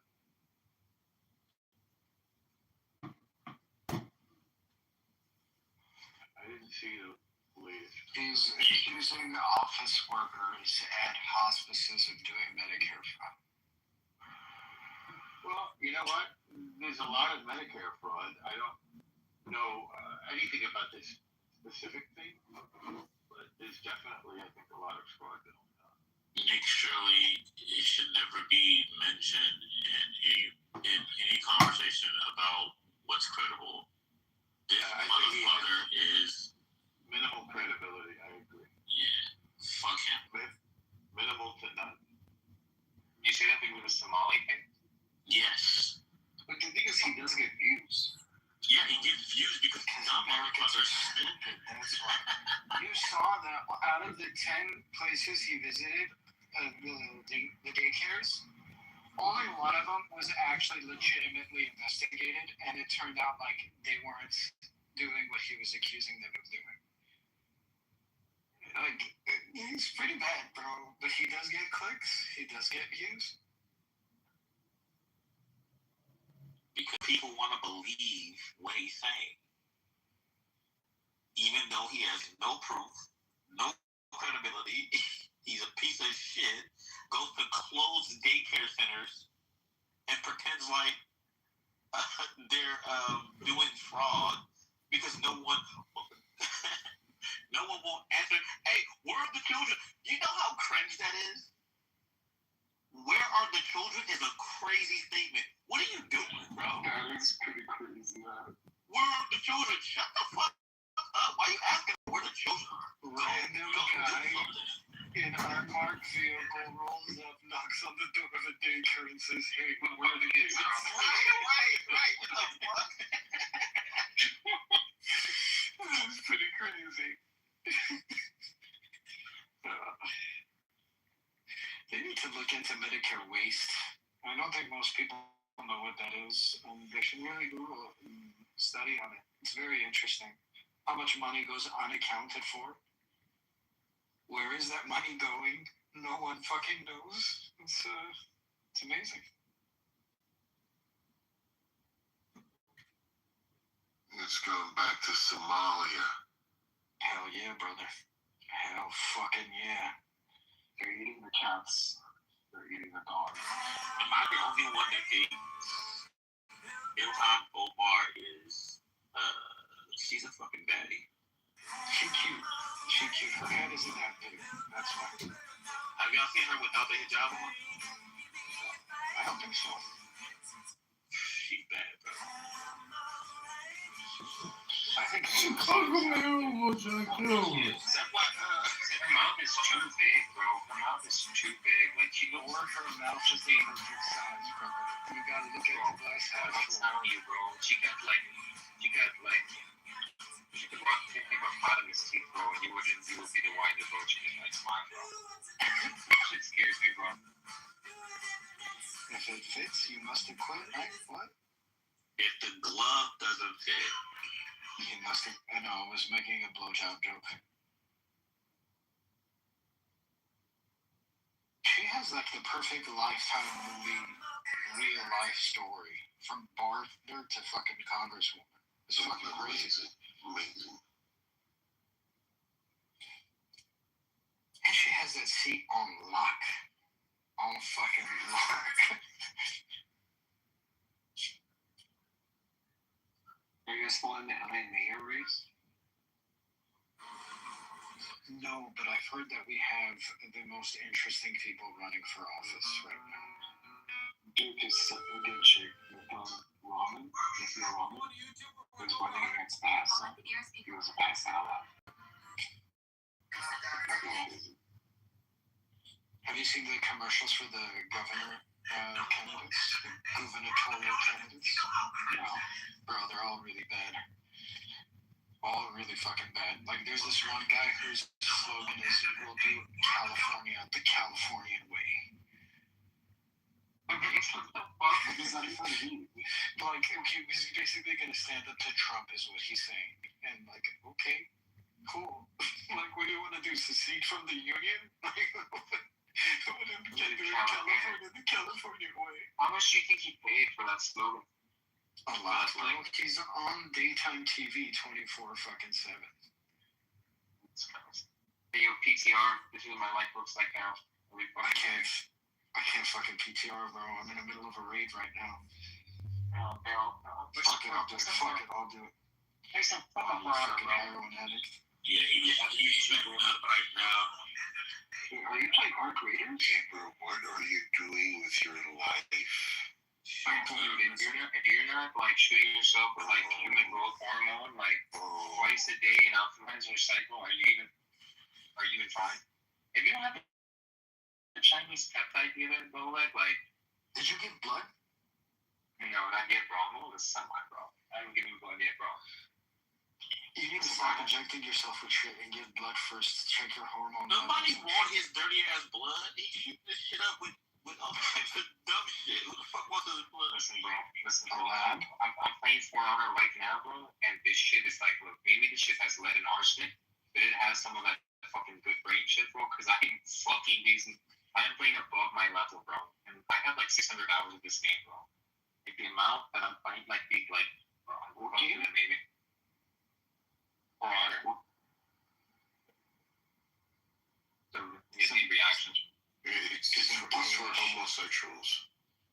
Did you say raid? Are you playing Arc Raiders? No, I'm playing RuneScape, bro.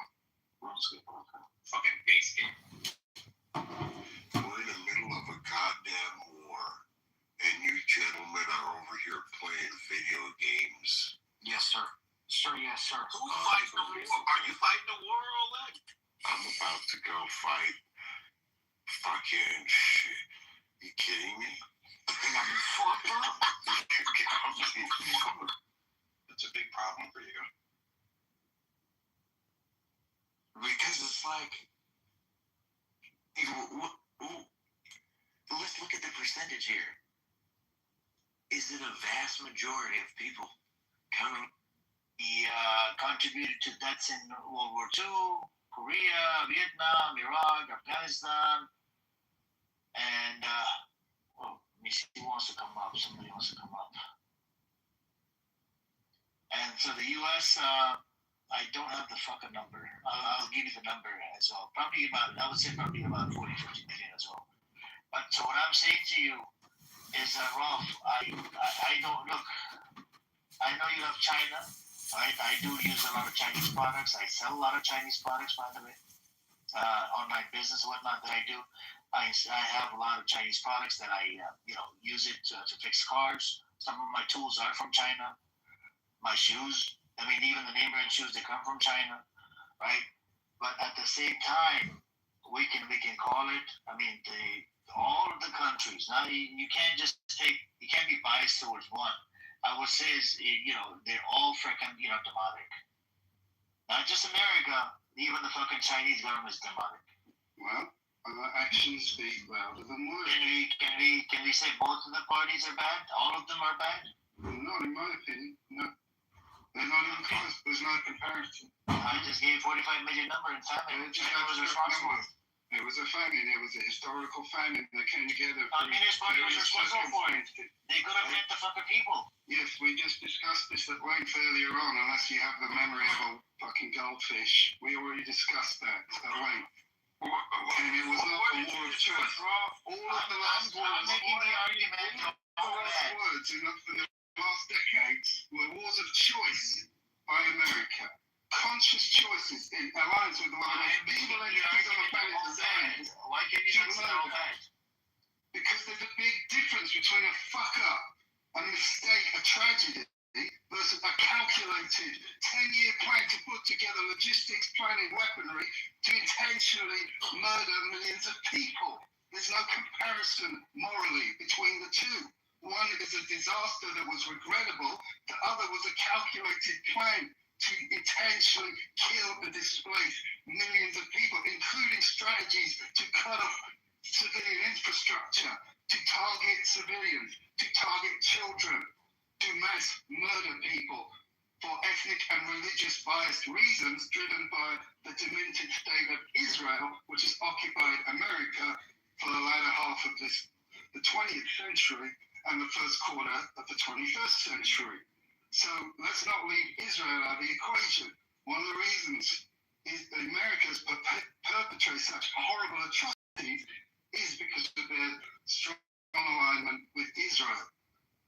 It's a fact. That's why they commit such demonic acts specifically against the Muslim world. It's very targeted against Muslims.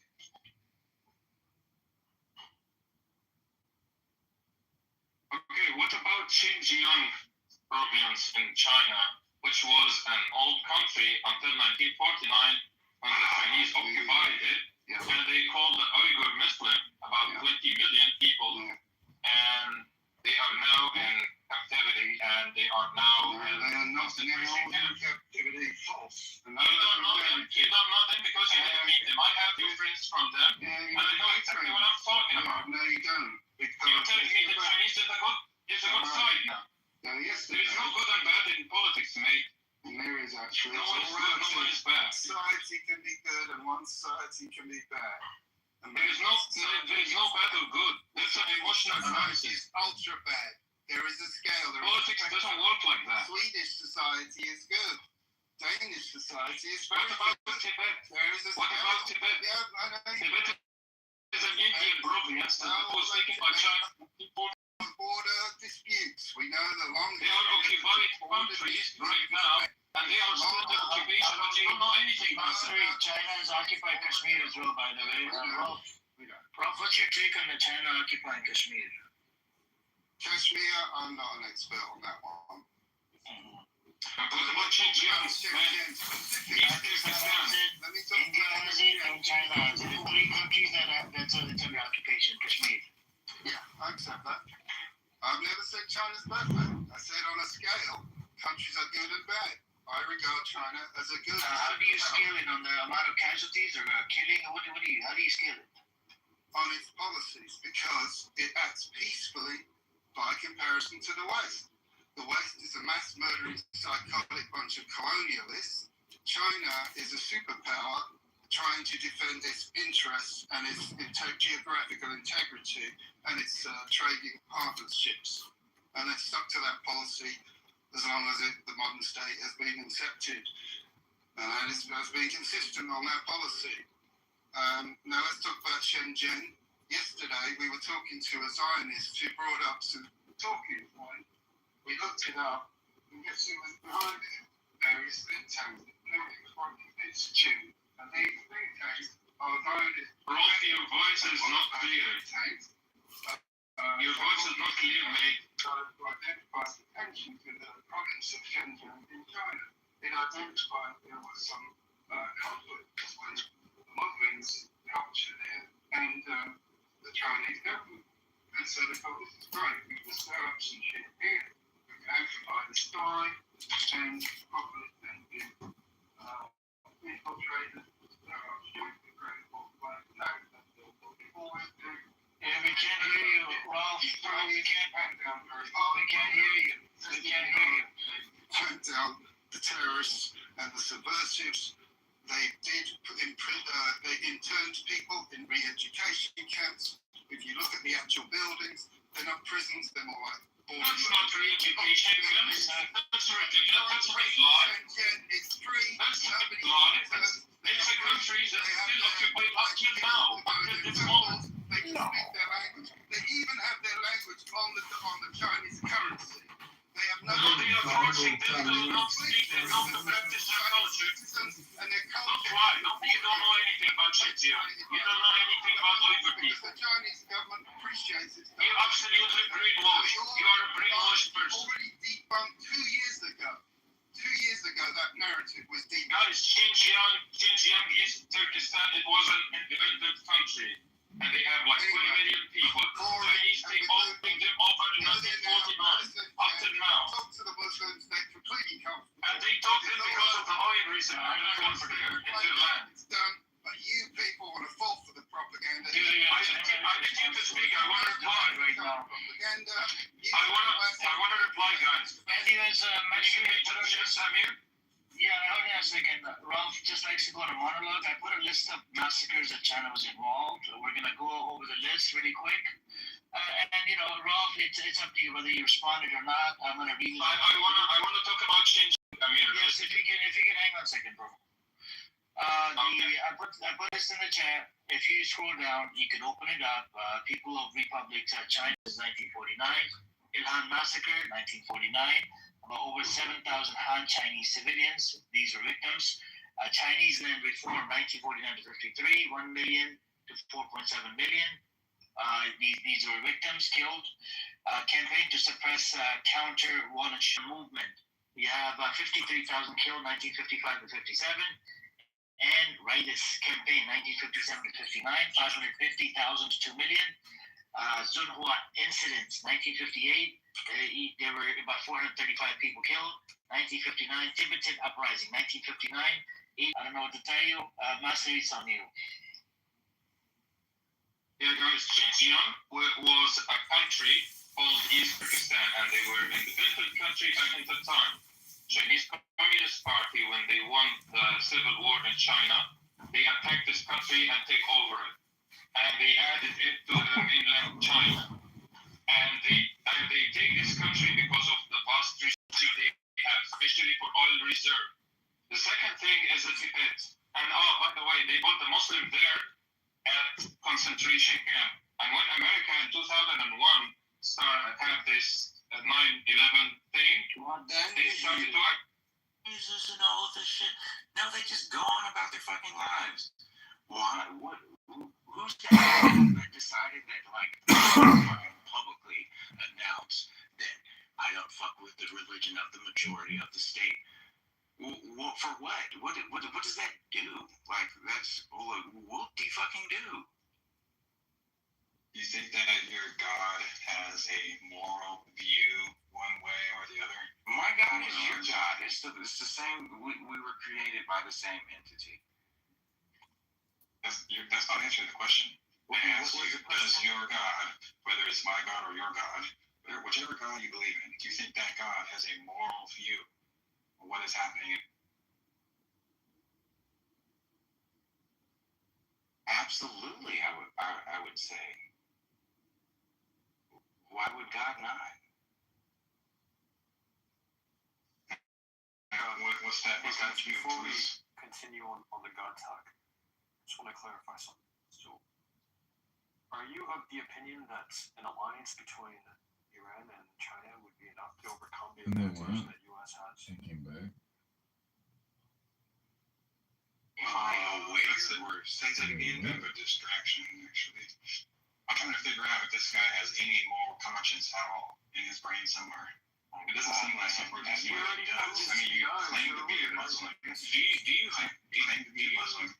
I'm literally fucking talking. Do you ever hunt your food? Have you ever slaughtered a chicken? I'm in the middle of the sentence. And ate it? I'm in the middle of the sentence. I'm just trying to get a feel for you might be a theist here. I could probably agree to that. I got my answer. I'm fucking Muslim. I'm sure shit I'm a Muslim. A Muslim would sit here and tell me that yes, God has a moral view on what's going on in Iran. And he would say this is justified, this is true, this is correct, this is and God would have an even more view on what's going on in Gaza. So what's your fucking point? What do you have to say about that? Say about what?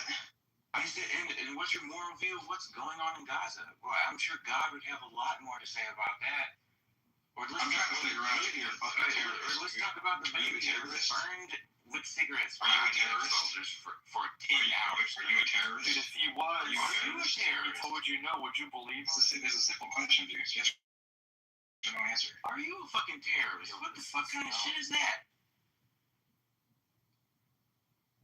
Okay, do you support terrorism? What the fuck is terrorism? You talking about shit funded by Israel? Because that's all terrorism is. Yeah, you claim to be American. Terrorism. One has said over and over and over. Death to America. Okay, so I'm trying to figure out which fucking side you're on. Are you a terrorist? Figure out which side I'm on. Forget terrorism. Do I need to DTR the American flag on the fucking back of my truck, you fucking idiot? Are you guys? I can fucking still here and support my own country and not be a goddamn idiot. Do you want troops on the ground? You want American troops on the ground? A few fucking protesters died? Is that what I'm getting from you? Look, dude, my question was not rhetorical. I actually want to know whether you're a terrorist or not. You know, and you could answer that by just saying no, but you have not done. I think it's a fucking stupid fucking question. I'm sitting here telling you all of this just funded by Israel. Terrorism itself is fucking funded by Israel. So why the fuck would I sit here and take some handout from Israel to do some state-funded bullshit? Is that what you're saying? Like, how is that even a fucking question? You're talking about answering it yes or no? Am I morally sound? To me, it seems like you guys are the fucking moral losers. Because you're really sitting here trying to fucking dictate what another fucking nation has to fucking do instead of just working on what the fuck you got going on. So when the Iranian government says death to America, do you support that statement? Do you support it? No, I don't support that. I'm American. Okay, so when they say death to Israel, do you support that Now, statement? can you answer my question? Do you support that Answer my statement when they question. say death to Israel? Can you answer my question? You're dodging. What the government says, as they have been saying for decades, death to America. Do you support them? Mr. Elliott, Iranian regime said death to America. It's not mean death to people of America. They mean the death to the American regime. So it doesn't mean that's death to American people. You have to know that. You're talking about the same Iranian regime when they took American hostages in '79. They freed the black people and told them you're oppressed. You're free to go. And you're asking me, what did Muhammad Ali? Ain't no Vietnamese ever called me no nigga. So what the fuck are you at? Why are you asking me this question? You support Iran when the Iranian government says death to America, whatever that means. I support whoever is freeing the world from the oppressed. I support that. That's what I support. Okay, so I support from your answer, nobody knows whether you support the Iranian government when they say death to America. Nobody can understand what the fuck you're saying because you don't answer. Nobody can understand what I'm saying. Everyone understands except Elliot at this point. Death to America, it's mean death to American regime, American government, American government rules. Yes, not for people. Believe me, persons You have to know that. shit whether you live or die. Doesn't matter. Even in Iraq, You think it means or it means something else. Look, Either way, in Iraq, we don't have any problems with American people. We have problems with American regime rules. They have really controlled by Israel. So that's the reason why I said death to America, death to Israel. It doesn't mean that death to American people. No, we don't have any problems with American people. You have to notice so why do you use the word death when discussing death? It's mean for government. It's normal. It's normal that when American people or Israel people said death to Iran. Hey Elliot, it's a cultural thing, man. It's a language thing. It's a language. Elliot with silk gloves on and shit. No, I don't think anybody's wrong here. I think we're talking past each other. But like, I think what Duster means is like exactly what I think it means. When they say death of America, it's not like kill an American dude. I know obviously some people do that. You know what I mean? There's some extremists.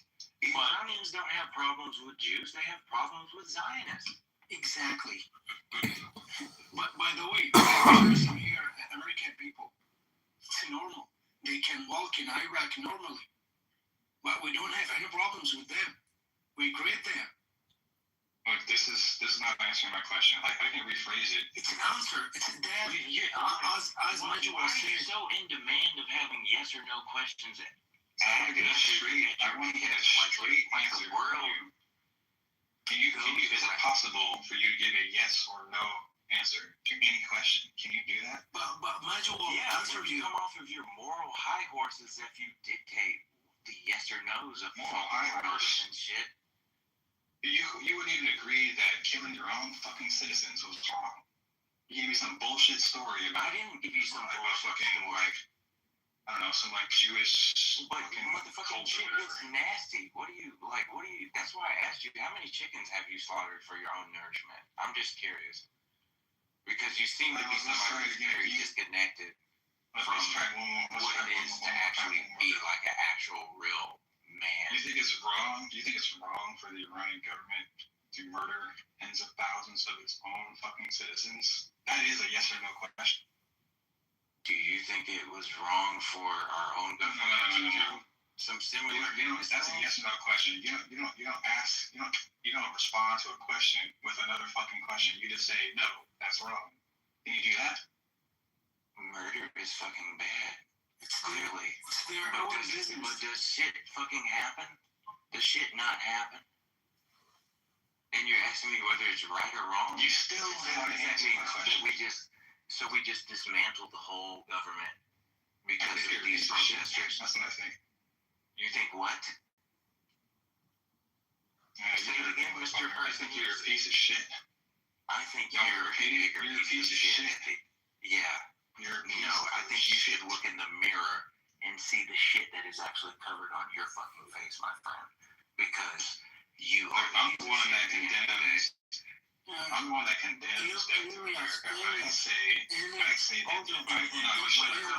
children. I'm the one that's slaughtered in masses. You're running out killing tens of thousands of your own people is wrong. Look, I'm just gonna keep talking. We are discussing right now. We are discussing. Yeah, because you were raised by a woman. I'm not discussing anything. I'm asking questions and I'm not getting any answers. Okay, so what is your question? How often did your father build my question? You're not clear. Let's talk to Dustin. Your turn, bro. Let's see if you can get like an actual real answer. Do you think it's wrong for the Iranian government to shut your fucking mouth? How often? Shut your mouth. Shut your mouth. Sorry. Just give me a moment, please. Go ahead. All right, Dustin. Dustin, I think you actually can give like an actual answer. Do you think it's wrong for the Iranian government to kill tens of thousands of its own citizens, Duster? No, they don't have a right. They don't have a right. They don't have a right. But at the same time, it's not the right to protest at this time. You see that, bro? No is a complete fucking sentence. Yeah, it's no. They don't have a right to kill people. Again, you're not my fucking literature professor. Get off of your moral high. You're a piece of shit, dude. I think you're an actual piece of shit. I think you're a heartless piece of shit. Let's stop just throwing shit at each other, man. And it's not really useful. We are just discussed. No more. So it's not good for us. There's nothing to take personal here, man. For anybody. Yeah. We're all going to go back to reality later on. It's like this isn't reality. We're just talking about fall. You make a good point. I just get I hear you, man. People should be like more invested when a lot of people are fucking dying. People should have like a strong opinion about that. People should have had a fucking opinion about Gaza. You idiot. Look, some people are dying. Within the next 2 years. If you were talking about Gaza, going to occur from all of this? Look, if we are talking about these fucking protesters, you fucking fool. Sony, if we are talking about Gaza, Israel, they don't have a right to attack Gaza. They have to solve the problem with the Gaza, and even with Palestine. We have all entire world. We have to solve the annexing Lebanon. They're annexing southern Lebanon. I know they don't have a right. They don't have death to America. Some fucking protesters and whatever the fuck CNN or Fox News tells this fucking dumb ass.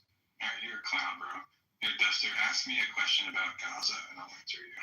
No, about Gaza, as he said, why Israel have a right to kill people in Gaza. More than 300 or 300,000 people was killed in Gaza, was bombed by by airplanes of Israel. Do they have a right? No, they don't have the right. They're wrong. I think Israel has the right to self-determination, and they have the right to defend themselves when they get attacked. But they don't have the right to commit genocide. This is the way it is. Gotcha. You see how easy that is? You see how easy it is to get a clear It's easy. You just told us everything we needed to know. Thank you. Defend themselves from what? Fucking tard. Why they have their plane to expand in the Middle East or even in Africa? Have you ever seen the plane of Israel? They don't have a right. I don't claim to You don't even know about the Jewish autonomous lands in Russia.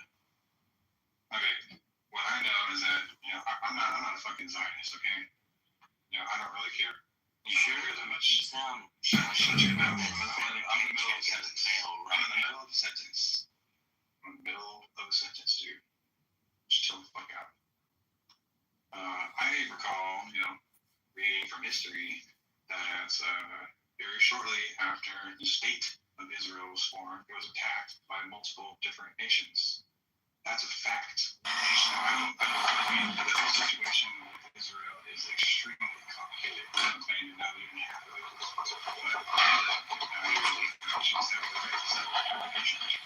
Anybody disagree? I came to your camp. It was an illegal nation to begin with. Now we have found you. Yes, it was a ransom.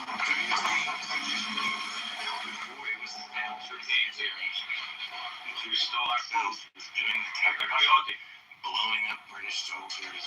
We cannot eat this. Hotels, this and that. Anglo people, when you came yourself, why did you not wait until we returned? I could not wait. There was no time. Our laws are simple. He who takes from us is a thief. Is a thief must die. Is there no way in your laws that I may seek justice for myself? There is the ordeal. PTR all the books that are funny right now. The AI is literally true. Ghana is marking a major conservation mountain. Top engineers is tie the slices of beef and place them in the When you in prison, what you need is protection rights, and the way you do that is by getting into a gang. I was surprised to find out that there was a ball gang in prison. Brothers, we're right. What's up, homie? Nice haircut. Get the out of here. You need to earn me respect. You're in the wrong neighborhood. Black motherfucker.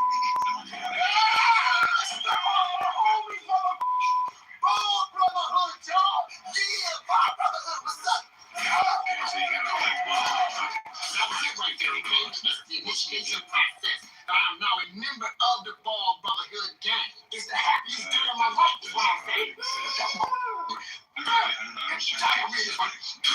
I hope that's not a lifetime dude right here. Lewis continues to try and ingratiate himself to the gang.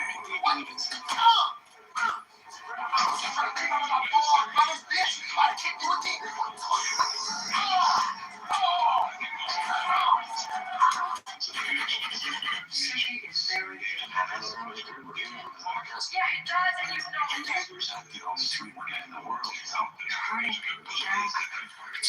Can't we just put this behind us and be friends? Do you believe you have exist? So who creates you? That is that show is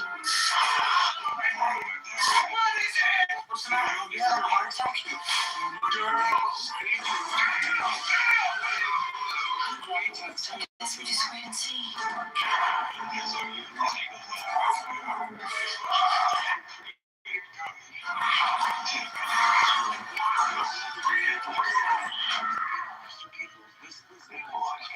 Just fine. Wonder Daddy. Come on, Dad.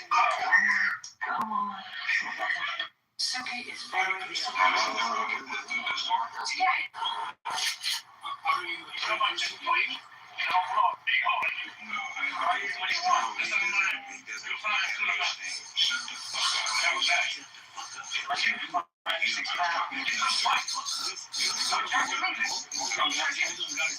You just have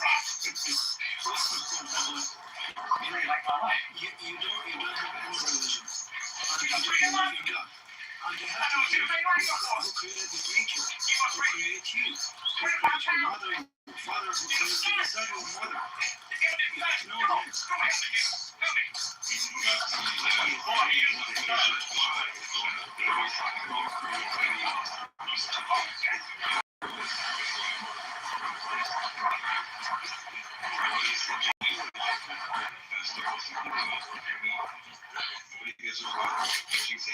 My husband is 50. Look, if you guys are going to do something on your first one, I'm rabbits. Peace. I'll leave the back. After remains to be seen. Those are deep questions. I think that, ask the question of who created X, Y, Z.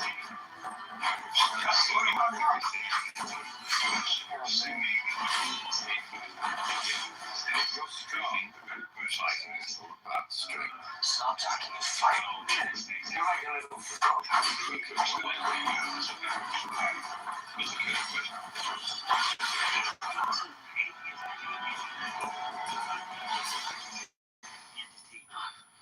You're brave.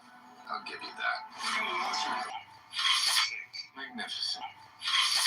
Magnificent.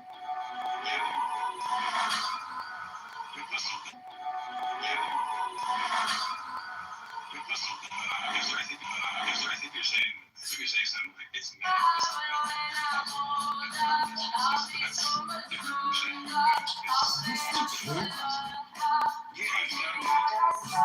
Mom phone.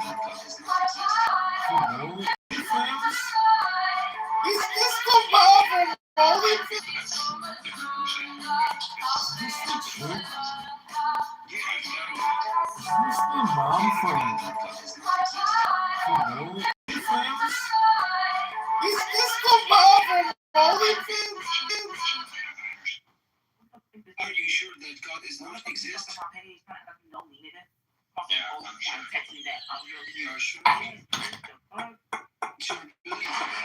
For me, I believe that God does exist. Because He created this nature, He created the sky, He created the sun, the moon, or all the plant. And so there's a God behind that.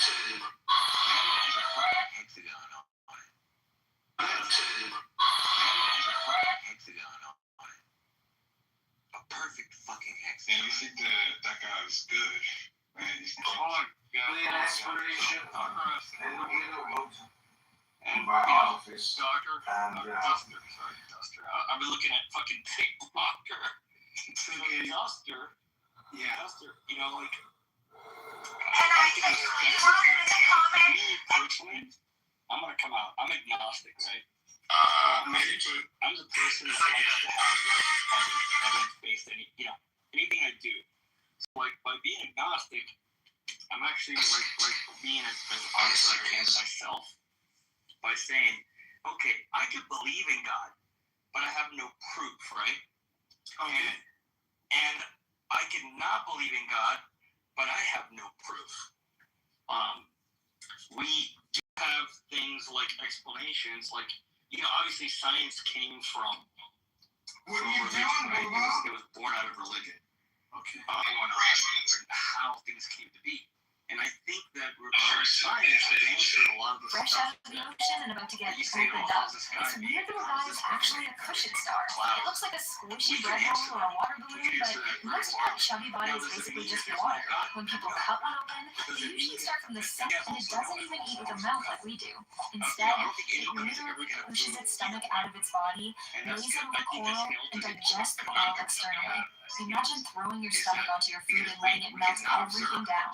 Wild, right? The bigger the starfish, the more surface area it can cover, which means more coral gets consumed. But here's the twist. When coral disappears, so does their food source. And when food becomes scarce, their own survival is at risk. Fresh out of the ocean, drive your belief. This is a $1,000 bionic exoskeleton designed to give you superhuman performance. That feels so good. So I decided to wear it around for the day, and I noticed something crazy. I started by climbing the mountain to the energy out of it. Since it was -20 outside, I wanted to see how close in the cold and also test out its max setting, which basically makes it walking. So I climbed the mountain, I carried on walking around the school, and this is where I noticed something. I felt like I had a lot of energy since walking became so easy. You know the odds of me being a new tonight? Are you single and Or are you just going to be energy? Retire if you doesn't have a conscious thought. Existing in the universal science of death. Yes. Because there's no evidence that says energy collects in one place where you don't be with your family. Because why does the Russian scientists have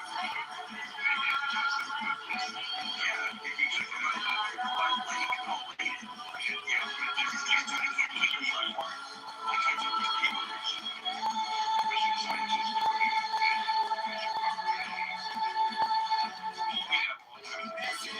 thesis and theories, but it's not supported. They're not supported. It's statements that support it with views. It's just thesis. It's like saying right now that we have a theory.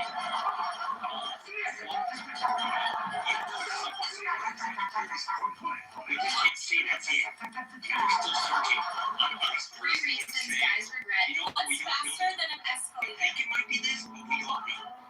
And that's what they do. Escasuna. I just I'm ready for it to move on to the debate of, okay, like, we all know what freezes. Are we going to be conscious or not?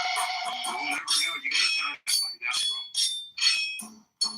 I think the talk about risk is a little problematic because the only two ways that I know of that you can prove something is in mathematics and formal logic systems, and proof doesn't exist like anywhere else outside of that. So all we have is like we have evidence and we have reasons and justifications for beliefs. So like to that what religion gave us math so thoroughly? You're interrupting, bro. You're doing the interrupting thing. Was it Islam? Stop interrupting, guys. Just let them finish. Well, I was gonna offer like a reason to be an atheist. I mean, it's not proof, but it's a reason to be an atheist. Is you want to hear? Yeah, man, I'll hear anything. Yeah. It's like beating a dead horse. Oh, what's that, Cat? I said, with them trying to convince you, it's like beating a dead horse. Well, it's still interesting to just talk about it, So maybe it's intellectual talk. We don't have to like argue about it because at the end of the day, everybody's going to be what they're going to be, right? Yeah, I don't know. I mean, sometimes I change my mind on stuff over time too, just listening to other people say intelligent things. One of the reasons I'm an atheist is because if there is if there's a good God out there somewhere, then this, especially like a perfectly good God or an all-loving God would say, then they would want to communicate their moral message to us in some way or another, whether that's through revelation or like a book or maybe our inner intuitions or our conscience. Moses or Jesus. Yeah, sure, Moses or Jesus. That's right, exactly. Quran, Bible, all the commandments and stuff in there. That could be one way that a good God would communicate his moral message. And so if that's right, then we should expect from the existence of that God to like this mass convergence on like a single ethical system or a few single ethical principles. There would be this mass convergence on like morals around the world. And in fact, when we go out and look, see if that's right, the total opposite is right. There's this mass like moral disagreement about like everything every single thing you can think of. It's like mass moral disagreement about like Christians disagreeing with Christians, Muslims disagreeing with Muslims, atheists disagreeing with atheists, and on and on and on. that is a reason to think that that God doesn't exist. Elliot, may I ask you a question, please? Yeah, man. What's the purpose of your existence on the planet? I choose my own purpose, whatever it might be from day to day. Yeah, what the purpose? Why you are here? Why you are on the planet? Why you are on the earth? To raise my daughter the right way. Okay. That's it for you? No, I mean, there's lots of other things to talk about, but I mean, if you're asking me what, like, do I hold to any, like, objective sense of morals? No, I think I'm an anti-realist. You know, I don't think morals are real. I think morals are, you know, are there some kind of convention made up by human beings? Oh, they were real when you were asking me about my morals earlier, though. You're very critical. Anyways, Dustin. I mean, just because I don't have objective morals, I don't believe in that stuff, doesn't mean I don't have morals. You fucking dumbass. Anyways, does that answer your question? No. Okay, it's clear. I respect your mindset, and you are free to choose your religion. It's your choice. We don't force you to be Islamic or Christian, or doesn't matter. Respect your mindset. Thank you. Sure. I can add a little bit to that. I've tried to study like the writings of the Enlightenment thinkers. I'm trying to understand like why is it that the American government has like the Constitution and like separation of powers, all this kind of stuff, And when I try to do that, I get to the Enlightenment. Those are the reasons why my government is the way that it is, and that those comes. The Enlightenment is like, above all else, like reason is above divine authority for starters. That all people have natural rights. Taking their resources. Rights to self-determination. So,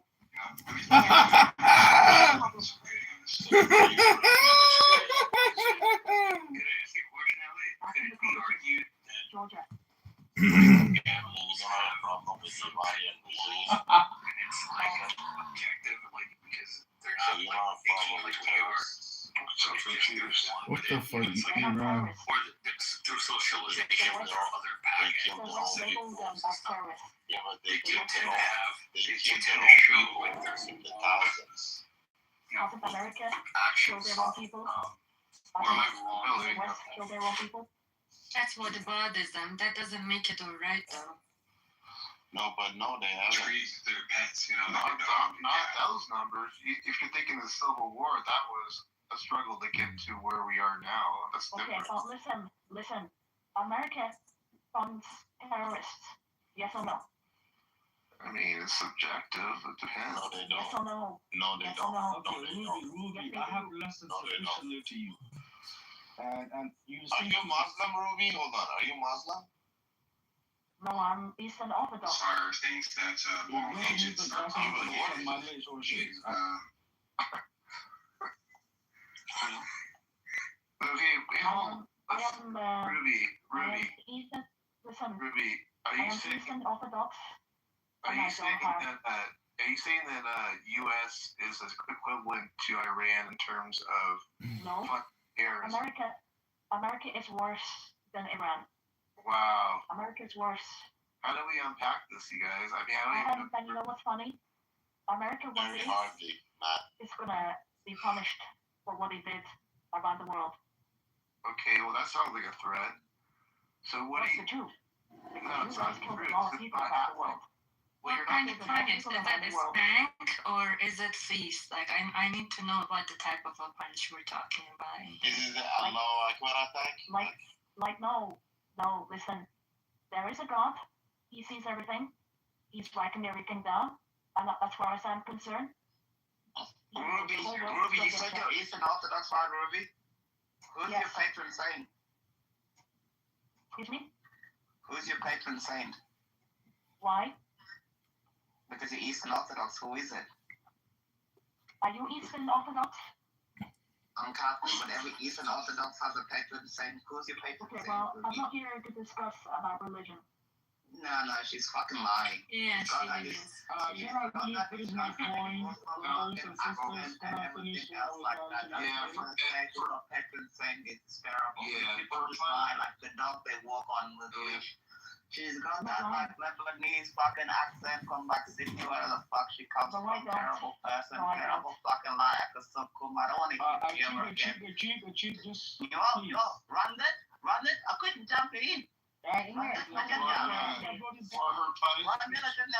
just jump in between it. Please don't swear. Some component of the fuck out of it. Okay. First, you have to not interfere with Niall's by the way. I'm gonna say His name is actually Newell, by the way. She's a damn fucking liar. They know that Peyton's saying, so shut the fuck up, Ruby. This is the type of room this is. Shut the fuck up. It's any type of room you want it to be. So shut the fuck up. Niall. Somebody get this intelligence so fast. Niall. Well, His name is Newell. Newell. You say Newell. I'll never get it right. Yeah, let's do a test, right? You didn't do Angel, right? So Yeah, let's do a test. Let's see if I can talk for 3 minutes without being interrupted by there you go. That was actually less than 30 seconds. You're a fucking retarded, stupid fucking bitch that doesn't even know her patron saint, so shut the fuck up. I'm not talking to you. Go ahead, my brother. You're an incel. You haven't had pussy. Shut the fuck up, you dumb. Someone put it down. Stop talking. Ruby, you actually so like annoying. This. Shut up. Ruby, if you actually listen to me carefully and let me finish, the things that I'm saying you would agree with. Okay. So thank you, sis. Listen just for a minute. My questions or the things that I'm saying is that, and I think the topic has to do with Iran. And Iran is the regime. So when I'm talking about Iran, I'm talking about the people. When I say America, I'm not talking about the American people. I'm talking geopolitically. The structures of governance, right? And what that is, and the confusion that we Americans are struggling with is what is Trump doing? If the goal is to rid the Middle East interfere of these theocracies. No, we need the blood oil, like we need the resources. So we're going to interfere all the time. What the fuck are you to interfere in Iran? How about you shut the fuck up, Joey, bro? The guy was like 30 seconds in his mouth and things to talk. You dumb fucking cunt. Why do you come up in this stage and start talking in your mouth enough? Shut the fuck up and wait your turn. He can't even get his thoughts across because you fucking retard. Just get sucking dick for Islamic Republic. Shut the fuck up. Let the guy finish. You can speak afterwards. I don't care about that. I'm kidding about the people. Shut the fuck up, you dumb bitch. You just come here and you talk, everybody gets bored, everybody gets upset, everybody gets angry. Because dumb cunts like you can't even stop talking. Fuck up. Can you accompany me to the rooms when people try to interrupt me every second and do this, please? I got this dialogue. Every time somebody tries to interrupt me, I'm nobody's going to interrupt you. You're incel. Ruby, shut the fuck up. Last chance. Okay, bitch. Shut up. Kick me out. Get the fuck out, you dumb cunt. I don't care. Go ahead, my brother. You want supposed to have you don't fuck about dumb bitches like that. Don't give a fuck, bro. These dumb bitches come up here and talk shit all day long, boring everybody to death. We're trying to have a conversation. Gives you a fucking headache. I don't know now. This is okay, it's okay. It's part of the struggle because I think, unless we just told each other, I think we're trying to make sense of this stuff. All right? And I think I'm giving my 2 senses. And then if I'm wrong, you can come at me and disagree with me, and then it's part of the conversation. And so thank you, Ajik. Thank you, brother. But let's be fair. Like, let's be honest, right? Like, we know that we need oil. That is the truth. But that is not really the problem. The whole Middle East, is built on theocratic thinking. يعني الفرق بين الشيعة والسنيين شنو؟ And those who want to really talk, well, I'm getting there, but this is the issue. If it is difficult to talk with, if it is difficult to be insightful, let me land here, MG, and then you come at me. Like I promise you, I'm not going to say anything that I cannot explain. So I don't know. Anyway, I'm going to stop there. If that is what we need, because I feel like I'm destroying the room, and I don't want to do that. So let's, if you want to engage like this, let's go ahead. Can I say something? Yeah. Sorry, but I want just to talk about something you mentioned, Neil. You said, what is the difference between Iran and Saudi Arabia? It's way different. Saudi Arabia has been trying to work on their economy for the longest term. Their even punishment ways is like the regular way. For example, if somebody steals, they put them in a prison. In Iranian, they cut their hands. They are using the Islamic punishment stuff. So you can't just say that, because these GCC countries, we were in peace for the longest time, trying to do some tourism, to do some stuff. And now, since the war started, there is no airport mainly. If you book a flight, it would be cancelled.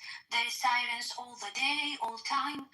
There is no schools, online schooling. People are not going to work. For what? For nothing. We're just in the middle. That's it.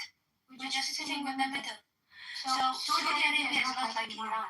I'm not saying all Shia are bad. I mean, but the Khamenei, the regime in Iran is, they say this to America, like what are you saying? They would kill anyone. They would kill their people. So it's way different when you say Sunni and Shia now. And that's it. So thank you. Exactly. And this is my question, right? If the difference between Iran and Saudi Arabia is how Saudi Arabia implements Sharia and Iran implements it, then that's a very good one to discuss as a people, right? I agree with you. But structurally, governmentally, the only difference is this. Iran is built with ولاية الفقيه الفقهاء بالعربية is a clerical state, meaning that they are built around only the expert الفقهاء في الإسلام. الفقيه هو عالم العلوم في الفكر الإسلامي والحياة الإسلامية. Talk in English. I get lost. That's what it means. Literally, it's usually clerks. It means the experts, right? The experts in Islam are the only one who should rule. That's in Iran only, not in GCC. I know. Islamic don't rule in GCC. We don't allow them to. Not anymore. I understand that. That's the distinction I'm trying to make. The difference between Iran and Saudi Arabia, these are the regional powers. And I never finished that because I asked a question, a rhetorical one, that I wanted to answer. All right, I'll go with you, E. You're right. That Saudi Arabia is more capable in terms of accommodating the world and engaging the world in different ways. Iran is not. But I'm trying to say, if our engagement in the Middle East or these regimes that are theocratic, the difference is this. Iran is a clerical state. It is built, its legitimacy is derived from expertise, your understanding of Islamic theology. That's a distinction.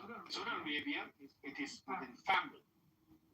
Even the country itself is after a family. Yes, it's kings. You're right. So the distinction really, when it comes to corrupt management, they all have Muslim countries, they all claim, some divine power, legitimacy, whatever you call it. The distinction is that in Iran, the authority is in the hand of the expert in the Islamic theology and expertise. In Saudi Arabia, the authority rests in the family. الصعود أو بين الصعود. In terms of oppression, and we are Americans, the distinction is negligible. You understand what I'm trying to say here? So if we are talking about human rights, or about really truth, about democracy, about women's rights, and all of these things, the distinction between Iran and Saudi Arabia is negligible. But if we're talking about resources, which we need terribly, well, you know, let's talk about I don't get it when you said it's, you mean like, it's not. No, it's not. If you're talking about women rights and stuff, it's not. I don't wear hijab, I travel, I do all of the jobs I women can do a lot here. They're not allowed to. They're not allowed to. No, I'm not from Saudi Arabia. I drive down for my whole life. I'm from Kuwait, but but we know that Saudi Arabia, as you say, for 10 years they could. They did. Kuwait is one of the only Arab countries. Kuwait is one of the only Arab countries that they've been doing a lot better compared to the other Arab countries for long ass time. Yeah, and we like United Arab Emirates, like Bahrain, we both like mostly like free when it comes to women rights, dressing whatever you want, etc., etc. But if we're talking about, because Saudi is the biggest country in the region, they were before, but now it's no longer allowed. People can do, women don't wear hijab there. They started driving, as you said.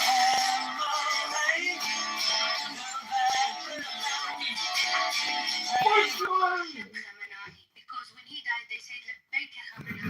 Muslims say labbaik Allah. So you're talking about people who think this is their God.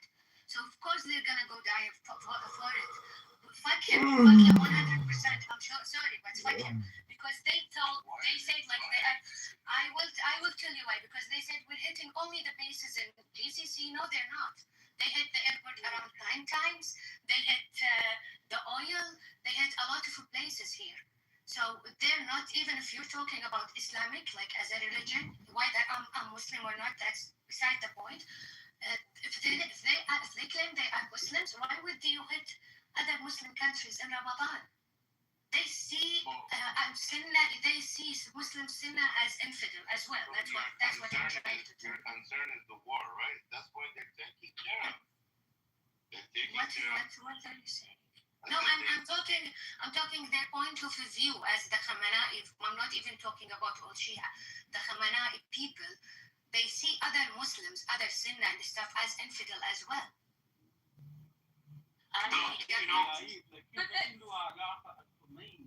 علاقة بالمشكلة في الإسلام نفسها. أنت كويتي بتفهم العربية صح؟